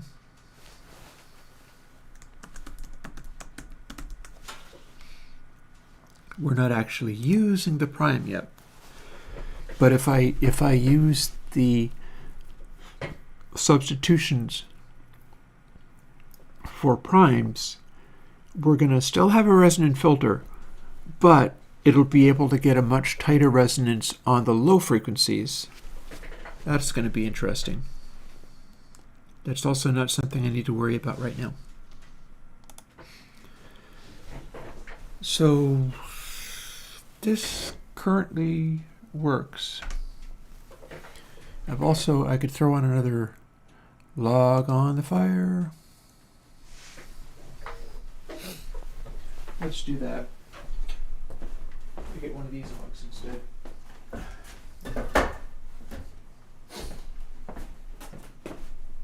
There we go. We're not running out of logs anytime soon. I'm emptying out the firewood racks in my back room, but I still have a pile. And I should be okay with ordering more firewood spring and summer when I'm gone and I stop needing them. And I'll be ready for next year. Looks like I can go through maybe as many as 3 cords of firewood, which is not that, like, that's not a shocking amount. Being able to get through an entire winter on 3 cords of firewood, that's not so bad. A lot of people need to use lots more. Come on, rise, catch fire. Come on, there you go. There you go, that's how we do it.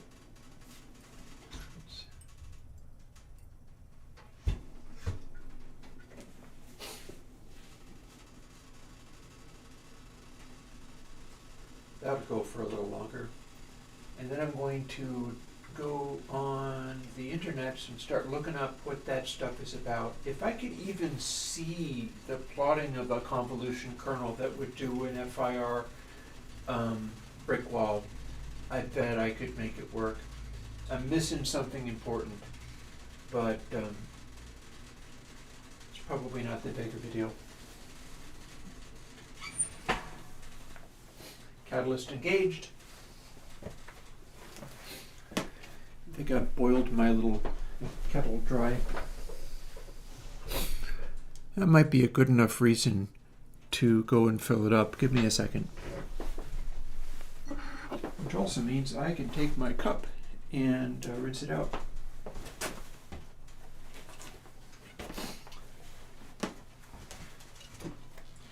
Time to fill the kettle up with water.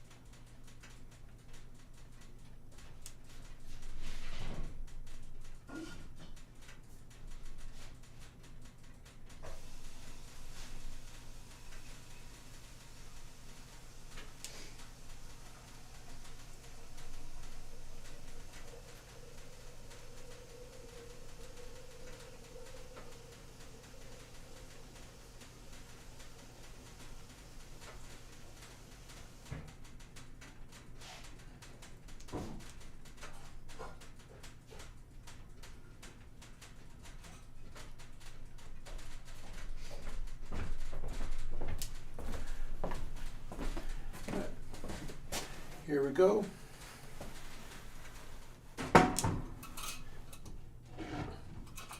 That's not going to boil right away, but it'll get there. I'll be right back in a moment.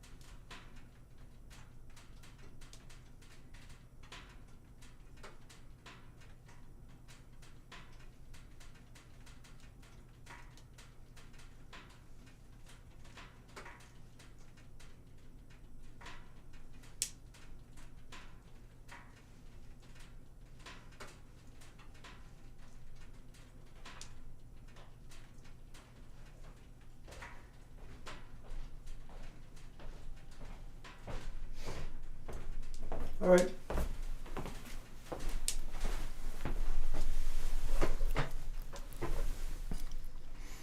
Just scooting over to use the facilities briefly. Let's fire up display overlay.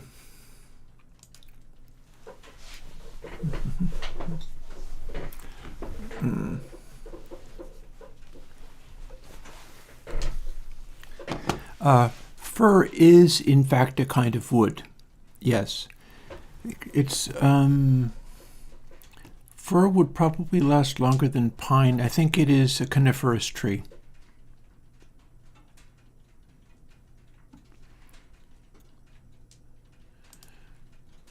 So here's where we start looking stuff up. Bear with me while I do my level best to figure that out.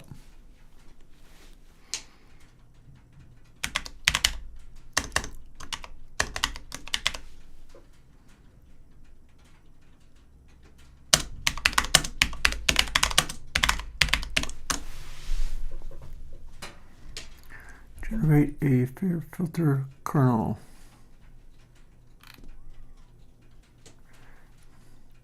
MathWorks. Yay. Windowing. So I'm doing a kind of windowing thing, yes. Linear phase filters, that means that the loudest bit is going to be in the center. That's what makes it a linear phase filter. That is the kind of thing that we want to get out of the end result. It's supposed to do this. What we're getting is normalized, like silence, then big peak, and then silence again. So what I'm looking for is, what's that going to look like?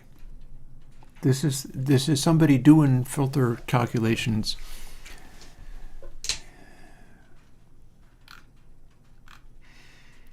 This is the kind of stuff you're supposed to be able to do. I'm not getting any of this because I am not getting this lobe. Instead, I'm just getting a peak, and then it goes back to silence again.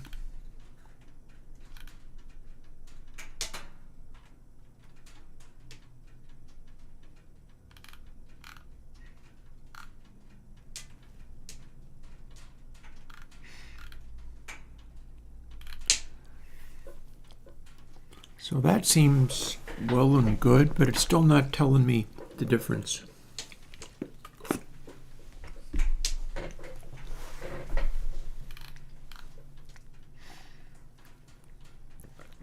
See, there's the kind of thing that this is what I've got. This. But, stop band. Don't know why this would come into the...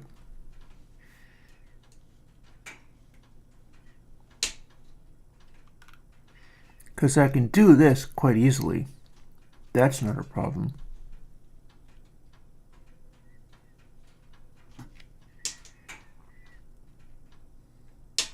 Do I just have to make it an absolute value? Is that what it's going to do?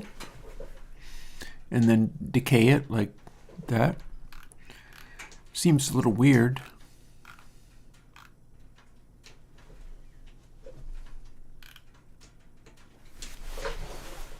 Ah, and there we are, filter analyzer.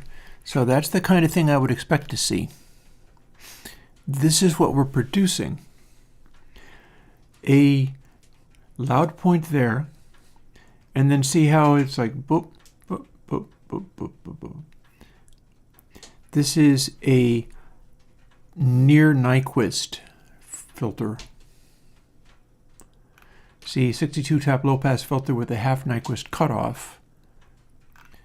So what is the impulse response? So I have another search I can do then.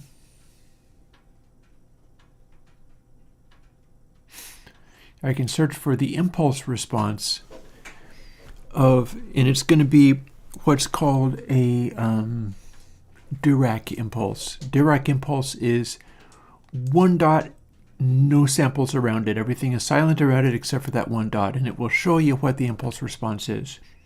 This looks like a bandpass to me.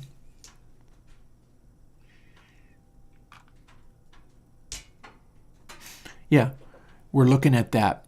We're looking at this, whatever this weird filter is. So it's acting kind of funny, but you'll notice that the stuff around the edges falls away real fast. I'm essentially constructing something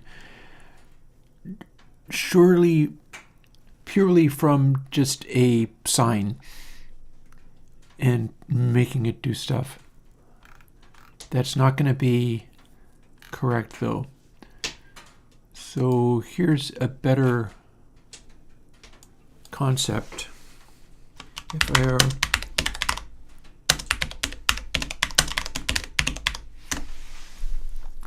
FIR filter input response. So finite impulse response. This is like literally what a filter is.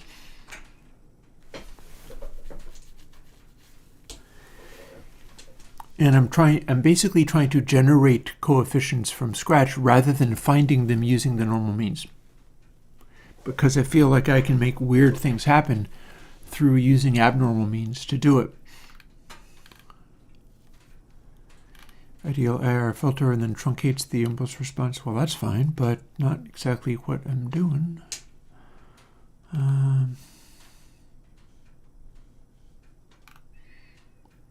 Rectangle, fine. That suggests that more points in the center end up becoming full crank. Half band filters because the corresponding sinc function is 0 at every other sample point except the center one.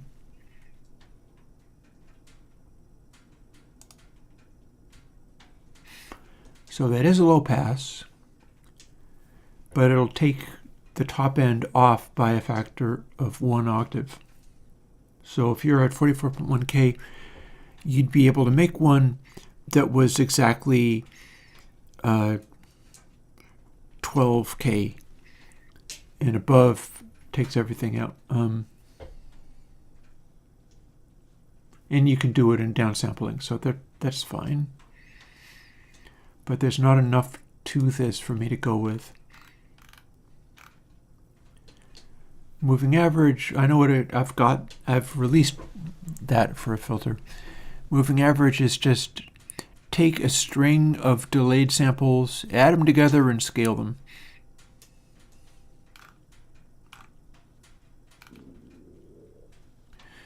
All this stuff with poles is mathematics I never got up to.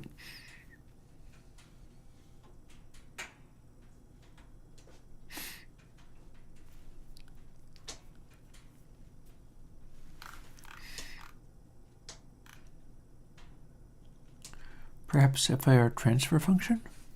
Oh, it may need to be rewritten. It's not good. Well, I wanted a tutorial anyhow, so we're cool. So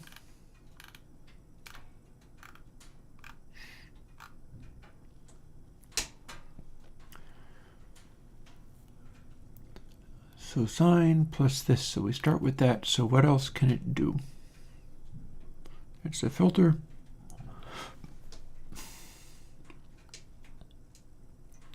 Don't know if this is really a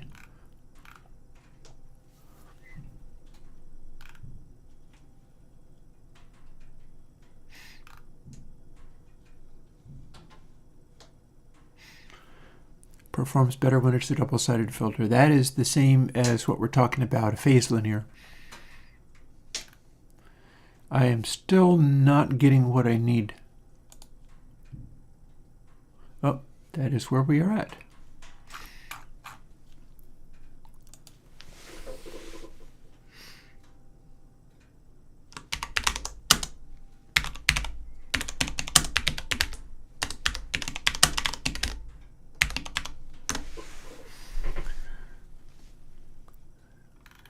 Bandpass finite impulse response. Here's somebody with a blog on it. They're using MATLAB. They're not letting me read it. Heck with you then. MathWorks.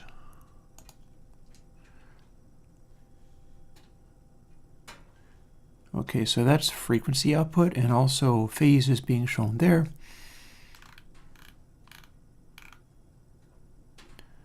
High pass filtering, low pass filtering. There's a chart. Different windows. You see those little, we saw some of those knobs in mine, the bumps there. That is a windowing issue.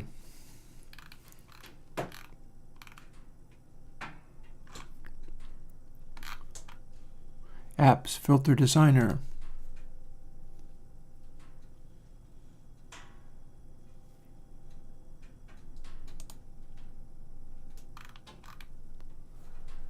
But, well, no, that's somebody's documentation. Never mind.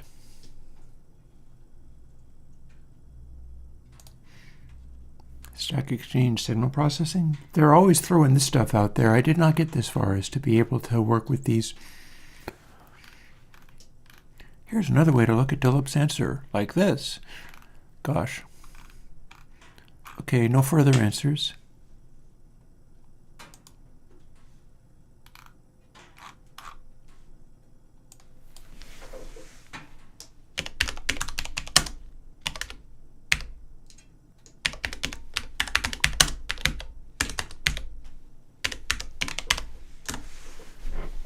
So we're now going to try low-pass convolution impulse.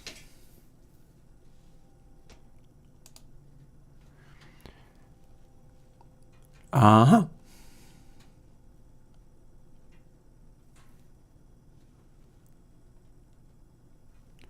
You can't see it, but it's hiding here. The sync function, time domain impulse responsive and ideal low-pass filter. So this is what I'm trying to reproduce, but I'm not getting there. My fall off is not correct.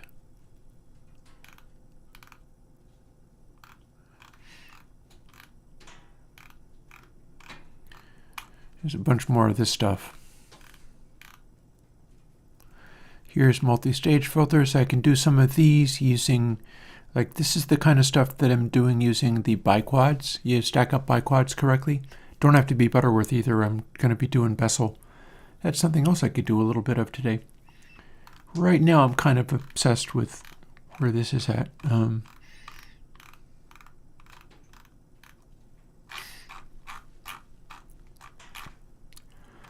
So here's the thing. You should be able to implement this in such a way that it ends up not boosting or cutting bass.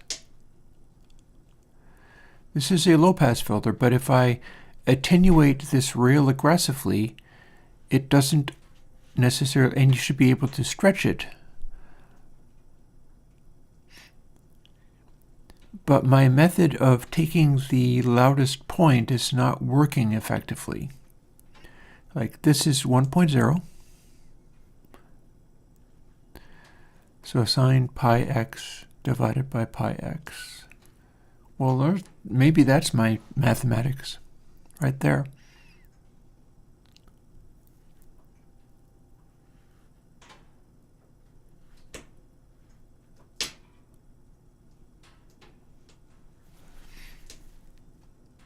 It's supposed to be a low pass rather than a band pass. Band pass means these ripples are larger or in different places. This is the secret for being able to see it's being drawn without reference to samples. This could be a super low frequency deep filter, and as long as you had all this represented enough that you'd had this, and then you also had this counterbalancing it, the overall loudness would not be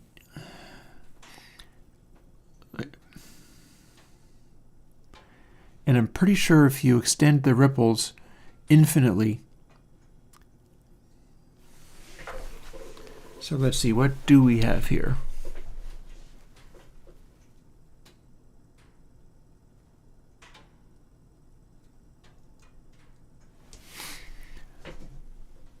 Well, one thing about it is it's literally the sync function, so I can look that up and see whether that gives me anything. We got normalized and unnormalized.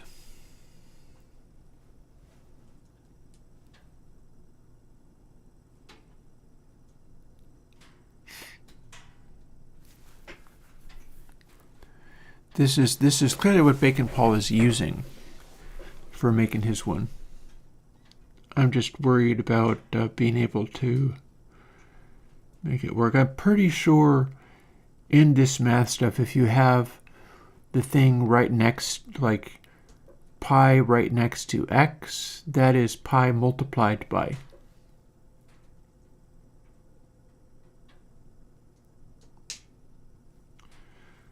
So the value at x0 is 1.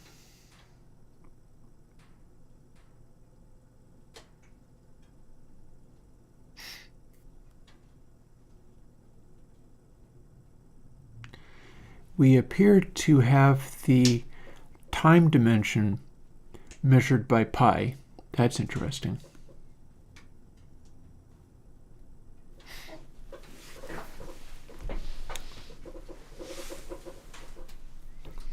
So what I've currently got going on, I'm defining taper, and that ain't necessarily what we need to be doing.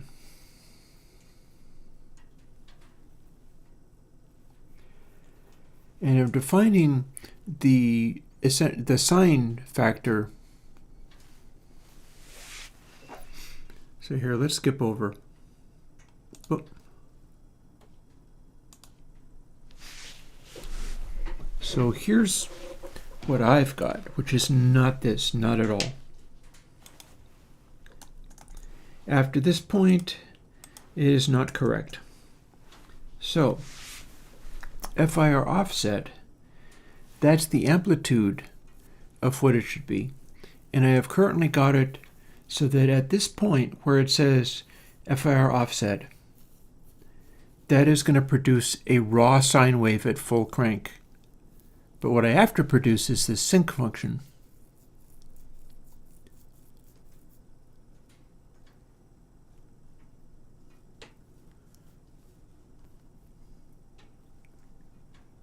The amplitude, let's see, and we keep talking about x, but the graph I'm looking at is not actually showing either of the sides labeled as x. Although one thing it is demonstrating is that the ripples available don't go any more than negative 0.2 for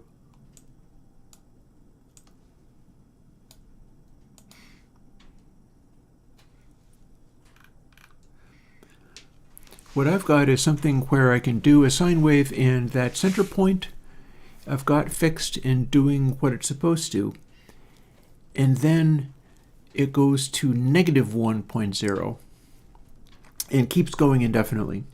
The more of that I have, the more accurately it does a super resonant, purely sine wave. And that's what I've got that is forcing it to not be a low-pass filter. However, this sync function is the one that does get to be a low-pass filter, so that's interesting. And they both seem to amount to about the same thing. Also, notice how up here it's labeled 0 to 6 pi or so on, and down here it's labeled 0 to 20. Mind you, I do believe that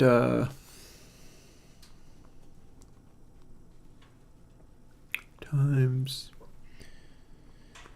6 is pretty close to 20 anyhow, so those are basically the same. Those are just numbers.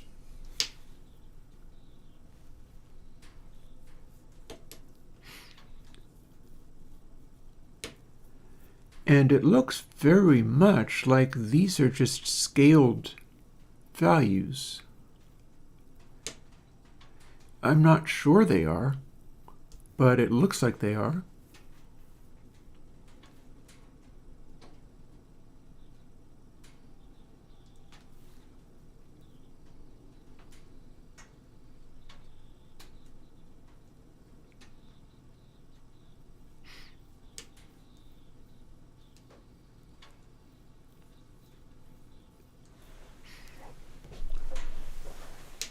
So let's see now. Let's bounce back over to here. I will count it as a win if I can get a sync function implemented, seeing as I don't know the math and I'm just trying to figure out how to make it do this thing. I'm being given mathematical formulas, just sorting out how I'm supposed to make that happen. So the value at 0 is literally 1. So what starts happening when it's not?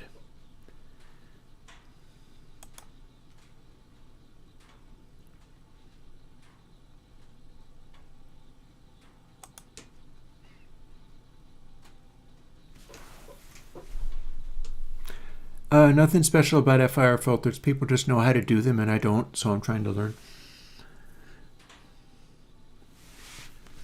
Well, taper,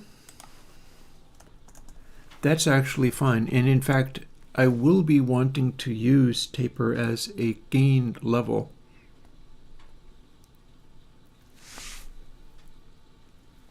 Although maybe I can simply generate it directly.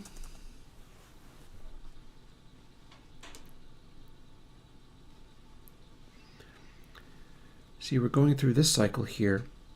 This stuff is not proving helpful. It's not giving me what I need, but there's probably a way. So whether you do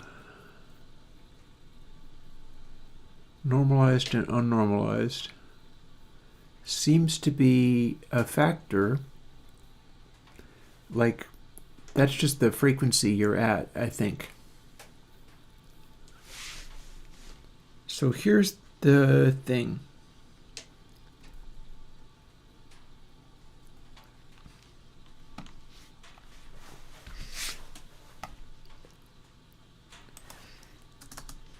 Here's our sine calculation. If you do the sine calculation of x divided by x at exactly 0, that's supposed to be returning 1.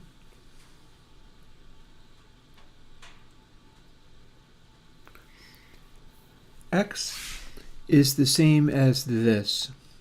It can be positive or negative, sine doesn't care. Frequency is what's scaling that up and down.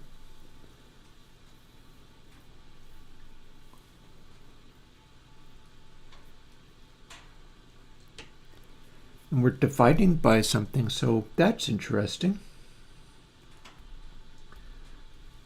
What if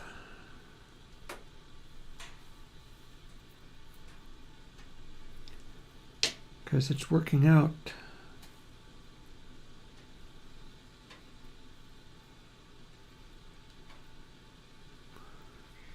divided by offset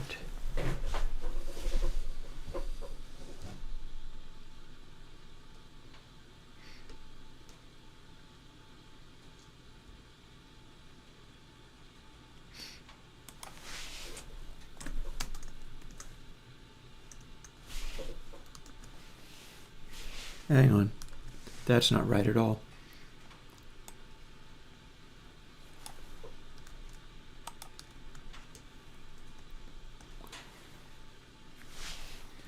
And I can close that. So if that is 0, then I return 1.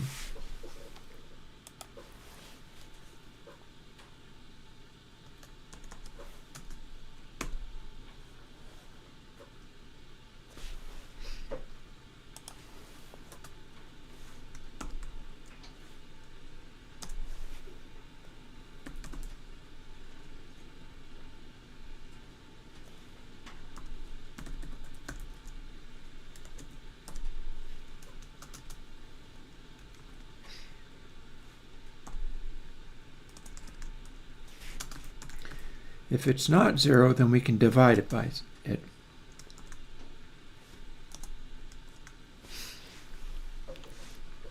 So we're not actually going to use taper for anything, because we're trying to do just the high pass.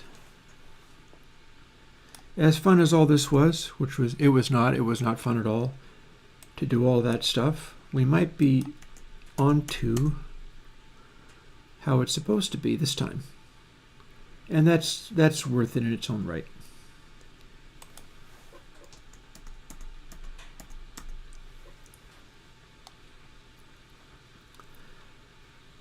Mind you, I have no idea what it's going to do when I start throwing different values of middle in there. It's not necessarily bargaining on that, is it?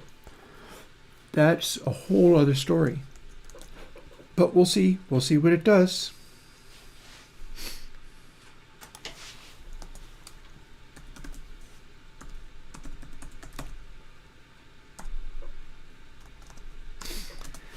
Divided by equal to x. I don't know whether I need the MPI 2 here. It's just possible I don't.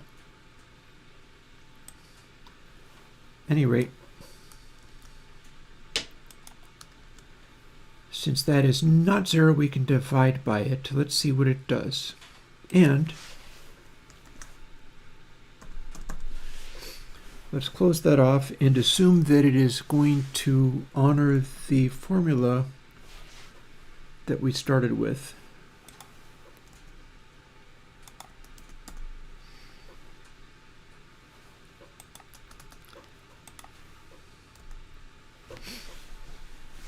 So yeah, so it equals that, but for some reason if it's 0, it's 1.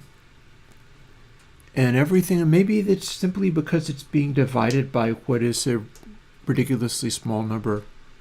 We'll find out. We'll find out. We're going to run this and see what it does. Errors. Okay. So that's no good. Ah, that's why. Simple.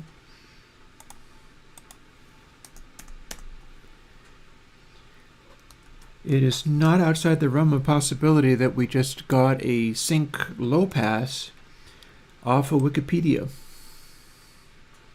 It's also possible that it'll completely not work at all. We can but try. So now only frequency, window, and middle work.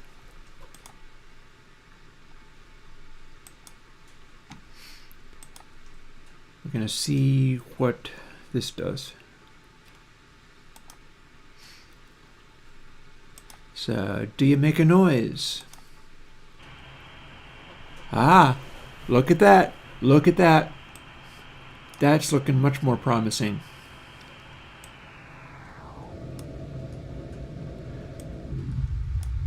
Although I feel like it's acting a little differently. And this doesn't do anything, that doesn't do anything. That is, in fact, loudness.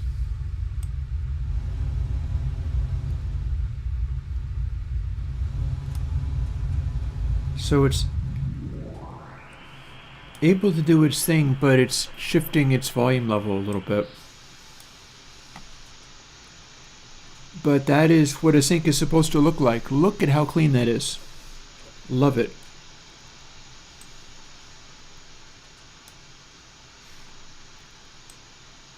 And how sensitive is it to window? This is adjusting our volume. That can't be right.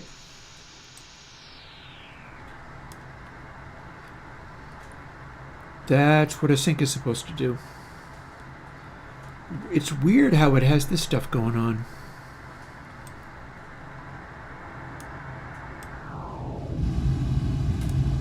And then you drop it enough, it starts freaking out. It needs a larger window. Or the positioning is like the same.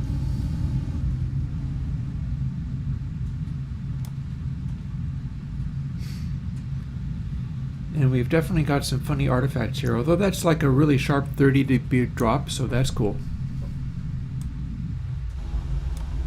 And we can't really do super subsonics, not with one of these. You need to use IAR filters to effectively manage that. Yeah, this is a sync filter being abused and used outside of its normal operating range, which is nothing compared to what we're going to do to it next. So you can have the window that is too narrow. Window needs to be a proportion of the size of the whole thing, and I'm seeing whether the window changes anything here. Like that's not enough of a window. And that's close to enough of a window.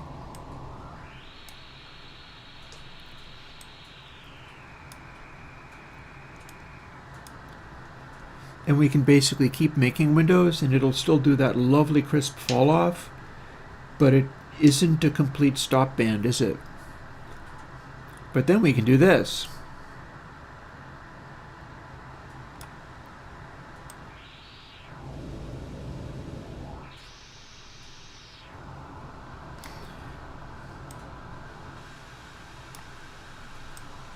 See, now it hardly works at all.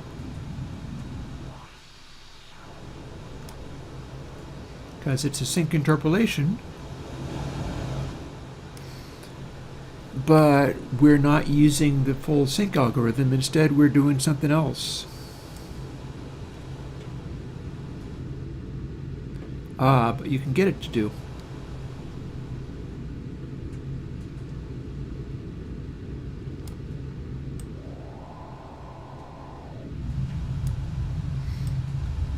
Drop it enough and it loses its ability. It loses its ability to engage and brings in more of those artifacts. That's interesting. And that's with our window as far up as we can get.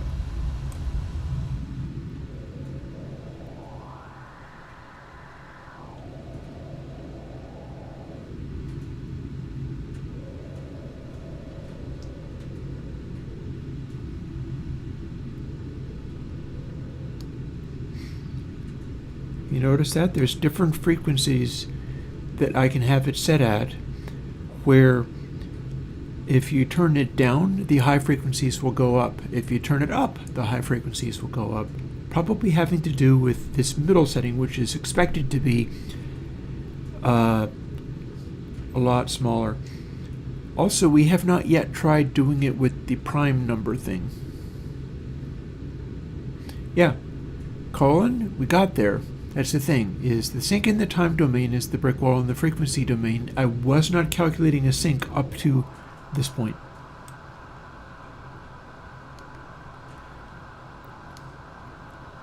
And if you set it just right, this is the sync. This is me taking the output result and forcing it to be 1 if it's literal 0. If it's not, what it's doing is it's... See, I had it backwards. And the way that I had it backwards was producing a bandpass, but not a sync. What a sync is doing, as we listen to it. What a sync is doing is you got your value of the sine, right? But then you're dividing it by this number. So as it gets larger, that number gets smaller. As the divisor gets closer and closer to 0, we're causing a value to become higher.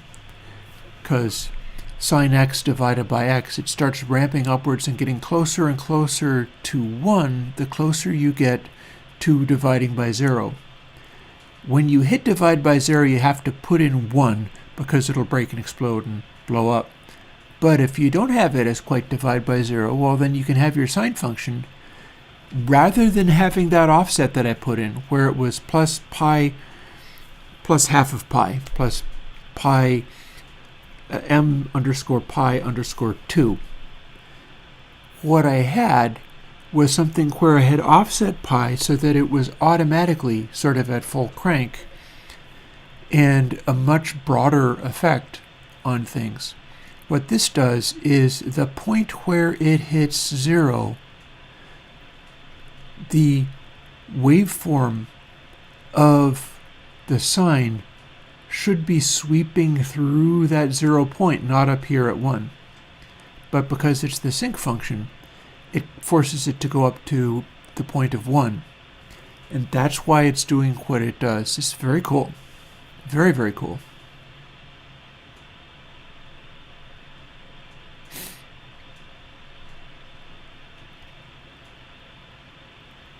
And the wider a window we use, the more effective it'll be. So now what I'm wondering is what happens when we try to do this using prime numbers rather than integer sample values. Because you remember, we had that on tap too, and there's nothing stopping us from trying it. Because you see, when we do this cutoff, we go down low enough and it's not able to get a hold of stuff. And if you go high enough, you have a nice clean cutoff. And of course, this middle is having other effects. Like this is composed almost entirely of pre-echo.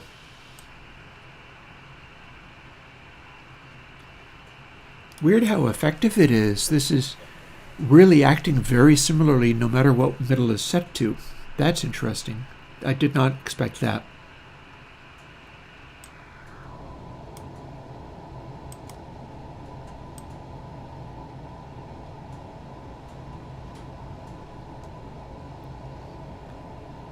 In fact, there are ways where having middle be much closer to the input sample. This is a lower latency brick wall.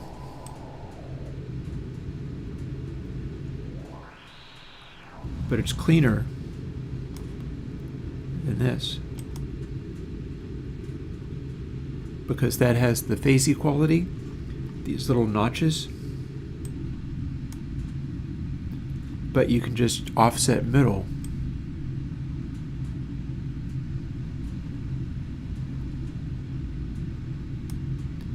And still get a result, but it's acting differently now.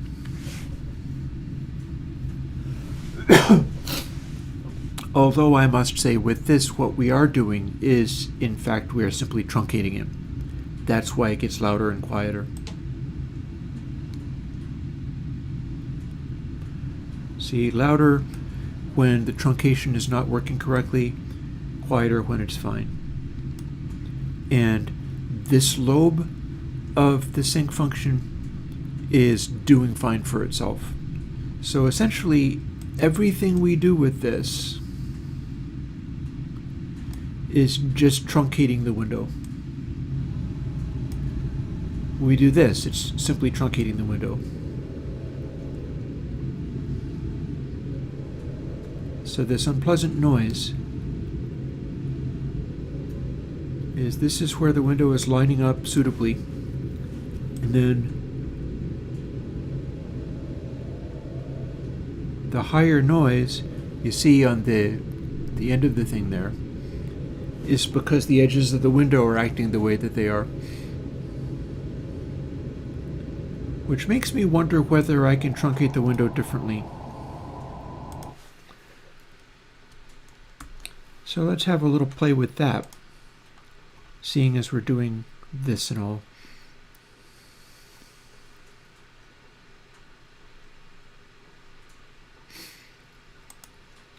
So here's our for loop. This is giving us our main function.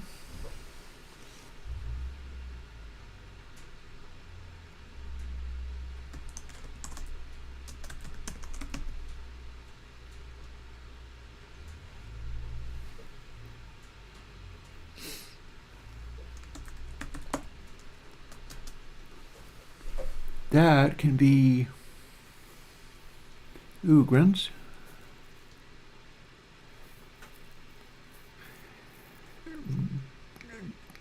Don't begin to guess as to what's going on. It's a giant mess, and I'm sorry I didn't cause it. You might have to stop looking at the news. Understand that there are wealthy industrialists who are way more upset about this than you. They didn't bargain for that. Nobody signed on for the world economy to be destroyed. The reason it's happening, in my opinion, is because dude's working for Vladimir Putin who thinks that's a good idea and is going to advantage him. I don't think that's really true. But he's probably trying to stoke a war between China and America, is I think my guess. And lots of people won't want that. It's just, what do you do about it? It's a fair question.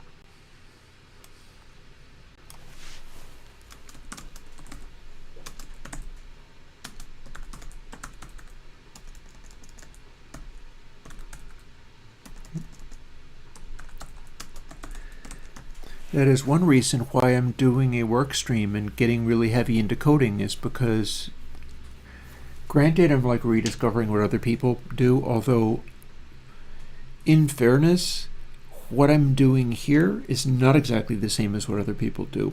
I'm windowing the sync function. So, and coming up with ways of offsetting it. But that's just maybe.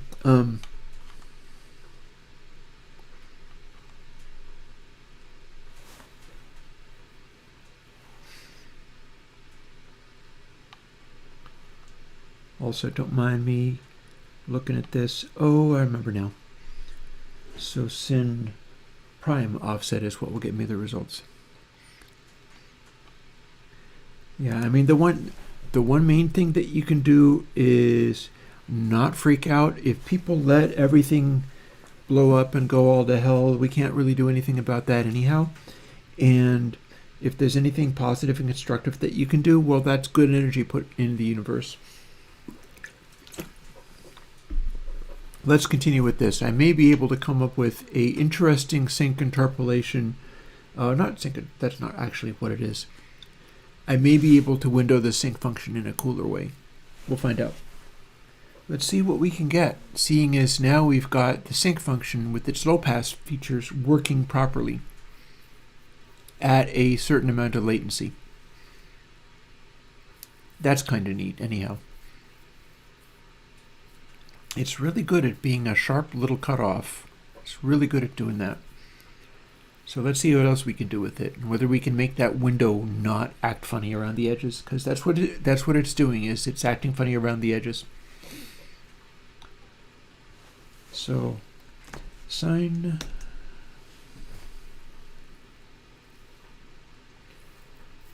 window divided by whatever is going to make it become pi.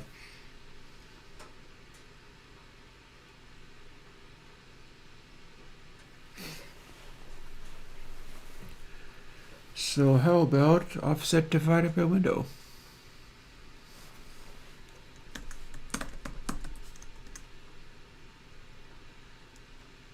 Oh, hang on.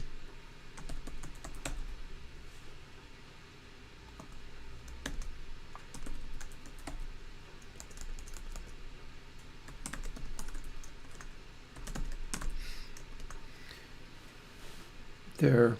So that's not quite right, but whatever.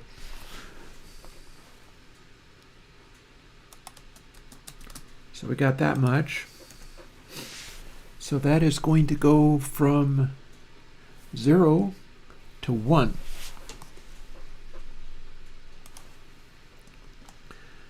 Pretty sure, if I remember it correctly,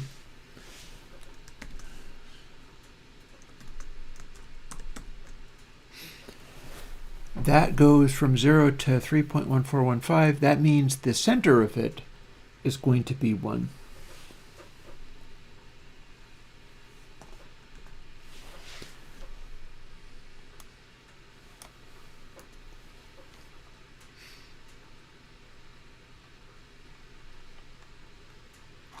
Is window always larger than... Well, you know what, we can force it to be.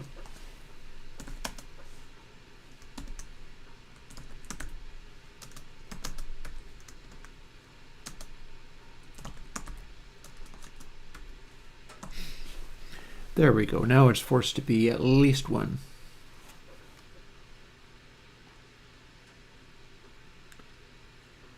Meaning we don't need this anymore.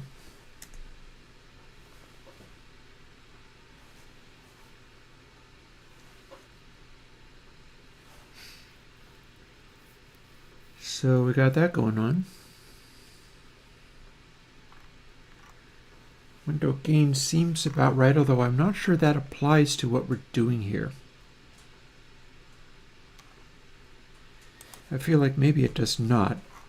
Maybe we're already taking care of this just fine. Let's find out. And we're not using that, and we're not using that.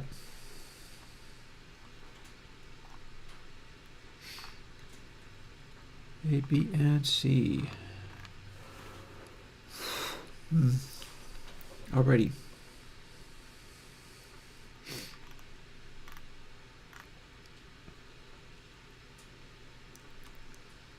Good, good.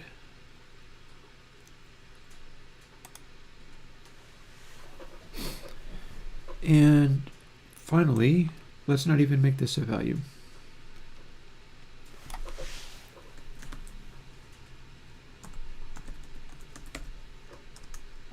Oops. Times equal. So now that's going to mostly hover around the middle.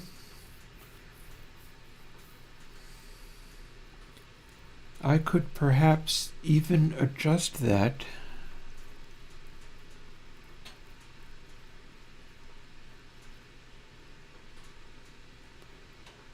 Well, right now it's going to assume that middle is in fact the middle. But it's also going to do the thing that I wanted, and that seems legit. So let's see what we got. Oh, doesn't like that. What happened? Ah, that's what happened. I keep forgetting the semicolons. I must be spending too much time in GD script.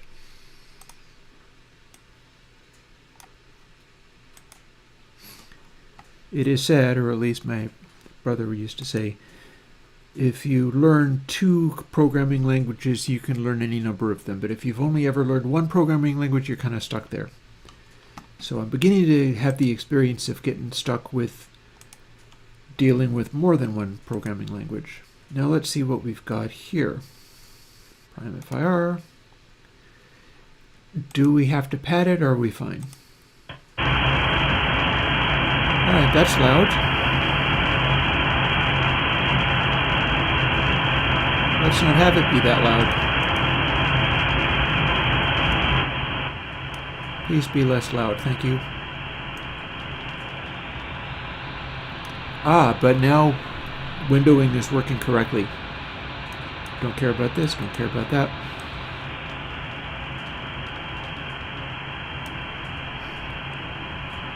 Nice deep fall off.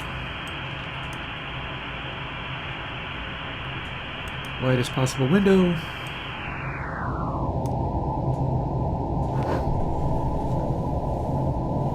I feel guardedly optimistic about this. What happens when we do this?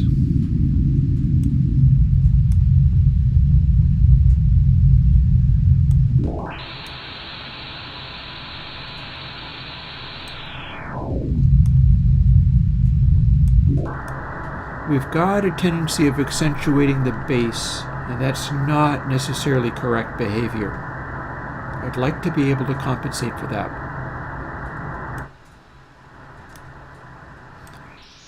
You can see super high, we're this loud,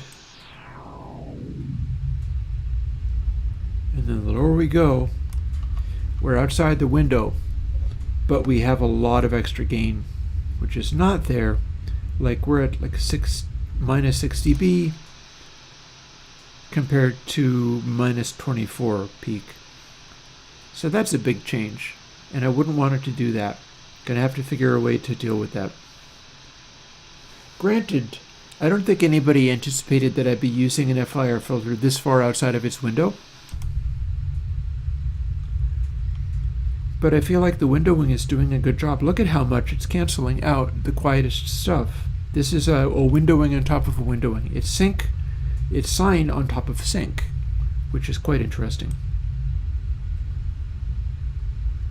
And if I expand the window, I won't hear this. Or if I use the prime multipliers on this, then I won't hear that.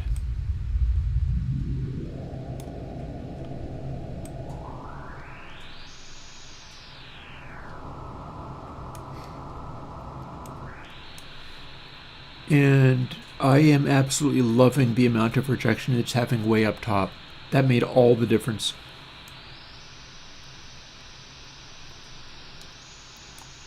We're like 168 dB down at the highest frequency. That's impressive.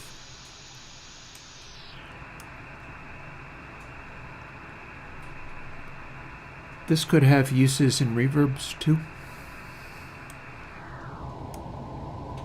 In fact, we'll be able to listen to it and hear what it sounds like when it does.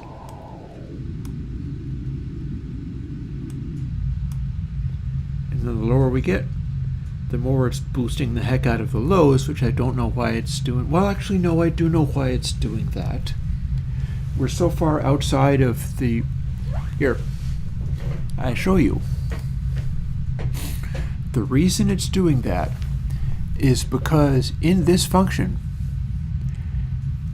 it needs to have these areas be loud to compensate for the amplitude of this.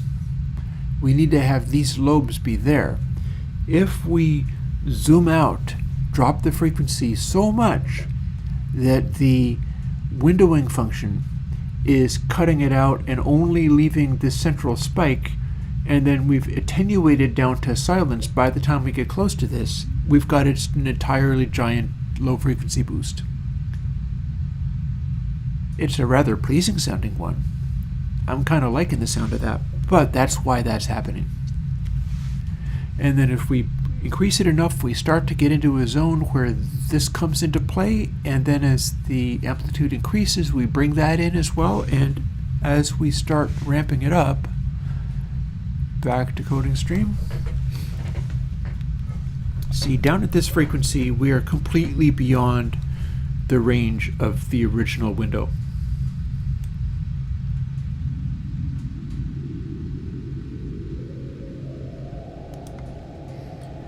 And now we're entering the range where the window is in effect. And the farther we go, by the time we get to this point, that has the sync function working pretty effectively. We've got enough lobes of it that it works. And what can we do with middle? We end up cutting it off. We end up getting a nice little note, because little bits of the function are still there, but a lot of the sync function is not.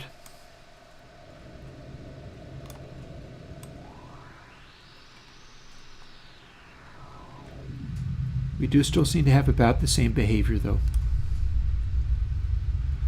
Although this is an interesting way to get a tilt filter, I tell you.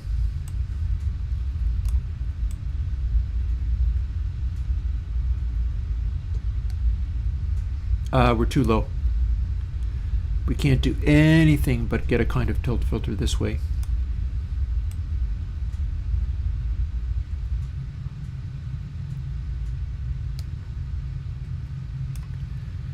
But we can do a half sync like this.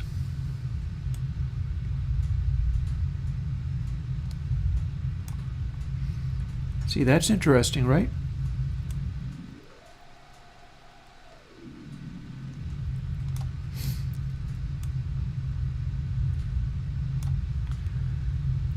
Which suggests that if we make it kind of link, we get a similar behavior.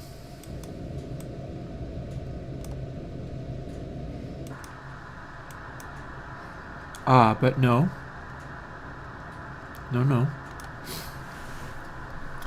So assuming we never actually want a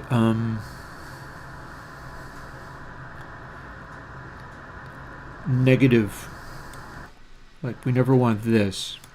We never want it being all pre-echo, because that would be silly and cause more delay than you'd otherwise have. But if we went from our highest frequency being 0.5 and then scale it down, what do we start to see? Well, 0.25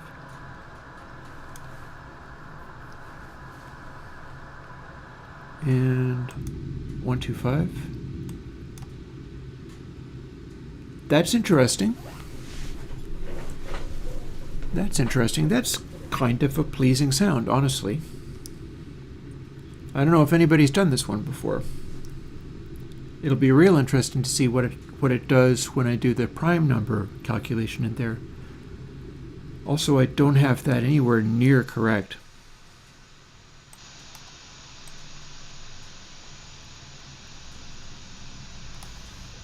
Let's quit out of here and apply some of that.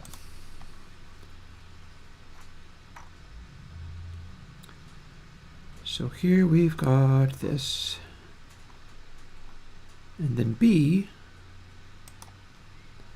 is not necessarily going to be a control. Instead, it's going to be a factor of A. A is now called freak. A is also scaled, so that might matter. And A is divided by equals overall scale, so that might matter.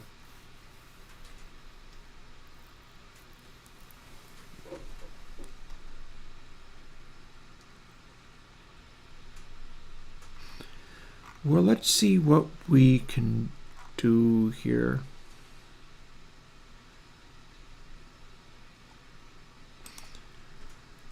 That noise calculation is not actually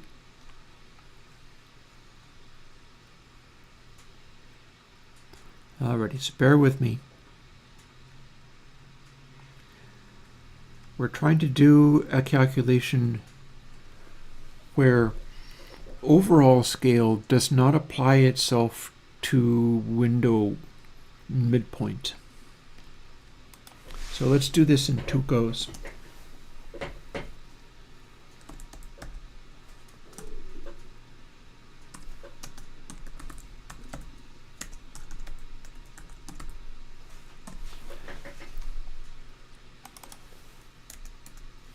We'll scale that, but we want our midpoint to work like this. Meaning we can open this back up again.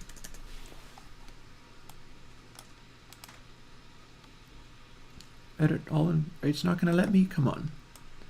Select the right thing.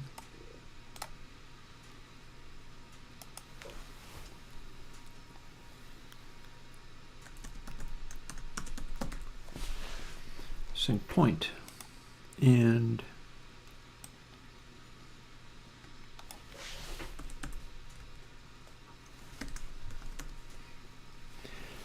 there, now that is a factor that doesn't go any larger than midpoint, and it reaches up to that at full crank, which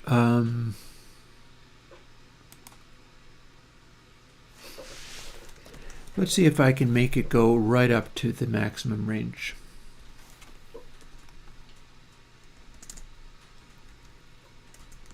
Hang on.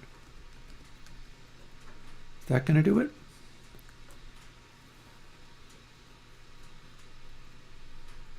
Ah, but no. No.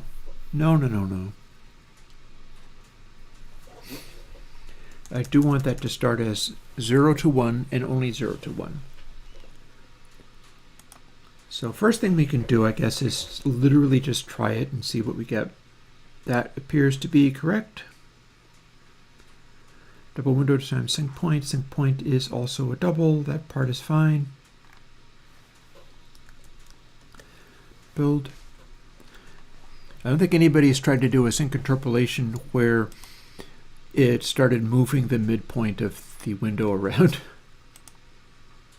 But hey, this is what we do. We're going to see whether we can make that happen.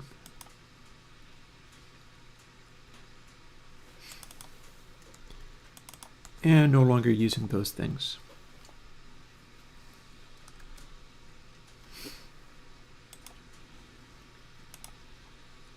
Oh, do we not build? Build, please. Thank you.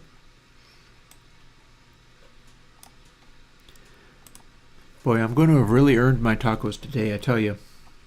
I am not much for this math stuff. I'm just glad that it showed me a very simple algorithm and that I figured out how you got that central point to 1, because that's really the important part. Without that, you got nothing. It has to be the correct algorithm.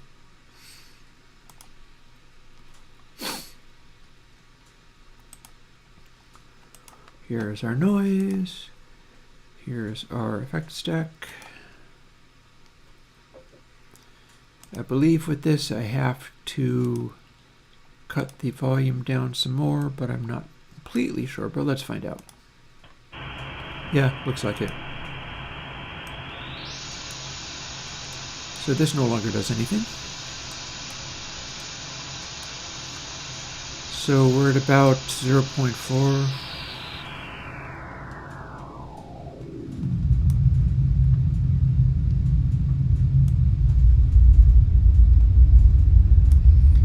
And at this point you start hearing the comb filteriness.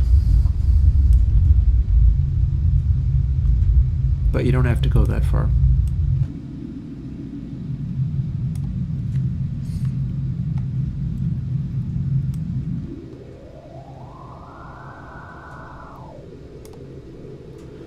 Oh, interesting. we start to get a little bit of a peak there because of the way we're calculating it.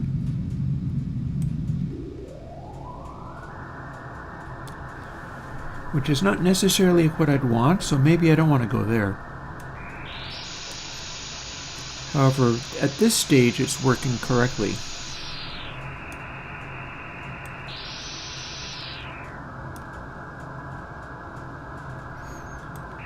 Lovely sharp FIR cutoff. If we have a much smaller window, then what do we get?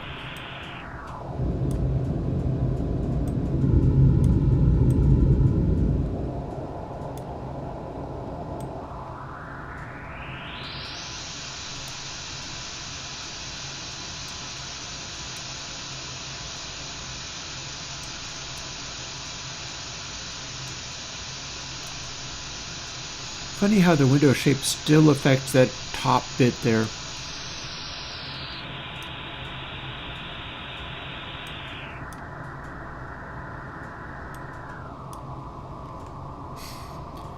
We are definitely beginning to resonate.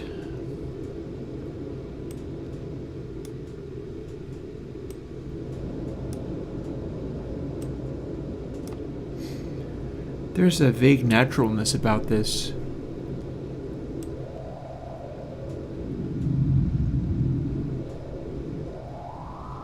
Getting wind noises. So that's a good sign. I just wonder if I can take out that resonant quality, where we have an obvious, especially up here, that is a very obvious resonant peak as we hit there, and that's because window is offset, middle is not at 0.5 anymore. It's gone quite a ways down. So what do we need to do in order to make that change? Seeing as nobody actually does this, everybody just uses a sync interpolation the way they're supposed to, except me. Well, first of all, let's make some of these things go away.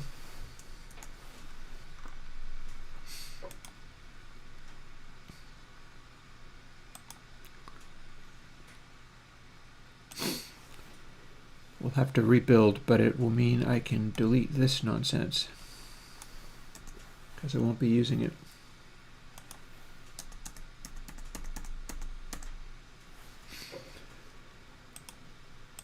Build. And it's going to be interesting trying that prime thing out, seeing as it's now showing me that. Let's try that next. Next after sorting out this detail. So sync point. Let's not have that be, well, it wouldn't do anything any different if it wasn't. We're taking freak.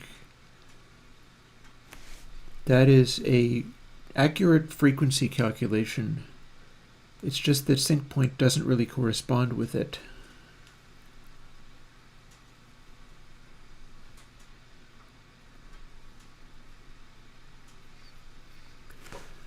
What would happen if it was a factor of overall scale? Does this make it worse or better?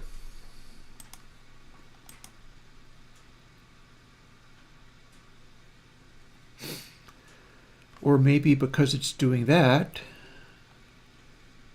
well, I don't know if that's actually changing anything, that's the thing. In particular, that filtration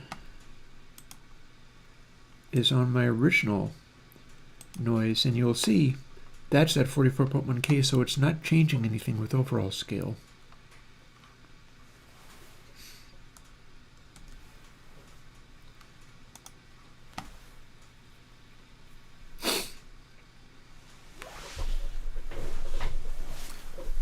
So,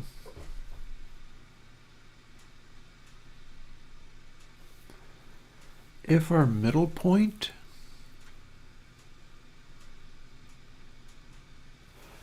excuse me,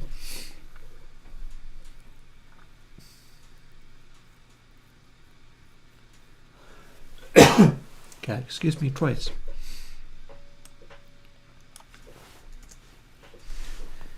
If our middle point was able to go all the way up to 1, that'd be interesting, wouldn't it?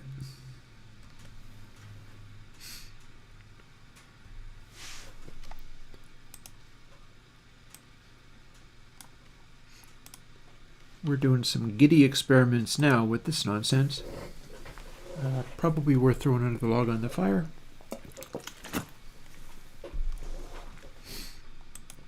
But not before firing this up. And firing up the stack after first attenuating it more and resaving. Because I keep having to adjust that. Okay.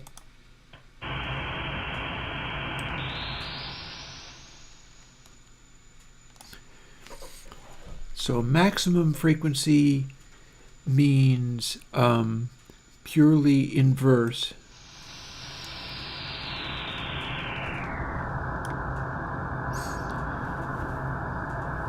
I don't remember whether I'm power factoring it.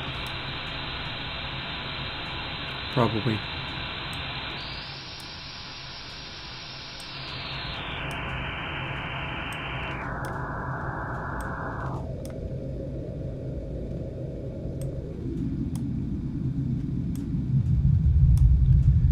Getting a bit of a boost down here.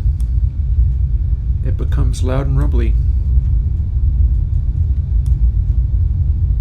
And we get that drony noise of way beyond the possible window. But without that, it fairly quickly converts to a bassy bump without as much of the drony noise. Pretty impressive considering the size of our window is not very large. We do not have a particularly large window.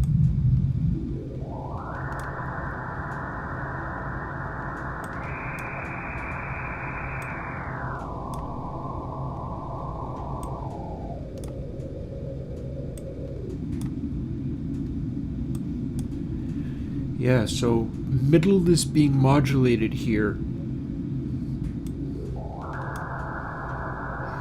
And somewhere in this setting is our maximum setting for window, for middle. We go down this far and we have less latency. Bring in a little dry wet. See what happens if we are blending these. Do they cancel? They do. They cancel here.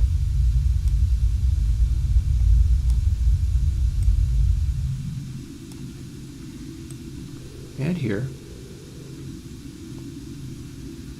So around about here we start canceling out around 1K. This is where that window limitation kicks in. When we're not canceling, we do this. But what happens when our middle goes way in front of 0.5?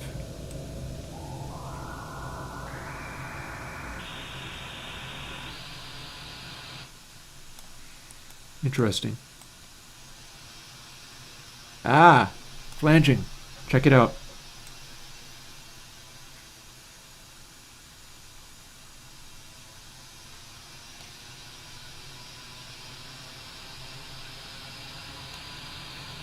And then it returns.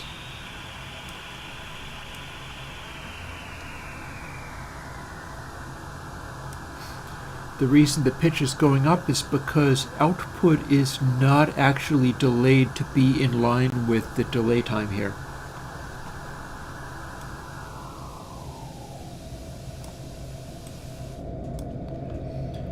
Here's what we're actually listening to.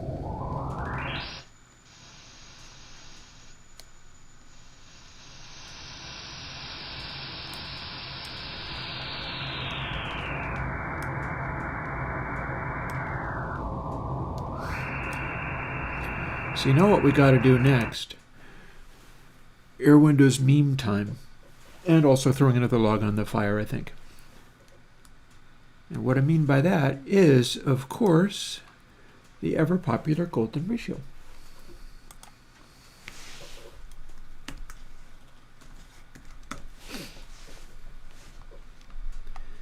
And we're going to see how that acts.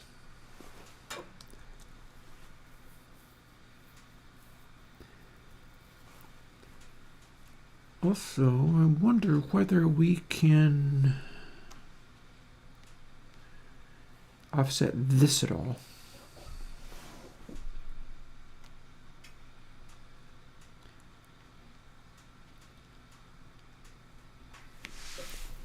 Or indeed, if we even want to.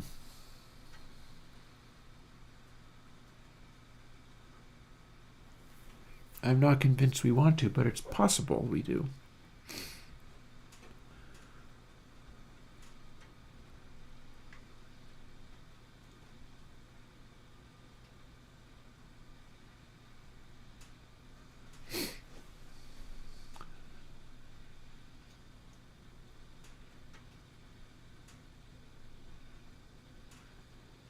You know, for now, I kind of trust this to work well within the middle range of its sounds. Again, this is an interesting concept for working around the needs of a reverb. I've not actually done it this way before. I've done it with biquads and things, and I'm thinking in terms of, you know, and all the reverbs, they have lots of these little delay lines running around, so that part's fine. Let us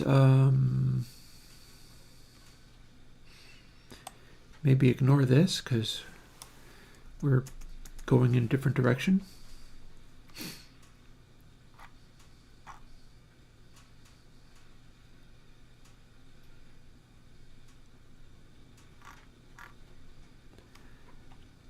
And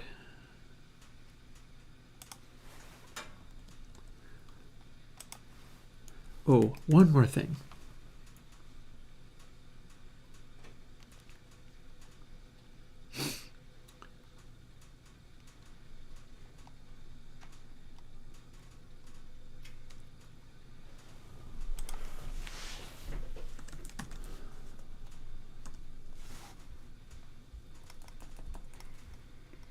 Little double indirection there.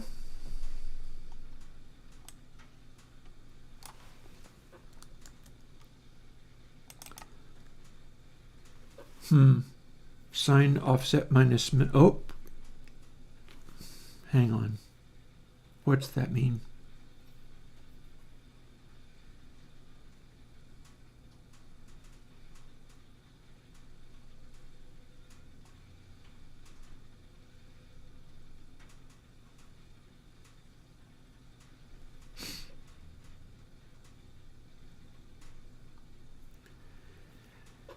I guess a separate. I guess middle actually also counts. Logically, that would kind of follow, wouldn't it?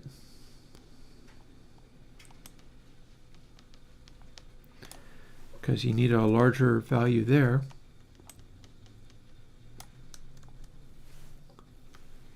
So you just kind of go about it like this.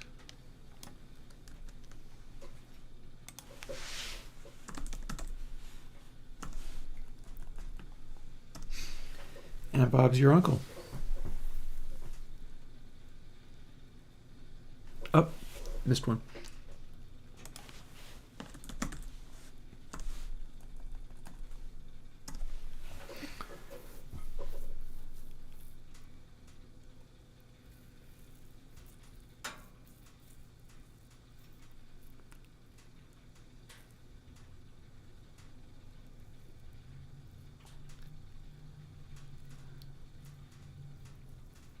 I don't know if I can.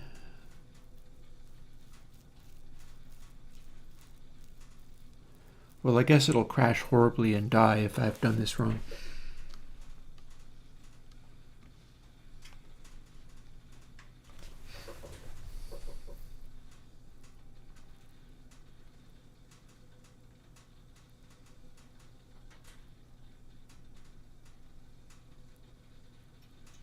Hang on.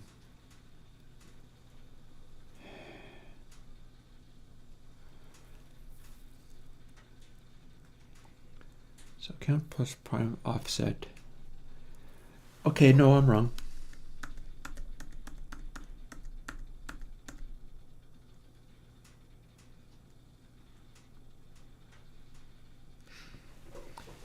FIR offset is fine, but the sign factor, that's what needs to be a little different.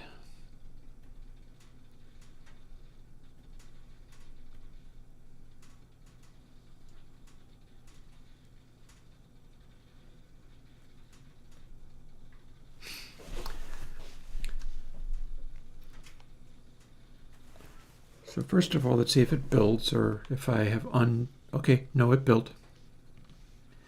Then, FIR offset does not change that radically. We don't suddenly start accessing FIR 45 billion million. But the sign factor, that's what it cares about.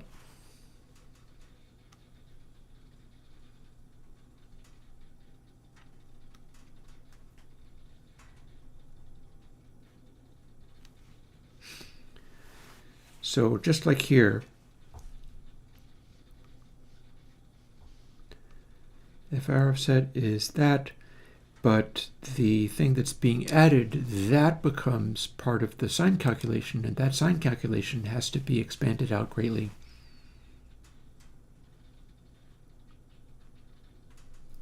So here's where that enters in.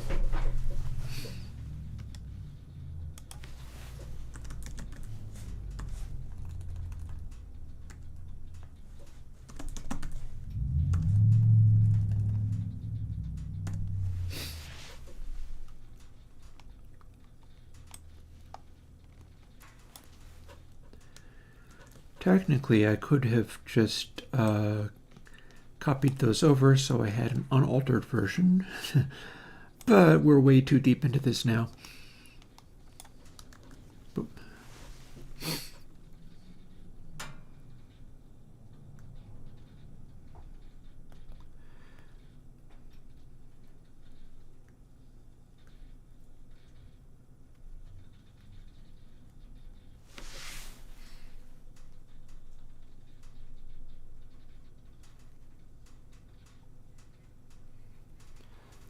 And then those frequency things are the ones that matter, but the actual window calculations don't get extended because we are only counting from 0 to window. So FIR offset times equals sign offset divided by window does not get altered. That's just a sign-shaped window in the size of that.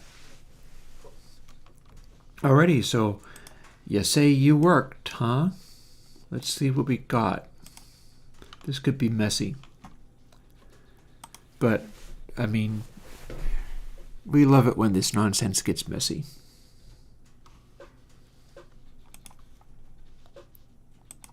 One thing we do know is nobody's tried to do this because it's a dumb thing to do.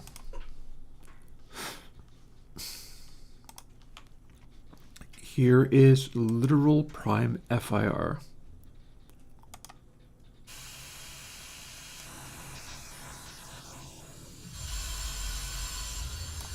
Okay, that's a little weird. Not perhaps what we expected. Some of this stuff still works.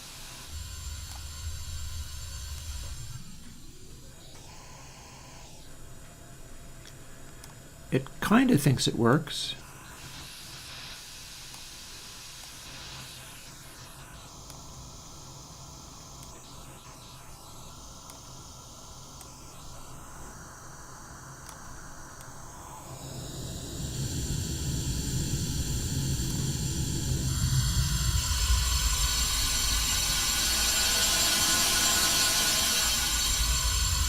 Okay, it goes a little crazy when we do that.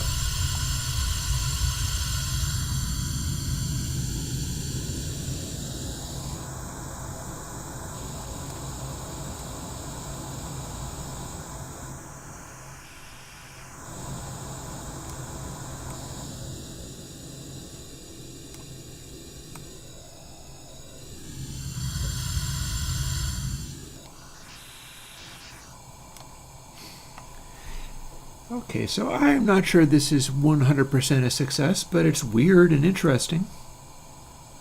One thing I could be doing is just disabling the midpoint stuff that I was doing, because that's clearly not helping here.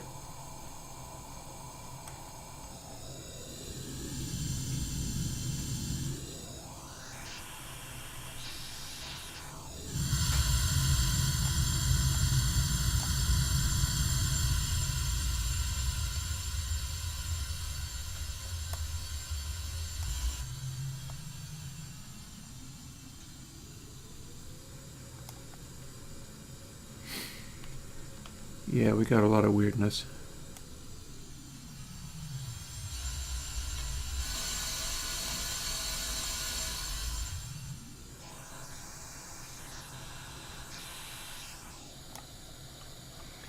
I do wonder whether those changes to middle are no use at this stage.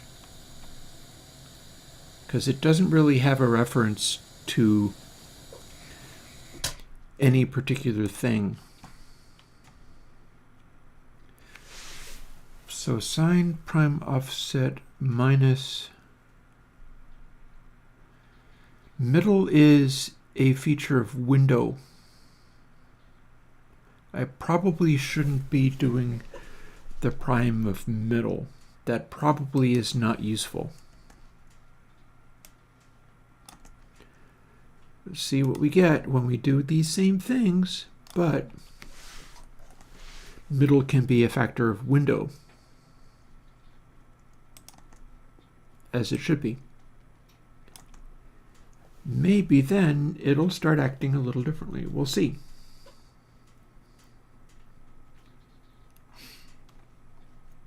Also, let's quickly return this to literally midpoint as it was meant to be. Middle is, in fact, supposed to be 0.5. We're still doing our windowing thing. We're just taking different taps. So that was probably a whole pile of mess that didn't need to be there. Because that, I don't think, had anything to do with what we're trying to accomplish. Even though what we're trying to accomplish is somewhat indistinct. That's often the way of it when I'm trying to do stuff, is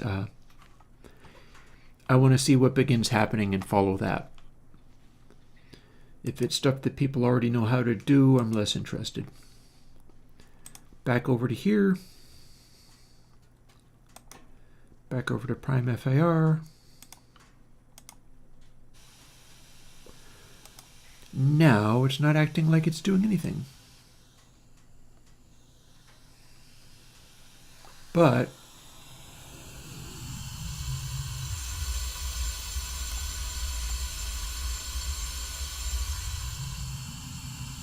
okay, so that's weird.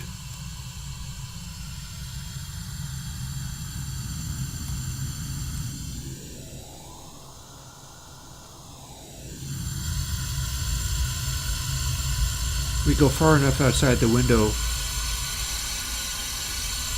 and it starts acting real aggressive like.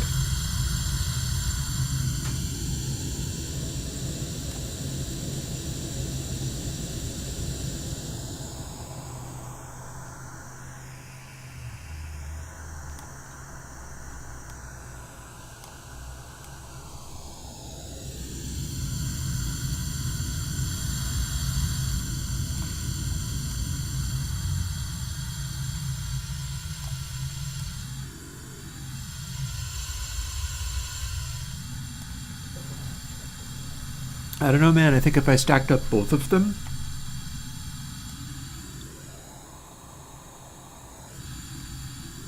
and you know, we could stack up both of them. This part wouldn't be very happy, mind you.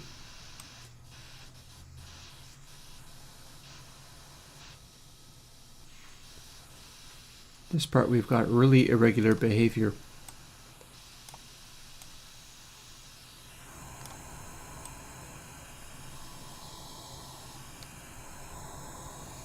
That's probably to be expected.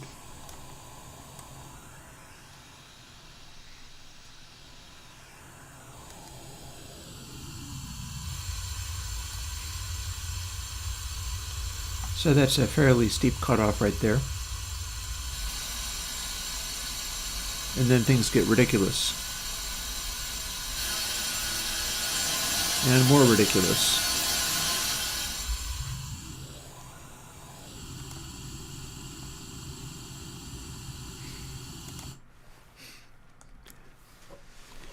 So I did see what you said about slew. So let me throw a log in my fire. It's about a half an hour out from thawing out food for my tacos. And I will explain slew from across the room. So if you know what samples are,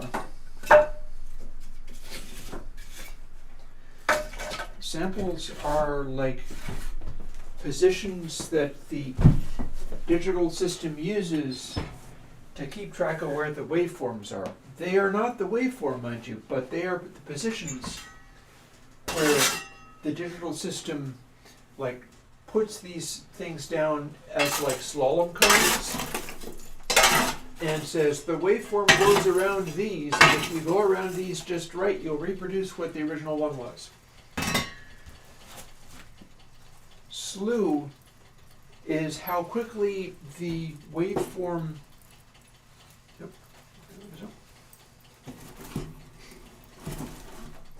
the output waveform moves back and forth to reconstruct sound.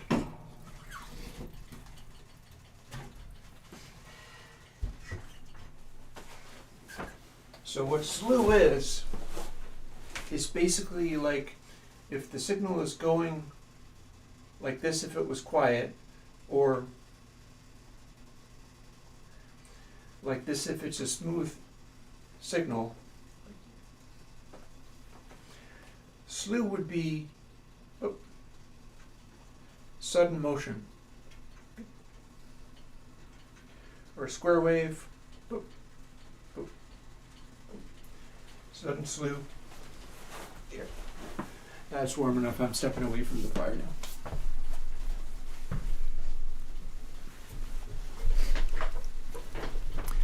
And that's more or less how that works. Is the slew is when the signal, which might be quiet or moving slowly, bassy sound, which is not making any sudden motions, so then it goes boop. Slew is how quickly it moved up or down as it goes along. Like if you look at a square wave in a waveform editor, you'll see that it has instantaneous motion up or down. With some of them, if you zoom in even closer, it'll show you more. Like hang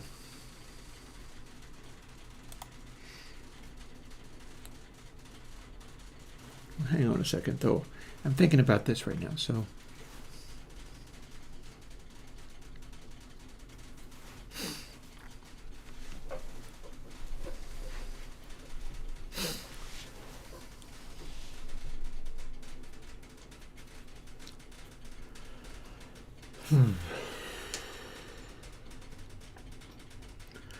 don't mind me just trying to decide whether to combine both of these things and see what it does. It could be a thing.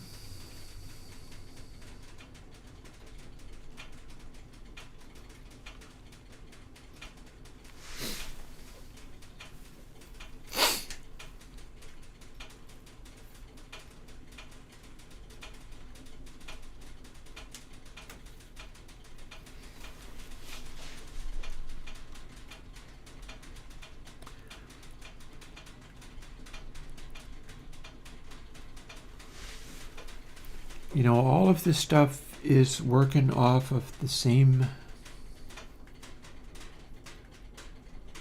source.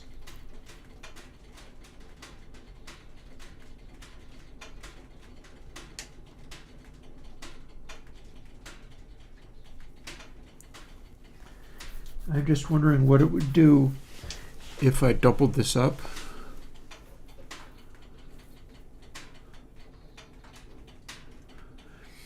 Slew is indeed a combination of volume and frequency. Here, I will fire up Twisted Wave so that I can demonstrate some of these things. Let's open something that is a track. So that's like a drum hit. Slew is for any adjacent sample. These dots are samples. How far did it move? And you can see that you have big old waveforms here that cover a lot of range. In any of those moments, however, the sample between sample slew might only be this much. You see where the dots are? And slew is the vertical motion from one place to another within a given amount. If I do something like slew only, it's going to keep track of only as much motion as happened between samples, and the rest of it will be real flat. If we go to lower frequencies, what's going to happen is the slew will keep going in that direction over more samples and eventually get somewhere. Like here we have a whole bunch of samples covering a bass note, a kick drum sound, and that's going over a wide range. Up here we have wiggles up there. Each of those are composed of a bunch of frequencies that produce this end result. However, if we've got something like this is a snare drum hit. It's moving faster at certain points. The sample between sample sounds might be covering more range. Although you look at it and it's still like, it's not doing all that much.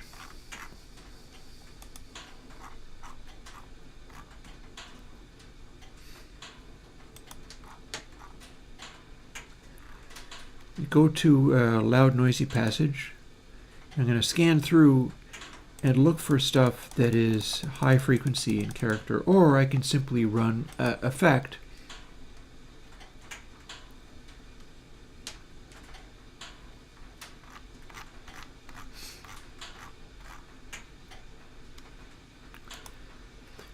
See, if I do that, everything goes away except for slews. So now we hear only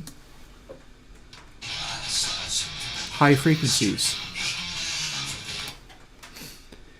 And what we see here is only the slews that existed.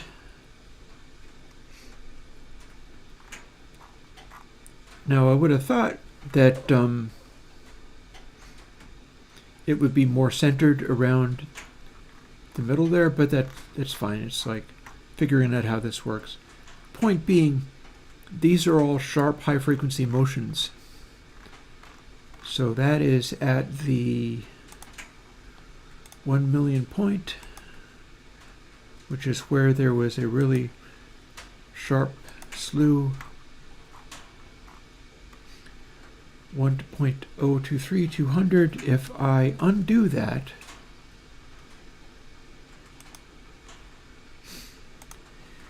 we see that what the real sound was at the time was a loud, clippy, fairly high frequency noise.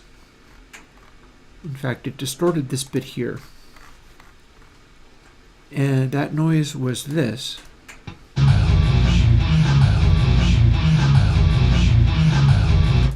I think it's the onset of I.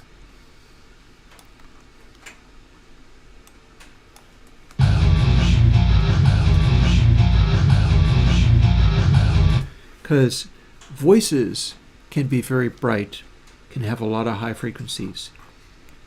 So that spike as the band kicks in and the voices go, I hope that you, is making this high slew section where there's a lot of what you could call vertical motions in the waveform, rather than these slower motions that are more like bass. This is also the kind of thing where you might remaster it or use dubplate or whatever to cool it off, because it'll be bright and aggressive, but there's already bright sounds. It's a question of how far it's moving is what makes it slew.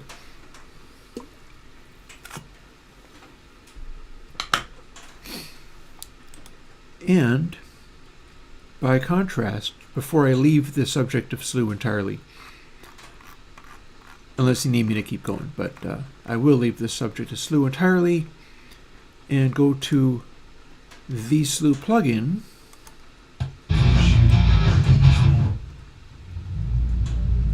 Slew clamping.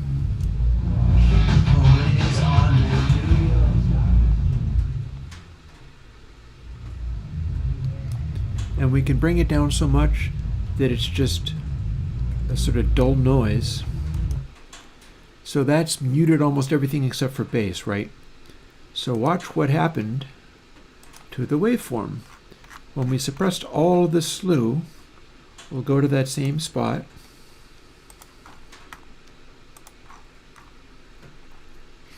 And we've made all of those sudden motions go away. Now it's just kind of trudging in the direction as fast as it can, but this is all it has left compared to the very complicated waveform that was there before.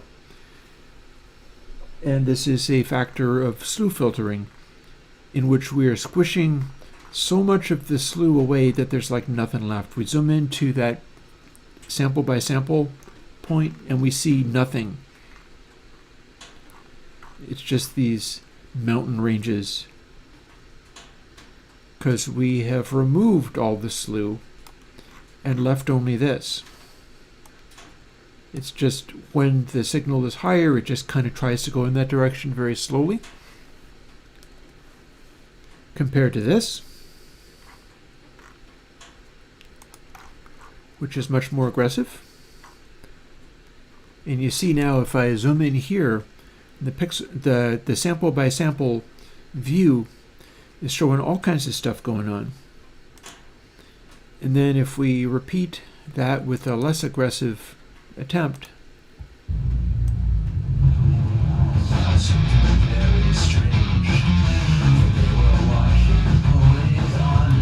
but stomp on the highs with it. We've stomped on the highs really hard, and even though it doesn't completely obliterate all the sound, it's still taken away so much by taking away the slew of the signal, turning it into these like straight lines rather than the really complicated stuff we saw before.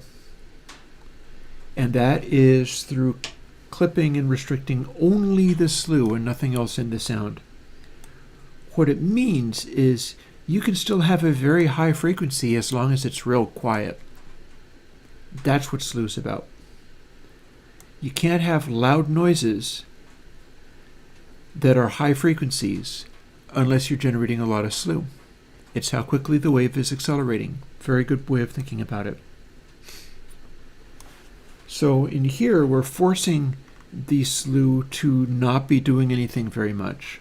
And so we can't have loud high frequencies. You could have a really quiet high frequency this way, but you're compelling it not to get any louder than thus and so.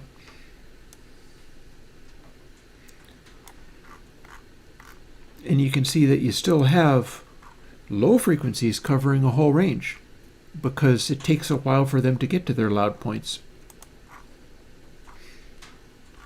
But the high frequencies don't get to be as loud because the slew is restricted compared to, let's see, where's that?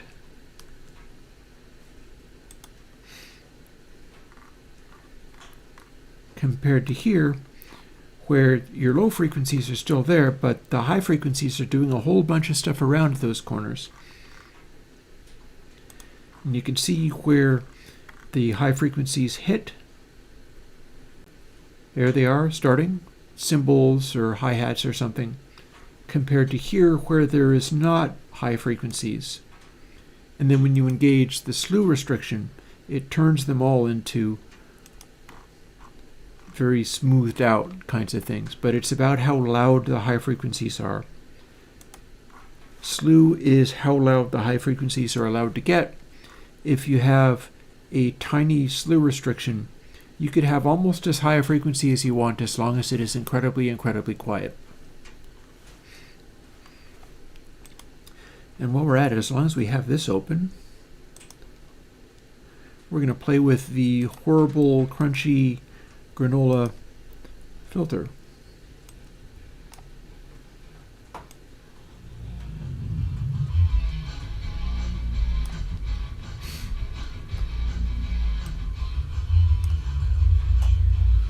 And an interesting side effect of this is that because we're using this prime calculation on it, it sounds fairly normal. Until we get it so low that it's just letting through the full sound again.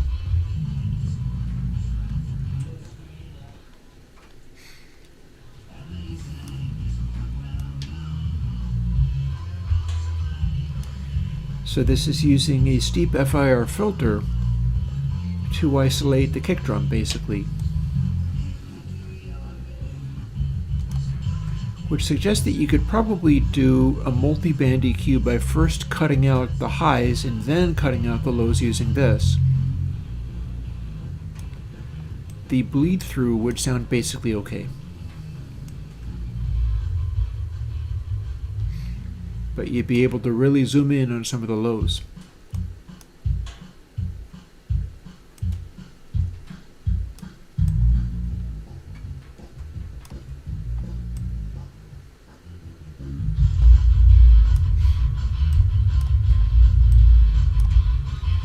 Because it's covering a much wider range than using every single sample.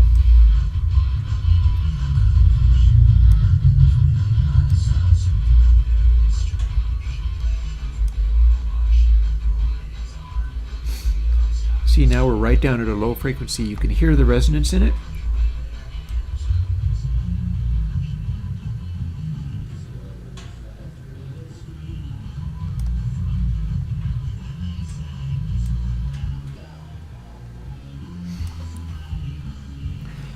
We've got extra controls. Shall we just set this up as a multiple band thingy?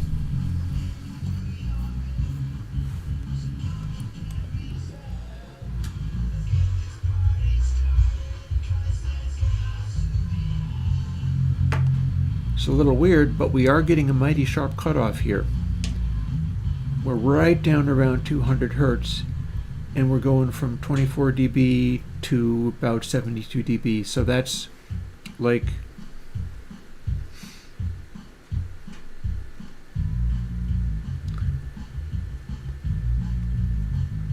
roughly 30 dB per octave. Damn. So that's interesting. Didn't know we had that on tap. They're full window width, by the way. You would just want to adjust it within a narrowly defined range. This doesn't change at all.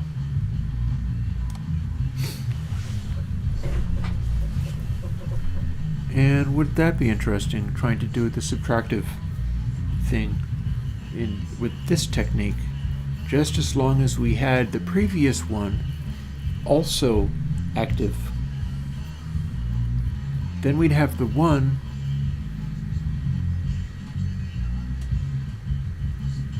I'm trying to figure out whether I hear a faint whine in there, which I wouldn't be surprised. Can't blame it if there was.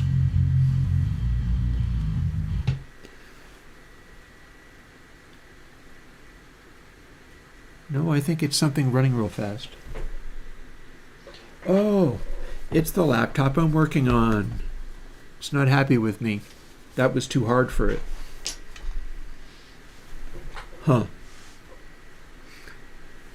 Okay, I'm not sure why that was so hard for you, but all very well. Let's let it rest a little bit. Poor thing. That said, if that was that tough on this poor thing, I'm surprised it ran. You can hear it go. Perhaps just very faintly, holding it up to the mic.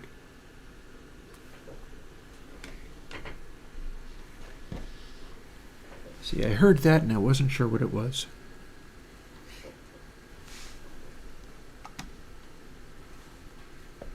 That's okay. You settle down, poor little laptop. I was asking a lot. I wonder why it wasn't doing that for the previous one, or maybe it was and I wasn't noticing.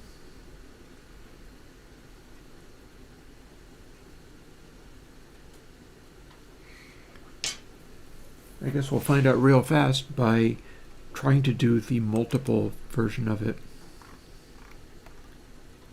It's going to be a all the latency in the world version. So the primes go from that to that. That part was apparently working pretty good. We'll do multiple levels of this.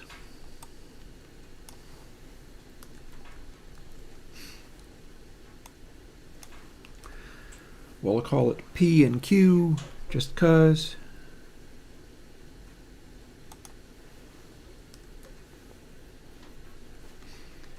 And we'll do them in stages. Q comes after P. So that's why I mean.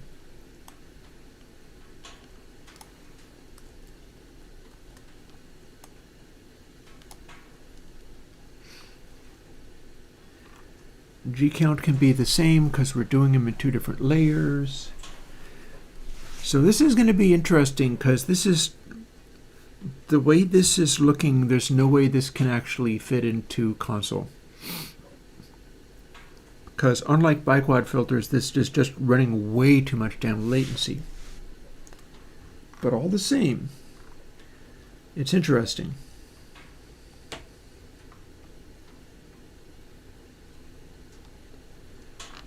So let's do this. We're going to run gcount regardless, but then we're doing this in a couple of stages.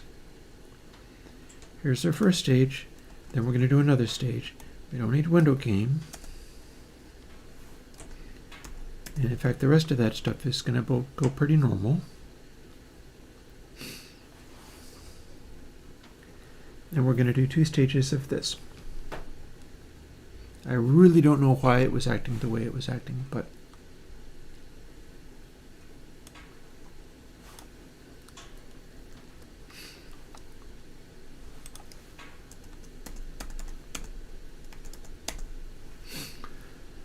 so p count equals input sample, and we blank that. Then q count is a wholly separate one.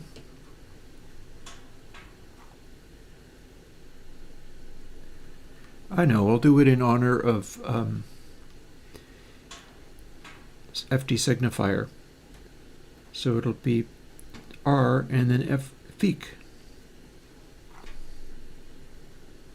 Or perhaps not. No, it needs to be a separate one, doesn't it?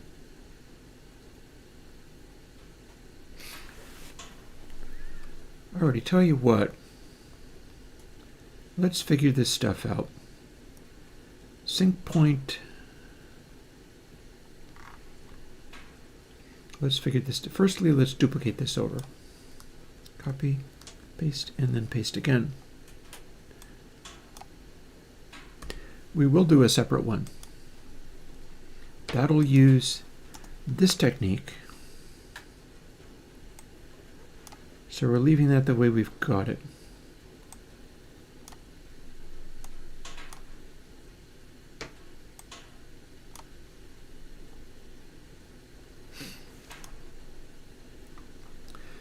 We're going to keep window the same, I think.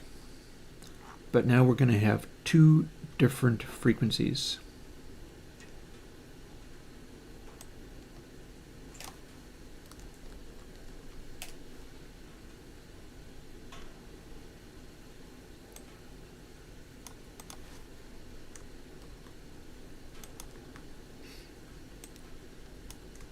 And one of them gets to be this.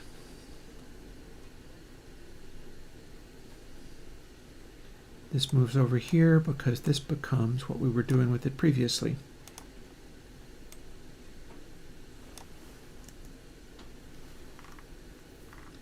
And we drop it as we go. But I don't think we do that with the...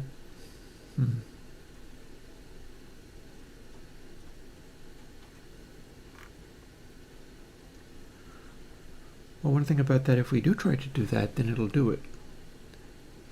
And then here's FIR. We're making that array. We're making this array. We're applying both of these in 2 stacks. May or may not want to apply the base one second, but we shall see.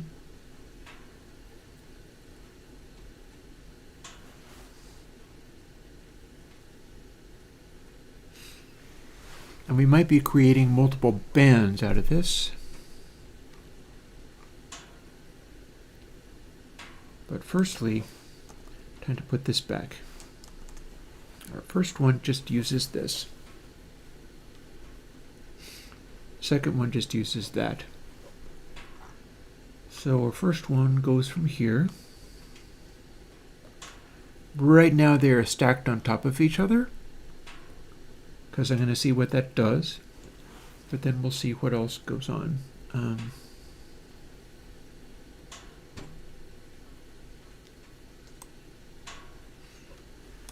then for this first one, we remove everywhere it says prime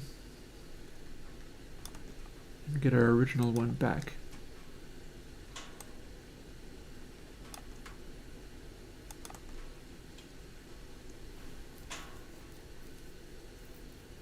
I think that's about right.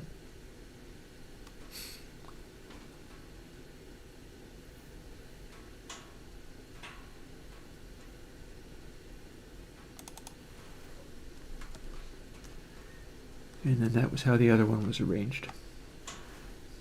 Let's see what we've got. Maybe the poor laptop is going to explode and crash for trying to do this. But ain't nothing to it but to do it. Let's see what it does. If anything. Maybe it won't. Maybe I've got it wrong. Or have... Yeah, this ain't right. Not quite ready.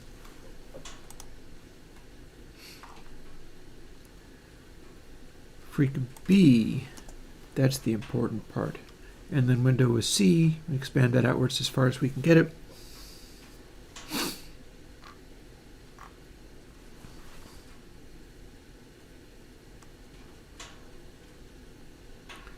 So here's the original one, and here's the one where we need to update so that it uses the base frequencies. But all the rest of it is going to act basically the same as before. And I could use sync point for that too. I'm not sure whether it would matter or help.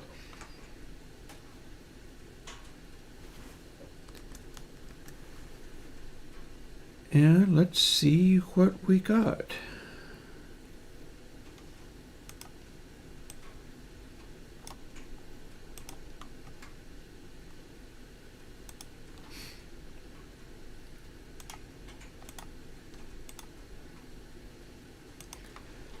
Firstly, noise. We'll see if it even runs. We might be asking too much, especially with the window being this big. So these do nothing. Now we've got two different ones. So that's bright.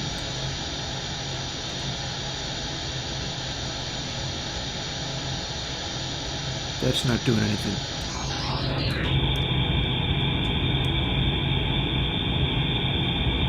That's supposed to be doing that one.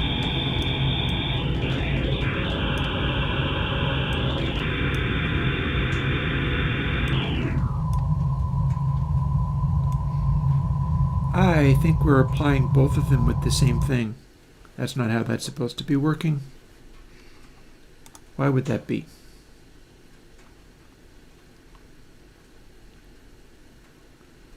Are we not applying a separate setting for freak B? Are we not able to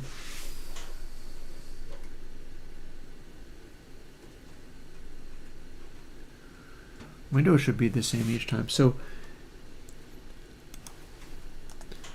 it should have been reacting to me changing the second knob. It is clearly saying second knob here, but it wasn't registering it somehow. What am I missing?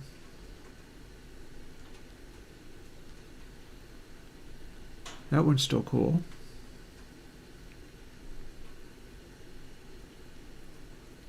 That one's what it's supposed to be.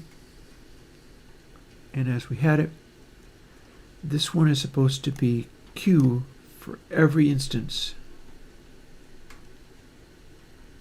And we're defining offset in here, which is the same as we did there. We get to use a discrete offset in here. We're using freq B.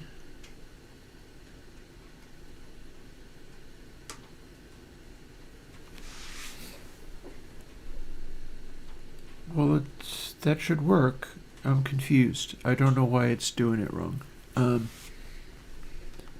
That said, it becomes easy enough to like leave this out if I have to. But I am puzzled.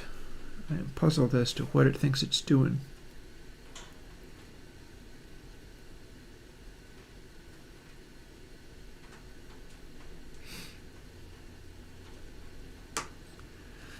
So we are reconstructing input sample with this, and then assigning it to the new, we did blank that, yes, we did. C, P, and then Q. It should be fine to use gcount for both of these. It's playing the same role. They're separate arrays, they shouldn't care. We're doing separate versions of offset each time. Windows should be fine to be the same. It's the same size. Oh! Here's the problem. We need to multiply it by that to make that one work. If we don't, nothing's going to happen as expected. On the strength of that, let's remove the unused bits of code. And see, we set this all up with FIQ for the loudness of that sample, and then we weren't using it, we were using FIR. No wonder it was upset. We didn't use what we did. Now we've told it that it is to use what we did.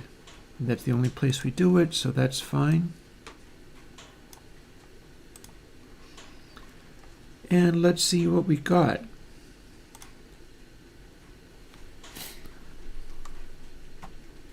That was a very simple oversight. Ooh! My wood stove is going, but I have not set the damper to engage. It's always nice to remember that.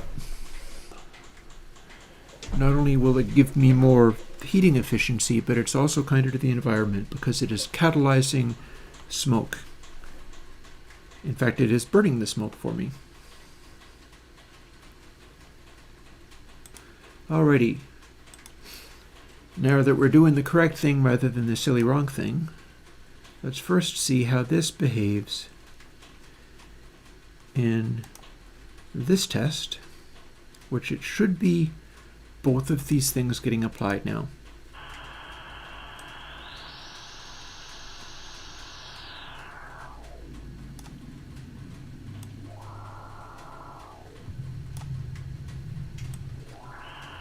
Seems legit. And now middle.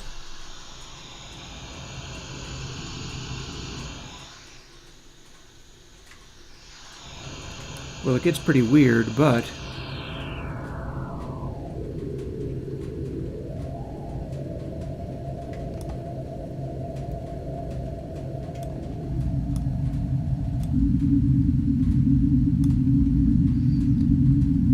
we get much deeper.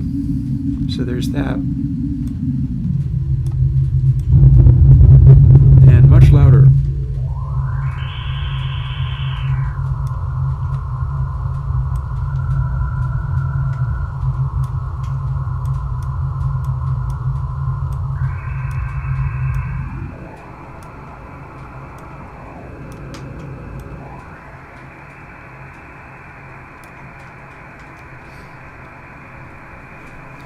So it's making it extra steep at the cost of making that cutoff weird.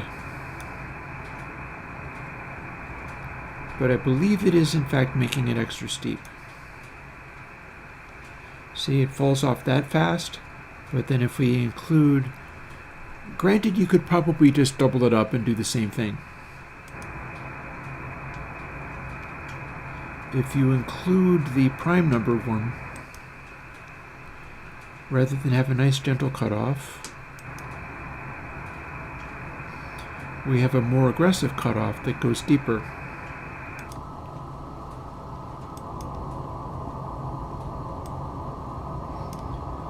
Same deal here. Steep and kind of weird. Not nearly as steep, but not nearly as weird. Alright, see you later, Grins. I dare say I'll be up on Thursday. I'm not sure which I'll be doing.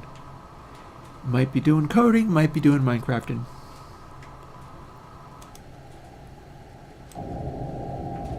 One thing about this, it makes it louder.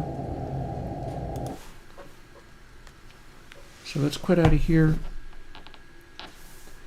The laptop freaks out when I do that too much. I'm asking a lot of it. And let's see what we get when we do a similar thing to sync point.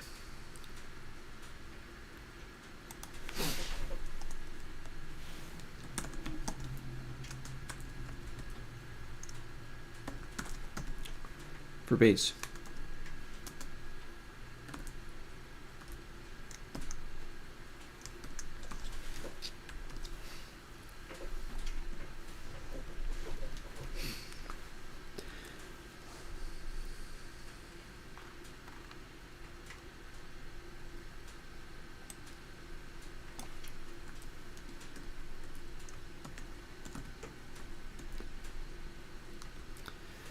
So that helped with the first one.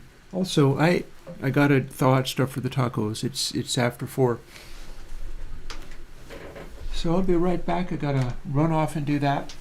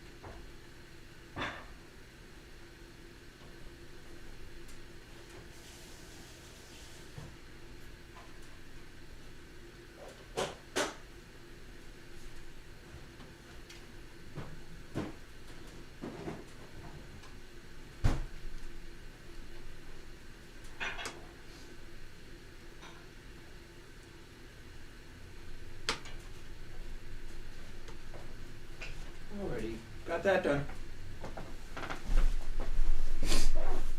Oh. Alrighty, there we are.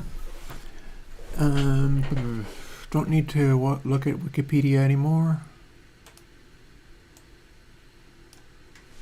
Switch back to the stream, and let's quickly save this, build it, and run it again. But this time, it is adjusting its midpoint. So, like, latency on this now varies wildly and inconsistently. Because why not? It is deeply indeterminate latency. It has no idea what the heck it's doing.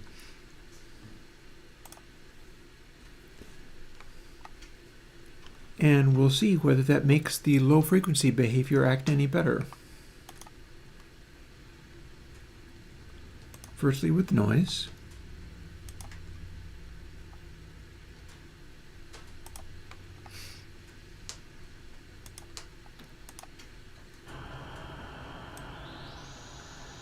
Here's our high cutoff. And then here's our low cutoff.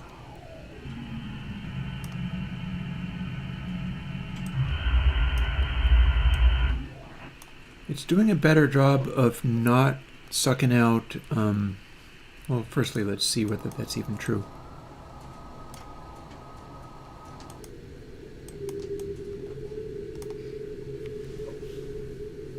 Okay, currently if I have that duplicating itself, it makes a resonant peak.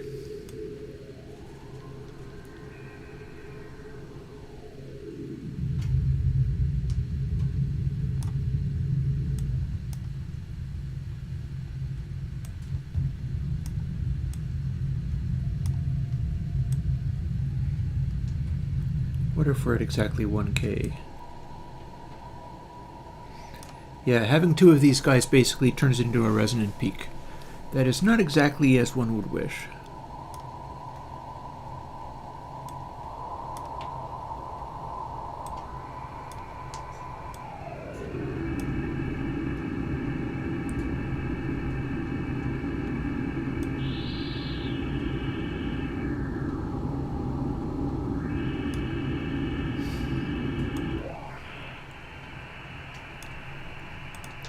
Yeah, I'm not sure if I have confidence in this prime thing.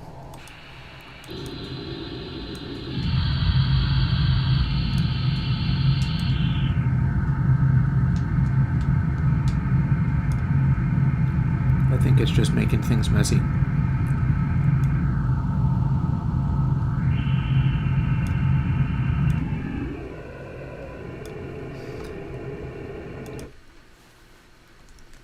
Quit it quickly before the poor laptop melts down. This laptop does not like running this plugin. This plugin is hard on the poor laptop. And then let's go and quickly make a subtractive EQ out of it. Let's see what it does.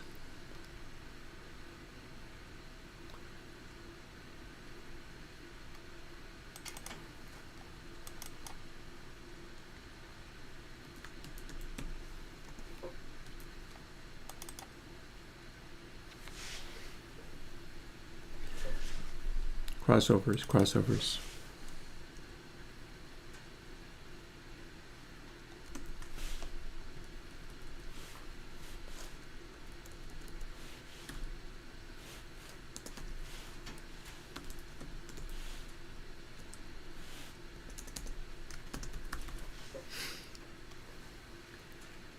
Window can become H.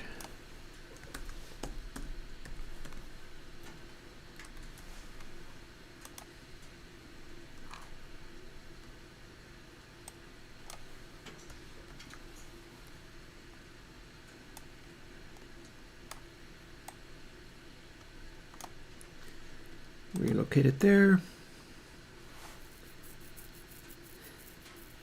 And we can expand this window as much as we want. It's just going to grind on the computer harder and harder as we do, which is not necessarily the greatest of things.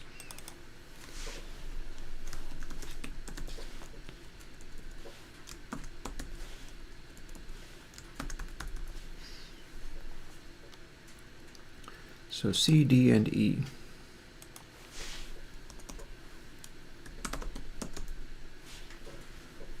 Hang on, I can do this easier.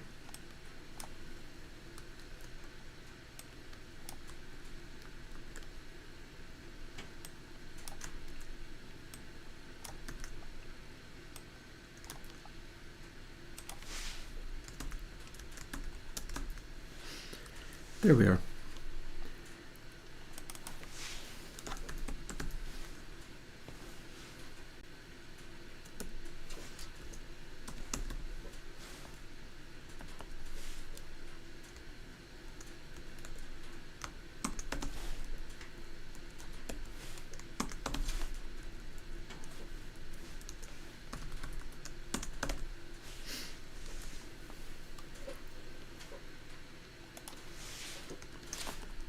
Set it up so that I can boost.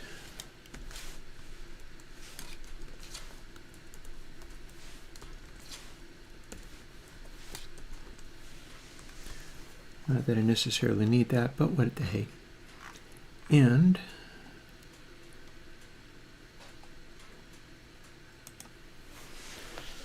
so dry sample equals input sample. So now we start working with this stuff.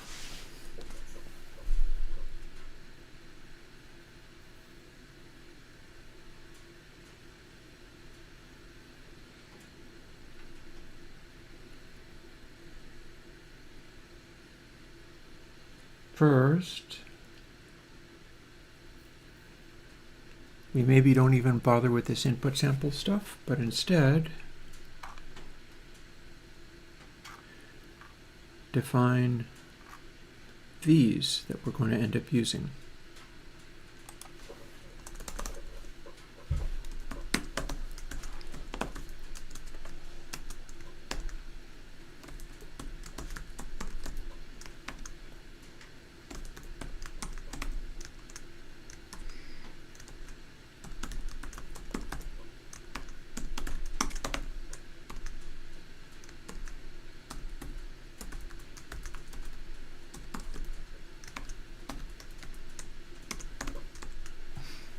Oops.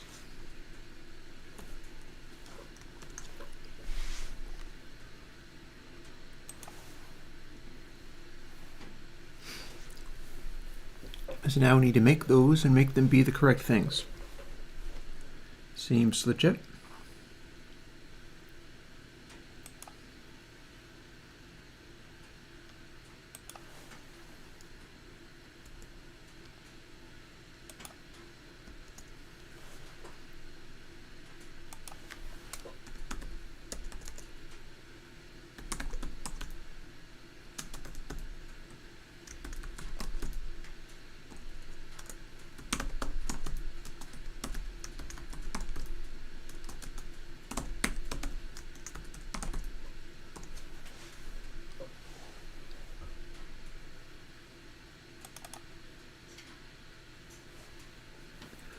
Wait.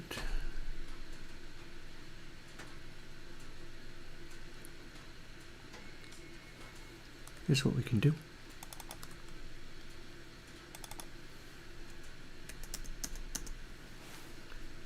We are fine with that. Feed input sample in. Blank mid sample. Add that to it. Bob's your uncle. So that's now the filtered one for there.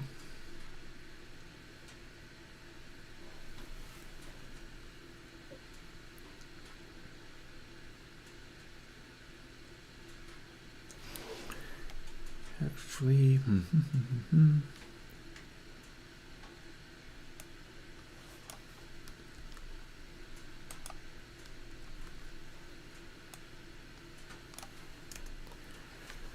that's legit. And then we'll define this one down here.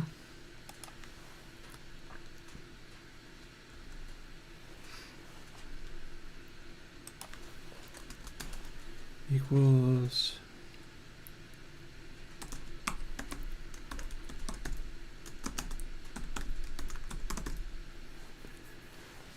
so we get that. Then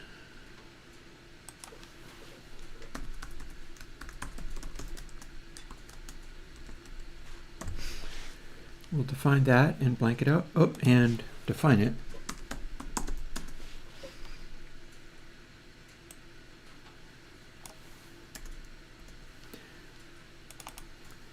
We feed mid sample into this one so that we can get a little more high frequencies taken away.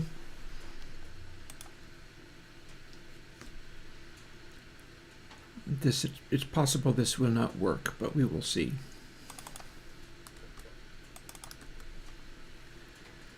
Then base sample.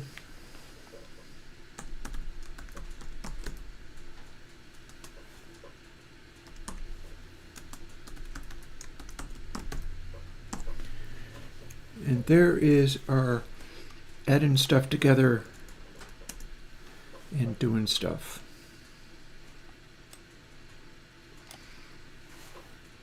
Granted, we have to run through offset a bunch, but that's fine. We do have to do this one in its entirety first before we can do base sample, so that's fine too. Starts as 0, initializes as mid sample. We build it from that. There might be a concern with the sheer amount of latency in here, though.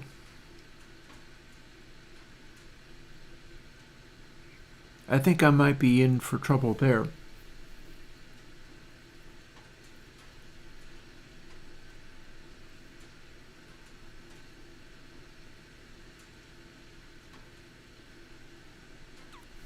But there is a way around it. So this one is, let's see now. So we're generating this. So this is middle. So middle is a factor of offset. So let's define some of these things too.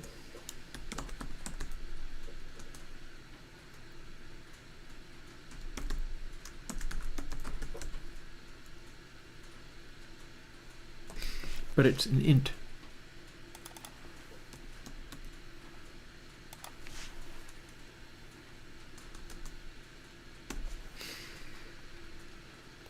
Then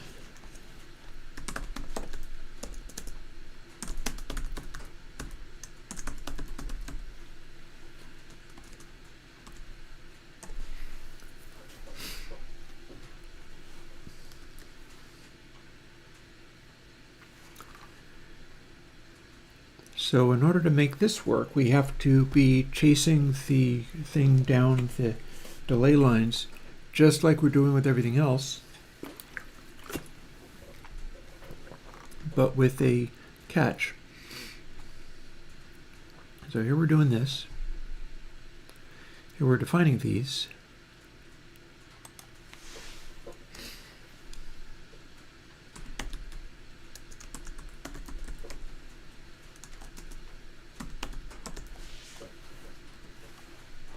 Is that what I called it?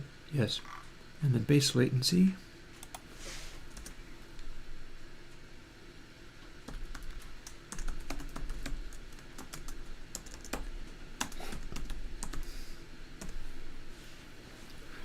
So we're setting each of these.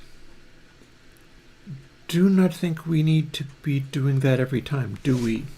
Hang on. Hang on. Why are we doing this in the loop?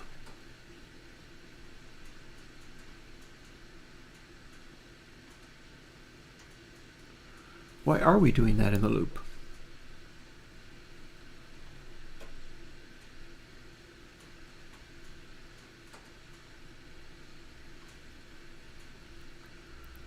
Well, for among other reasons, we have a local copy in each of those, but we don't. Why are we doing that in the loop? That's doing extra math that we don't need to be doing.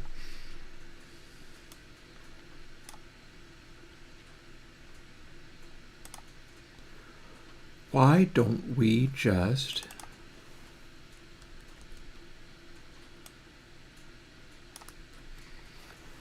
do that outside the loop?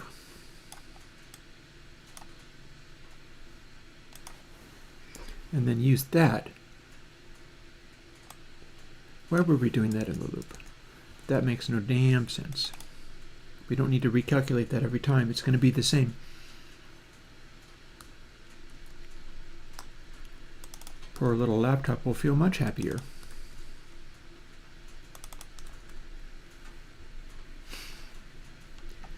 And likewise,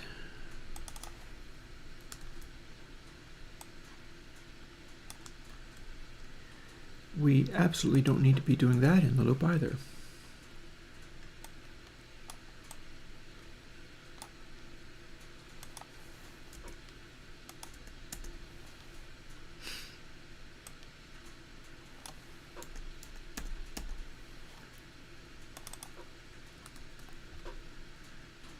And that sits in the same places as before.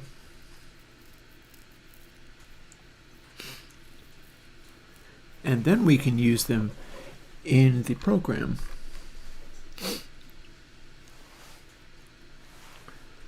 So pcount equals input sample.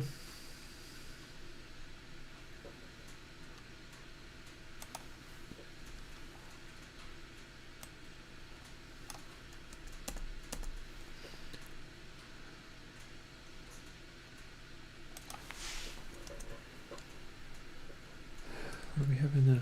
Oh, that's nothing. Well, hang on. Yeah, we got to declare it there.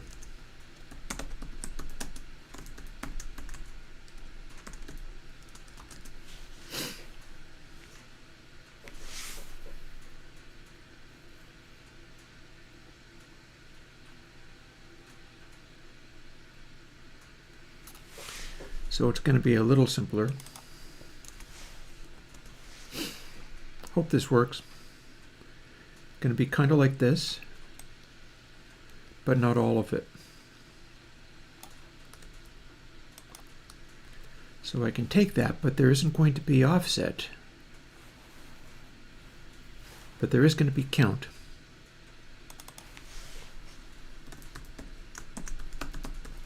Or was it mid-latency I had it? Yeah.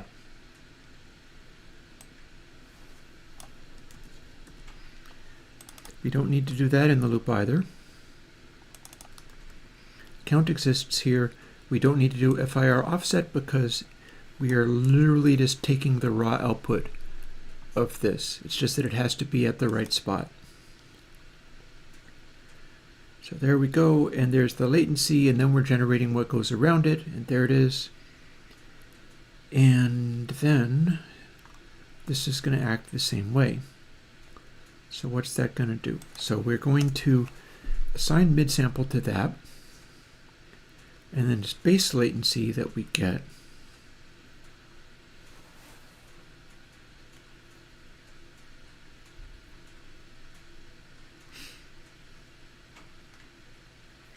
We assigned that, but then we're going to immediately reassign it.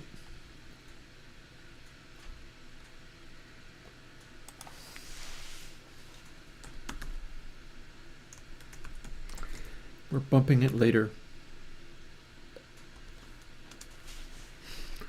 to be basically this.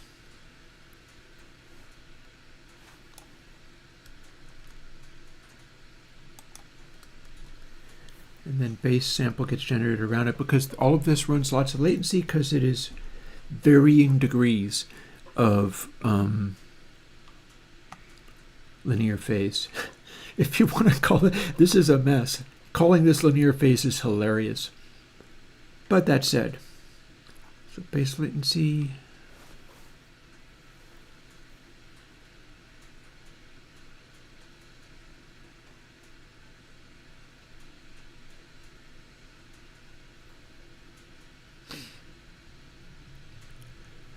Does that even make any sense?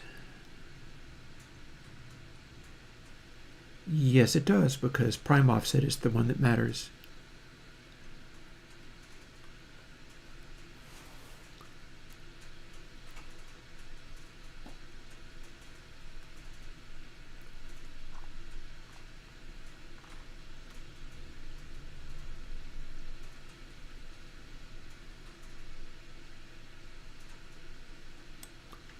So it's going to be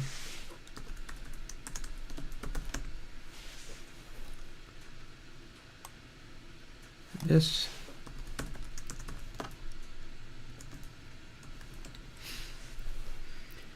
And then we do not do a amplitude modulation on that because that's giving us our raw signal.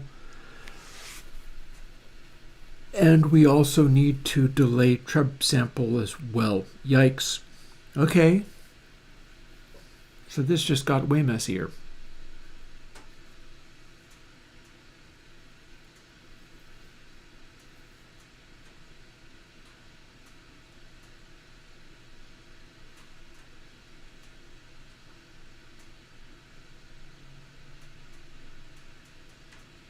Unless it didn't.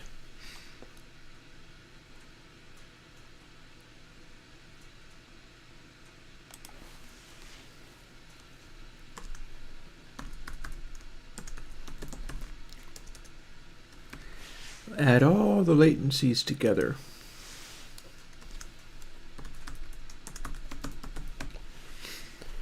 That will make trub sample be, oh, hang on. No, that can't be right.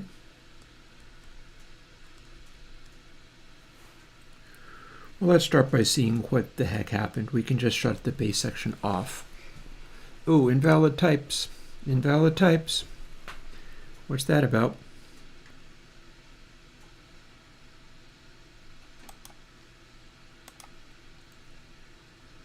What are you being upset about?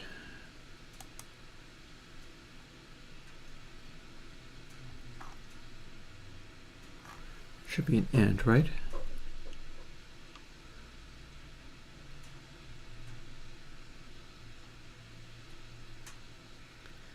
It didn't like that. Well, have we defined? Yes, we have.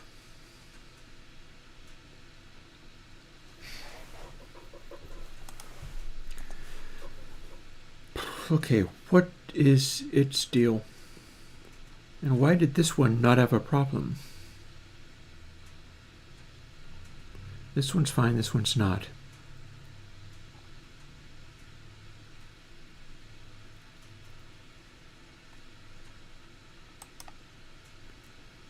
What's going on there?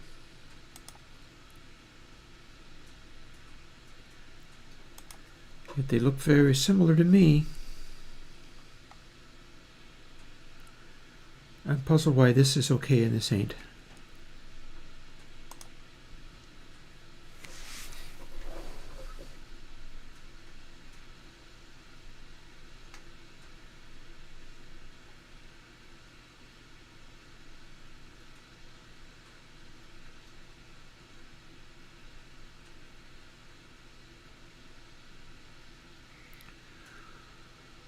Those look exactly the same to me, except for I am declaring a variable up there and not down here. That's weird.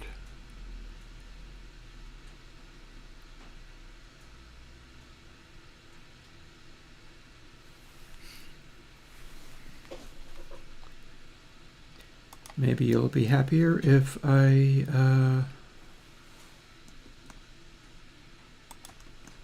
parenthesize things a little bit.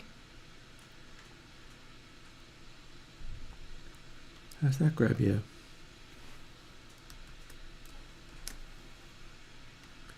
No, you still don't like that, do you?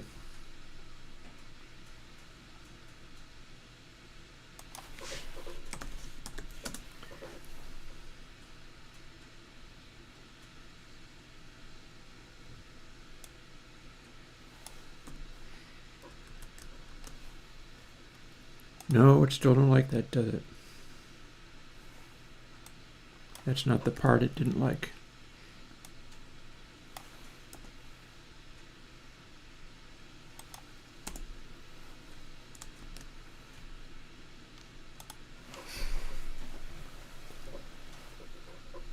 So what the F? Can we not use Q all of a sudden? It's fine here.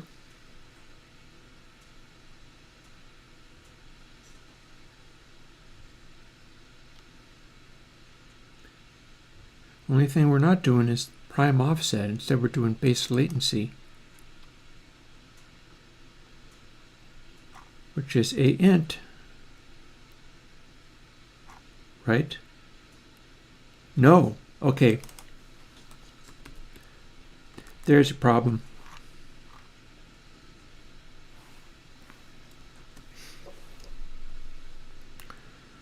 Well, now that you have calmed your madness,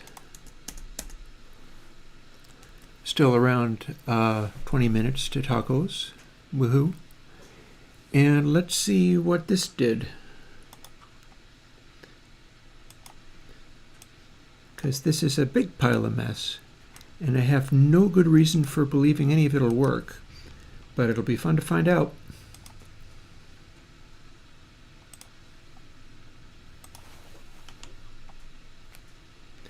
We did too much. We dove too deep.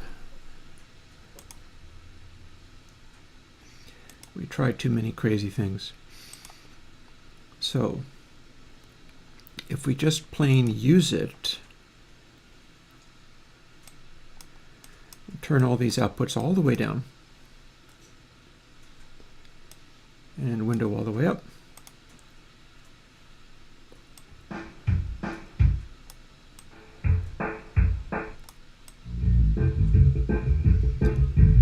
Well, we've got bass.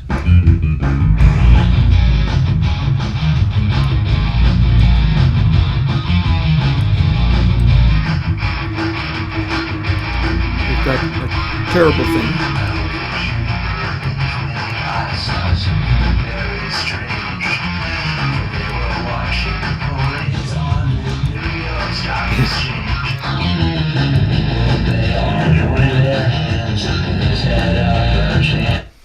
Okay, that's a big mess. That didn't work at all. So let's dial that back. I feel like this is no good. Brakes may be important. You can tell I'm a little burnt by now, right? Well, I've got some interesting things happening. So what we're going to do for now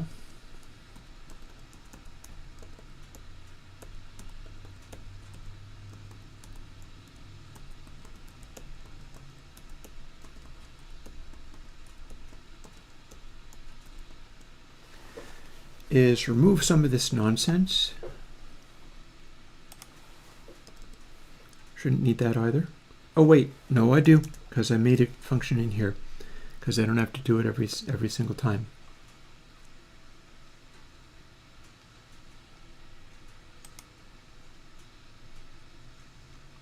Right? Right.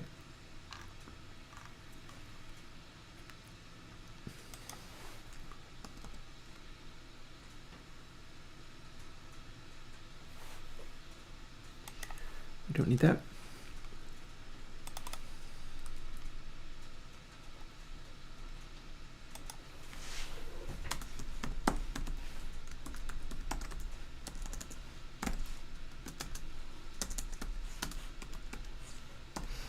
We're going to get this back to the thing that worked without worrying so much about trying to make a EQ out of it, even when that is a world of hurt.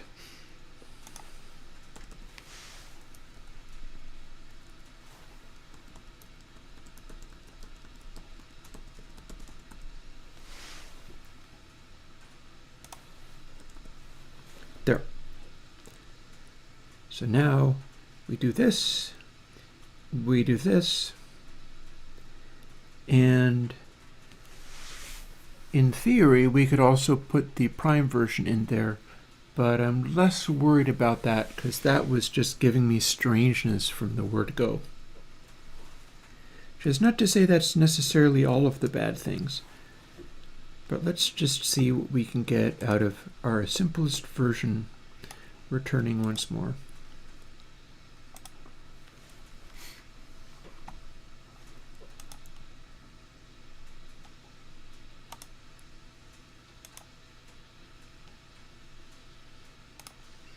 What do we got? Okay, that's loud.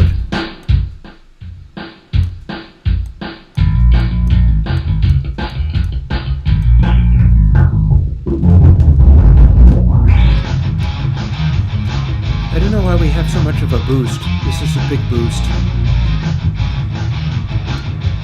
It's hard to turn it down to where it needs to be.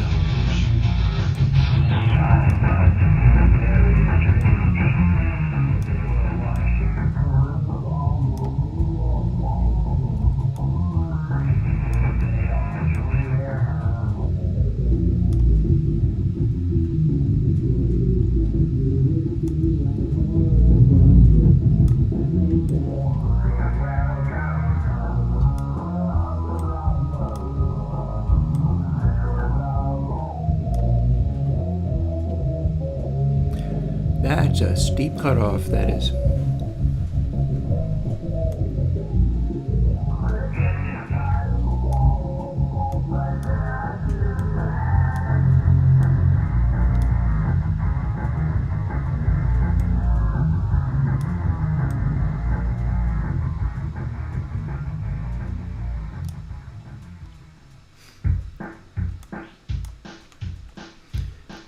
And the less steep of a window,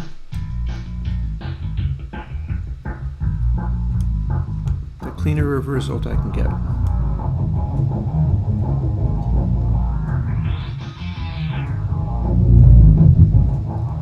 It does keep getting louder as I go down, though.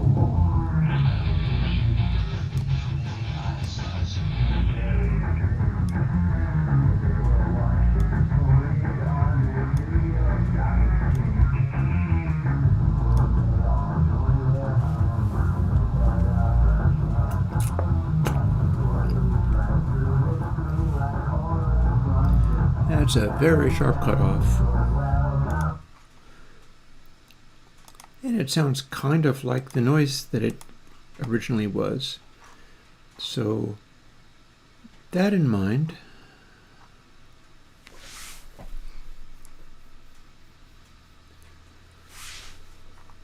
I'm wondering, firstly, is it going to work any more nicely if I do this? I don't believe I need, well, no, hang on.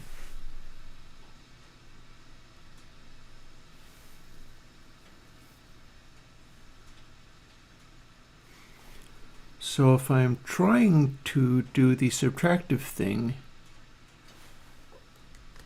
I'm not quite done with some of this stuff. Let's do a quick experiment. Here we've got this. Here we've got that.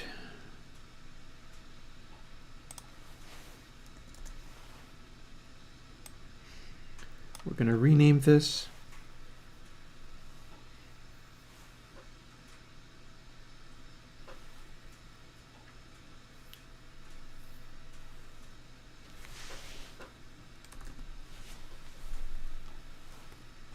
And we're going to see what we get when we subtract what is presumably the center of the...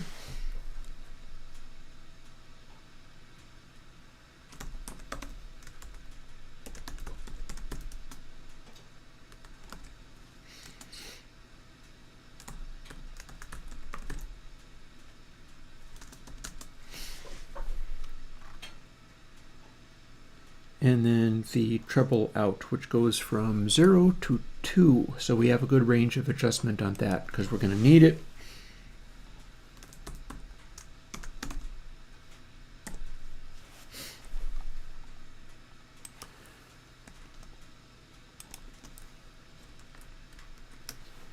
Now, what strange madness have we here? The laptop is going to be happier with it, at least. Oh, haven't closed Twisted Wave yet. Because I'm simply not trying to run as much. So there's that.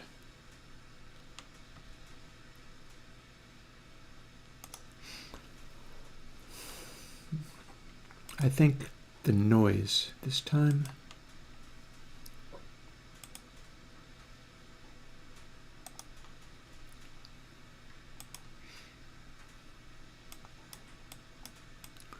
So we're not subtracting anything.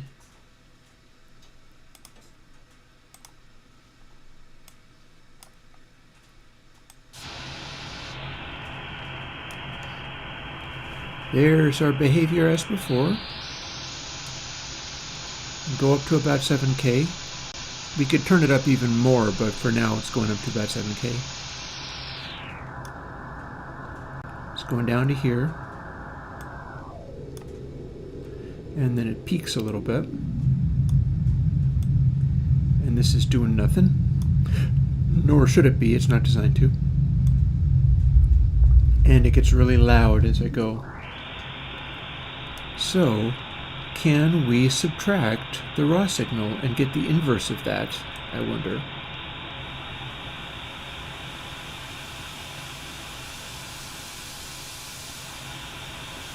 No. No, that's not how it's working at all. Are we having a bunch of phase shifting or something?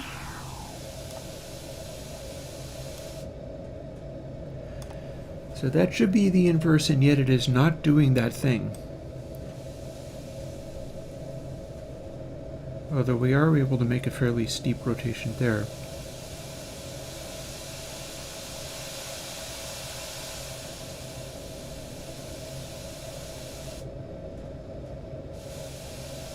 Yeah, this is not subtractive. We're not able to subtract the raw signal.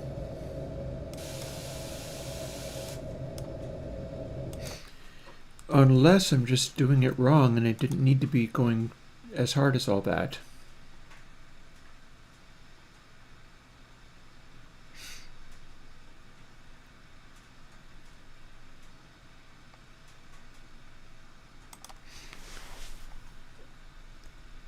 If we don't run any latency at all, then it does this. Input sample is now the same as input sample. I could use dry sample as well. And then we can bring it back in. We'll subtract our output from our input. Does that indeed do anything? Which would imply that all of this processing is not actually changing the low end. But I bet you anything this ain't gonna work.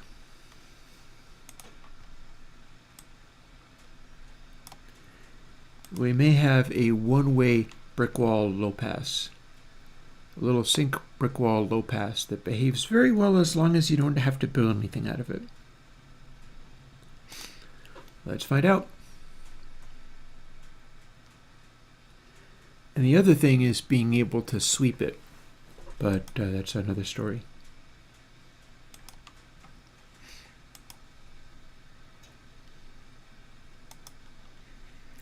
Here we are, back in the fray.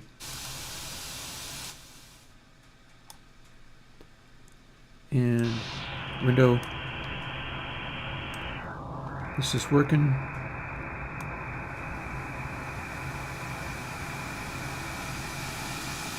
Nope, not a bit of it.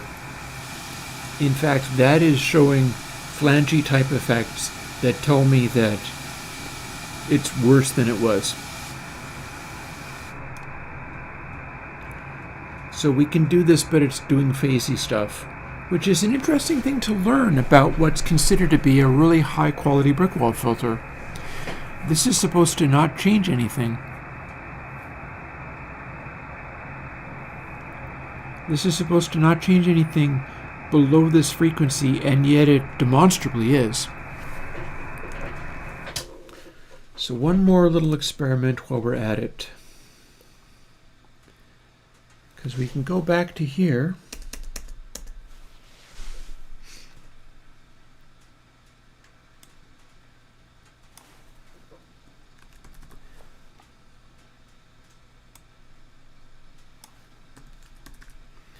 But instead use this.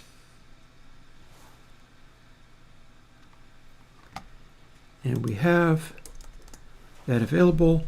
It is a value that is being used. We are generating this off of freq B. We're just not doing anything further with it. So now we get to adjust that latency separately, meaning that we can sweep the dry against the filtered one and see what we get. Let's see what we get.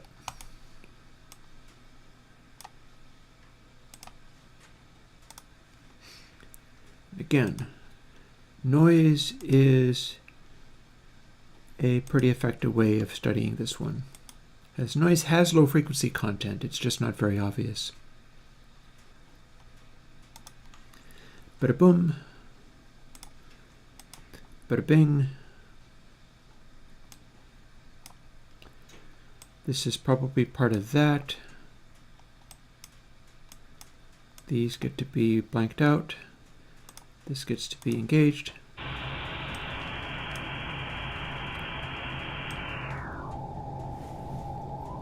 Here's this little fella. Although it still makes a lot of rumble when you push it. Ideally, I would like to have it not be doing that. And I may need to come up with an adjustment to have it not be doing that. But here we are, a little over 1K.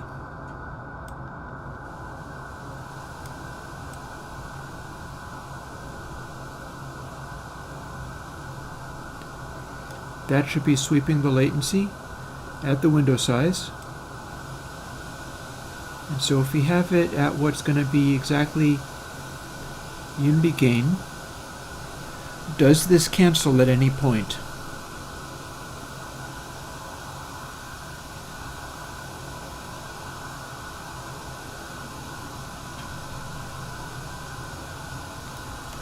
No, that's clearly a flangey noise. Tacos are coming. 5 minutes. I'm excited too. See? Sweeps up.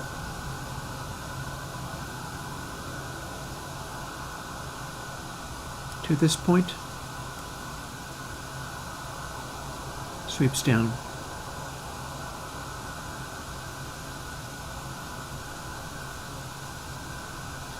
I don't know why it's 0.4, but this is as much cancellation as I can get.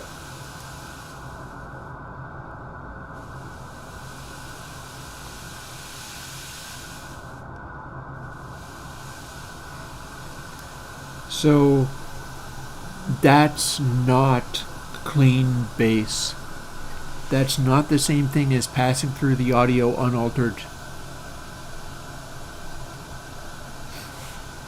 Which there is another observation too. So that's not the same thing as passing through the audio unaltered. That means a really huge window filter of this nature, however big it is, like that is roughly what you got, maybe a little bigger than that. Yeah, like this is about what Bacon Paul has in 6 signs. And the more advanced versions of the sync filter in 6 signs are more like this. It's a sharper cutoff, it's better rejection, it's more consistent over different sample rates. But it's not the same thing as not having it. If it was, I'd be able to find a position where the raw input signal would cancel at frequencies other than the highs. And it's not. This is changing the sound of everything. So here's an interesting thought. Window of 0 means nothing happens. Window of 0.001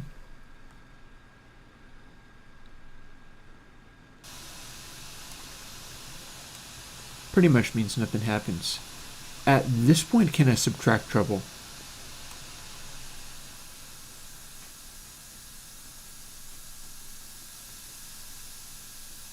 In fact, I can at exactly the right level.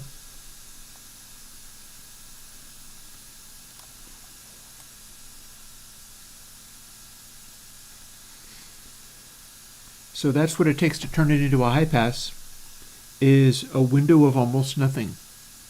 And that is getting me between 48 and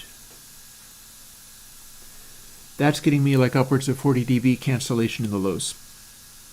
As soon as we start expanding the window, it goes away.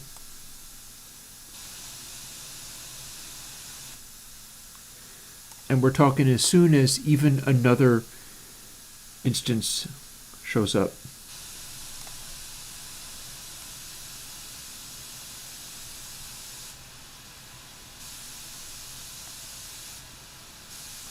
That's like one additional sample.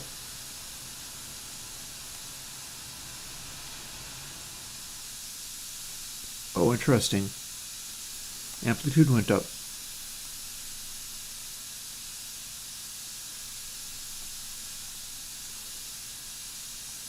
Yeah, so we can't use this design as a high pass. There's no way to make it work as a high pass. Other than maybe the weird crap that I was doing with some of the other stuff.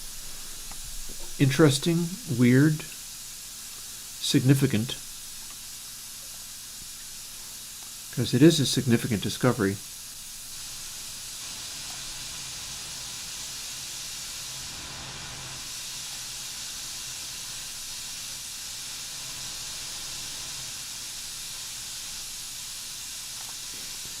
And that's as much of a high pass as I can get out of there.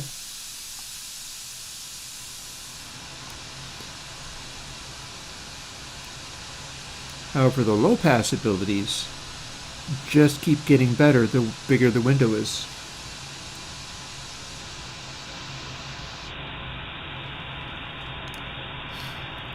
To the point of really, really sharp cutoff. So, sync, very interesting. Oh, let's see what happens. Can we stop that resonance from going away? And it is 5, so I'm going to go and have tacos. But this has been a day. This has been an interesting day of discoveries.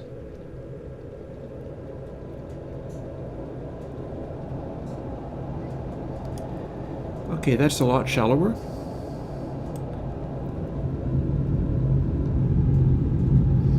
And we're still getting a... We're not meant to run an FIR filter this far outside its window. It's for doing sync interpolations well inside the window. Like this.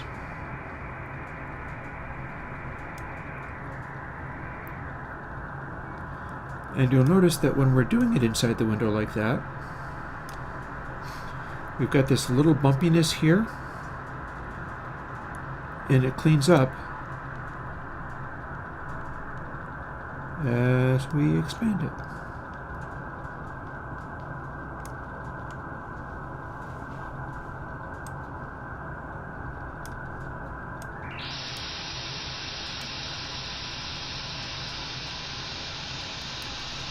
Perhaps the window could be a factor of the cutoff. You can find that sweet spot where it's getting right down to the maximum cancellation. But then as you keep going down, you're still trying to get to that amount of cancellation. And if I make the window larger and larger and larger and larger, oh, I'm making my own tacos. It's not Taco Bell. Which is not to say I've never eaten there, but it's not really, I don't go to restaurants like that. Don't go to restaurants in general, really.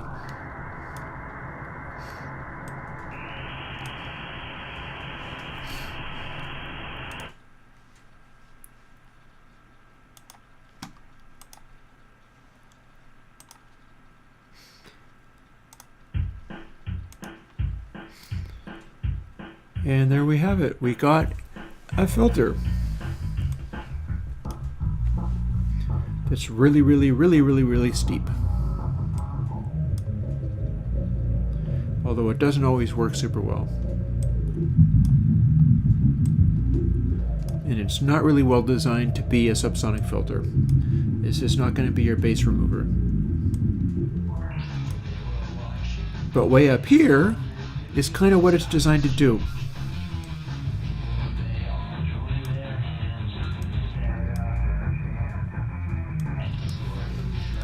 Oh, one further thing.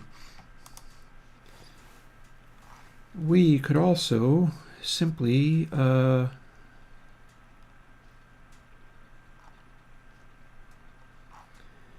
make sync point always be 0.5.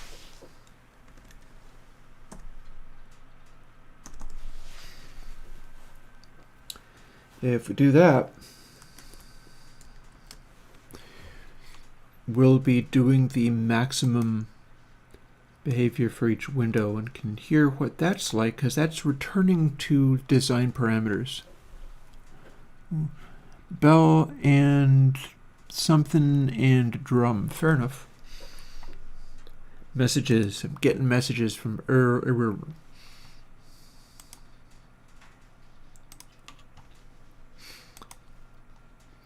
So here's how it sounds when... Ow. Okay, we need to pad it. Some of this stuff needs fixing.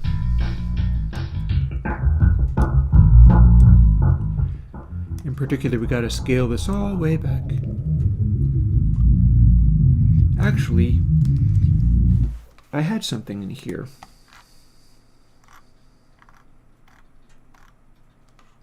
That I think I've taken away.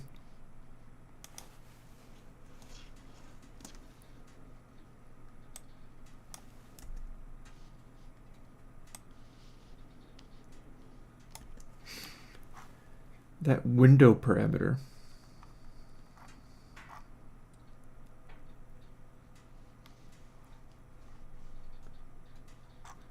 Trying to find where that was.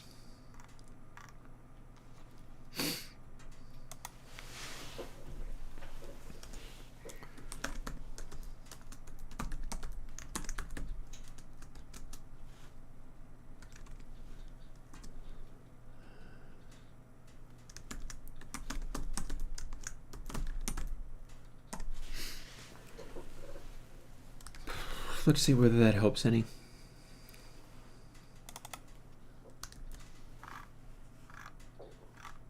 Oh, I remember, it was a square root.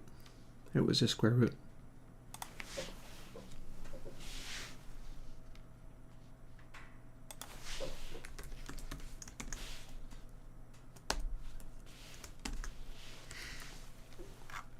Now let's see what's what.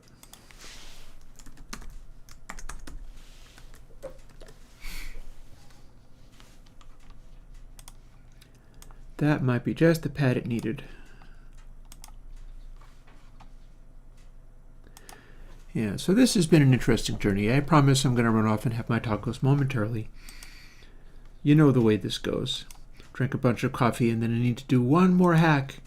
One more hack. Just please give me one more hack for the love of God, man.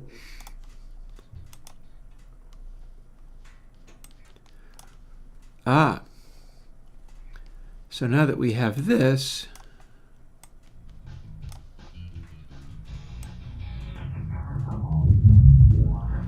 amplitude is jumping around like crazy.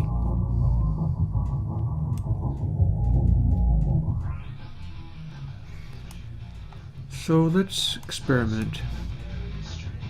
Is this 6 dB more than that? No, it's more.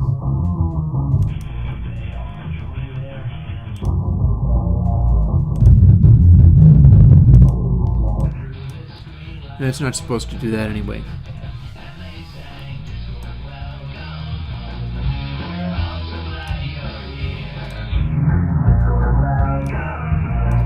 Okay, so mid-treble can also be a volume control at the same time, because clearly that is something. So freak.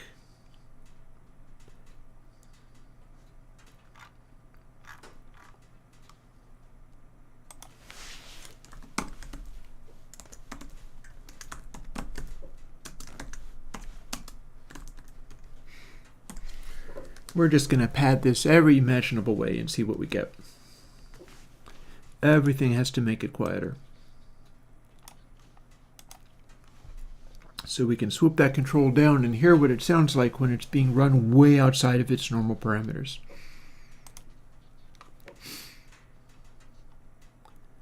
I tell you what.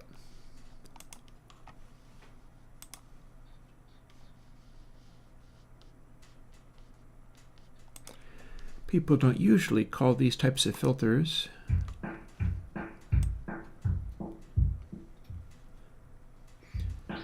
lovely. Getting somewhere. This doesn't do anything. So it's padded a little bit.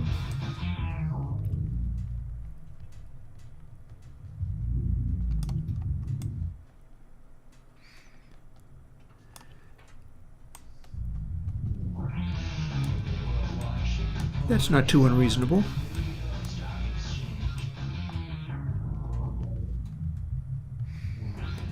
In fact, we could even turn it back up again,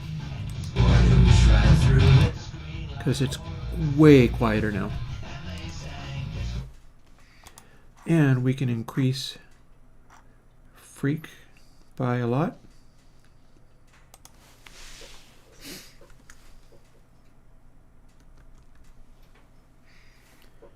By that much, in fact. And this should prove interesting because we've now just made the amplitude that much louder as well, but that's probably about right. I feel like that's probably about right. Thank goodness we're not doing sync point off of that anymore. Build. You know, and if it's not, we can just fiddle with it until it is.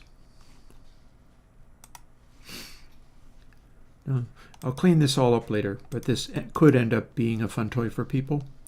And something I can build into stuff if I get it right.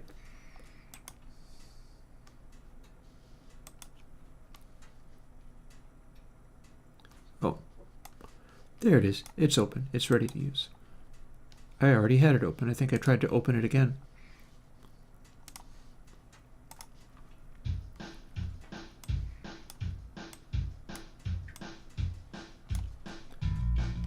Did I not?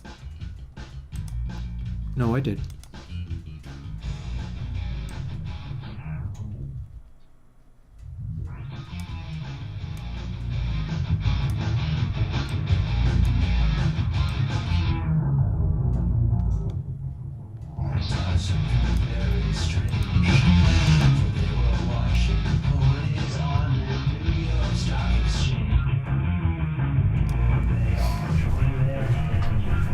Let's have window be a little bigger.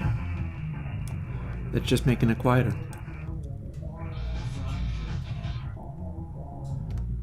Because my amplitude is scaled by window. So maybe amplitude needs to be scaled by the square root of window.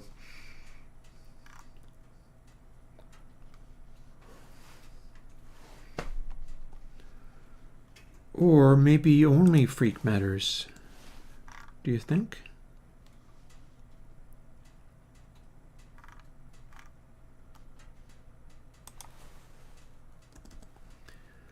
What would that mean? I still have F as a volume pad. Yeah, I'm always on the run. I really should make dinner. You know how this goes.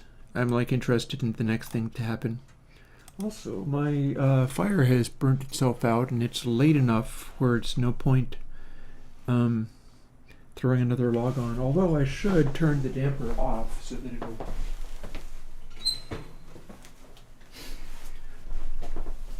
so that the ash will burn up a little better. All right. One more little experiment. See what we got. Out of this craziness this time, output gets padded all the way.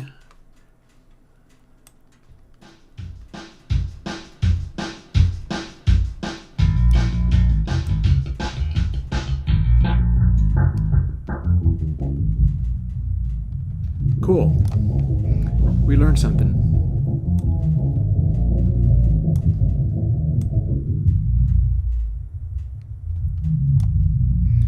That's actually quite good. Very strange. They were watching ponies on the New York Stock Exchange. People, they all joined their hands and set up a chant. And Discord oozed right through the screen like horror from Japan.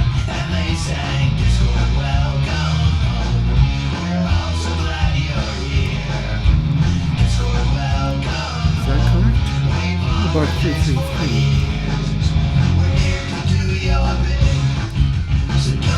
No, that's a little too loud. It's a little too loud.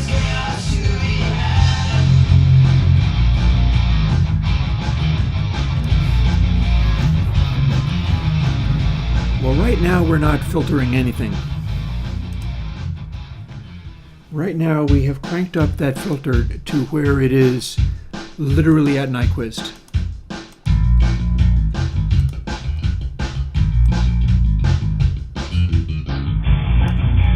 But here's where it's doing something.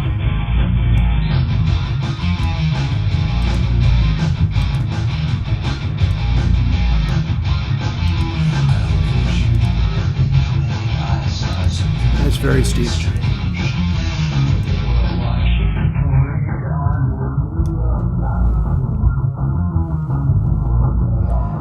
Kind of hear its resonant quality, but we don't have to use window this big.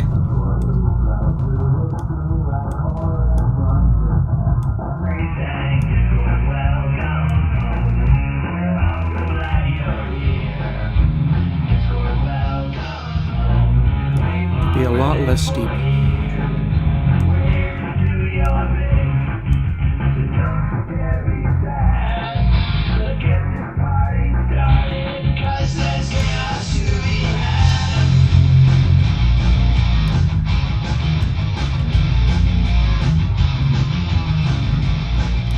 taken off all the highs here. And we're going to have a real mess with dry wet, I'll tell you what.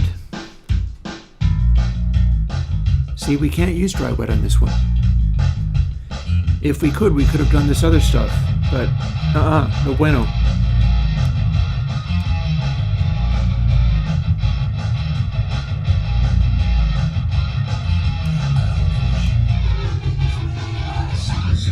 See what dry wet does? And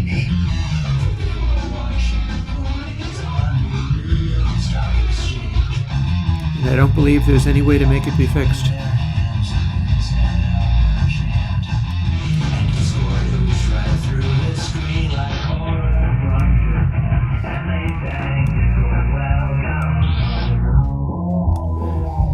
I think it's better behaved than BusyQ.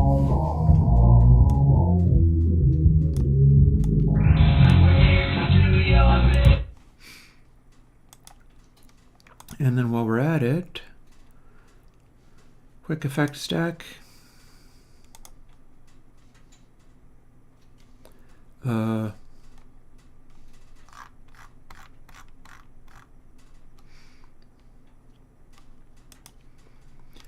So if I was to use this instead of the built-in filter,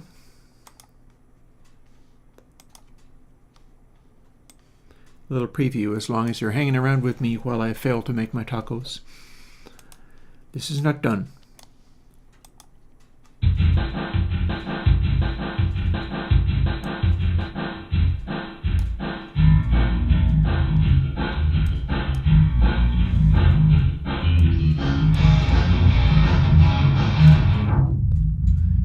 So that's its built-in filter.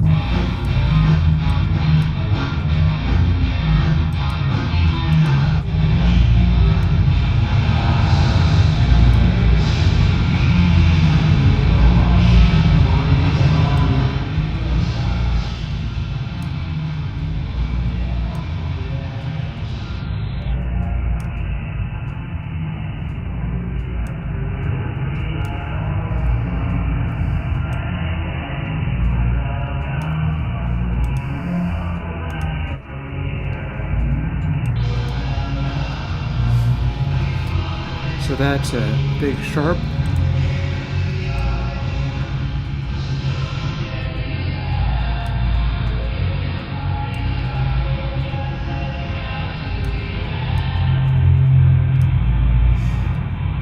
And then more of a perception of distance from the big giant place.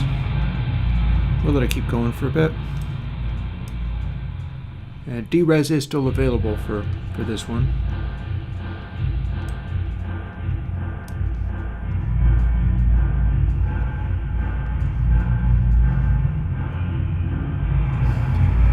So in theory, that should sound far away. Compared to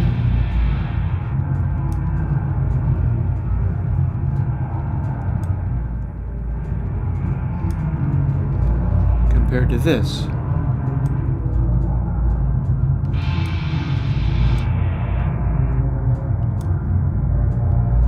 I think the FIR filter sounds better than what I have in Garden.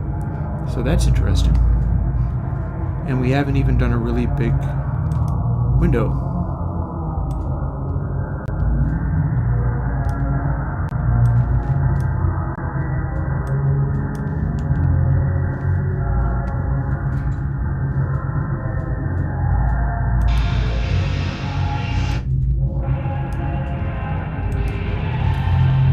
Yeah, the filter in Garden has a certain quality going on where there's like a crackliness that feels up front, and that doesn't seem right.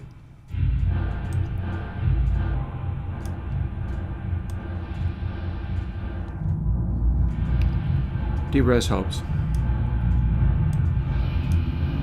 But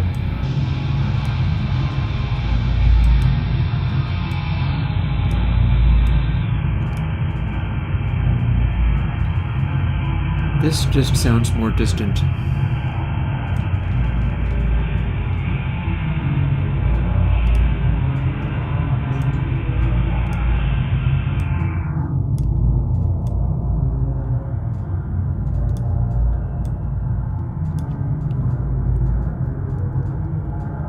This just sounds way more distant.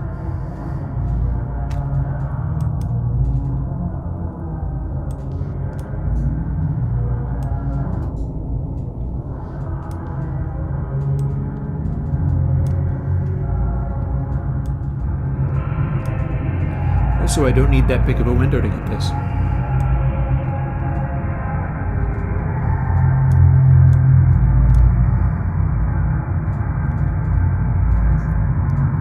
Yeah. Alright, I guess I know what I'm going to be doing on Thursday. We're going to be building this filter into Garden.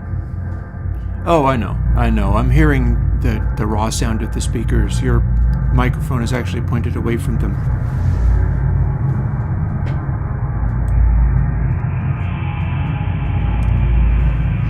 I think it's just the sheer amount of cancellation it's able to do.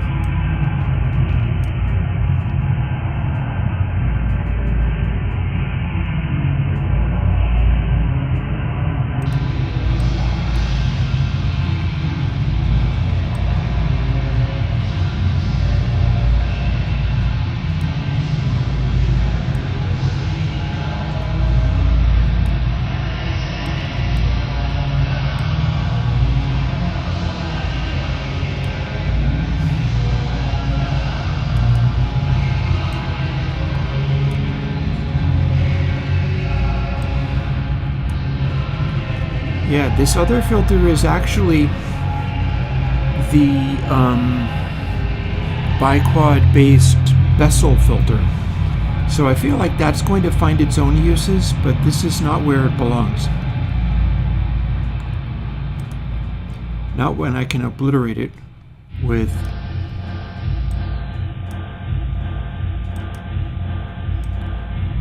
the FIR filter.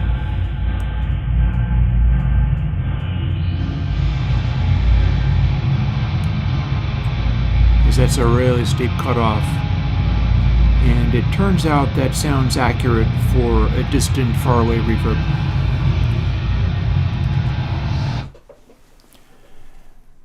And on that note, I will talk to you later. It's 5:22. Yes, I will go and have my dinner, and I'll see you folks again.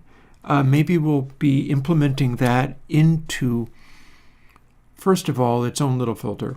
It won't be called Prime FIR, though. I think I'll just call it FIR or something. I'll call it maybe the Bacon Paul version. I'll figure out something to call it, and I'll call it that. Prime FIR didn't end up being a thing as much as I thought it would, but it was worth a try. I learned something. And I think that's going to be way cooler for reverbs. I think that's the new hotness for a filter on the output of reverbs to make them sound more distant. It really seems to do a pretty good job. And I bet I'll tell you one thing. I bet that Bessel filter will work in a subtractive context.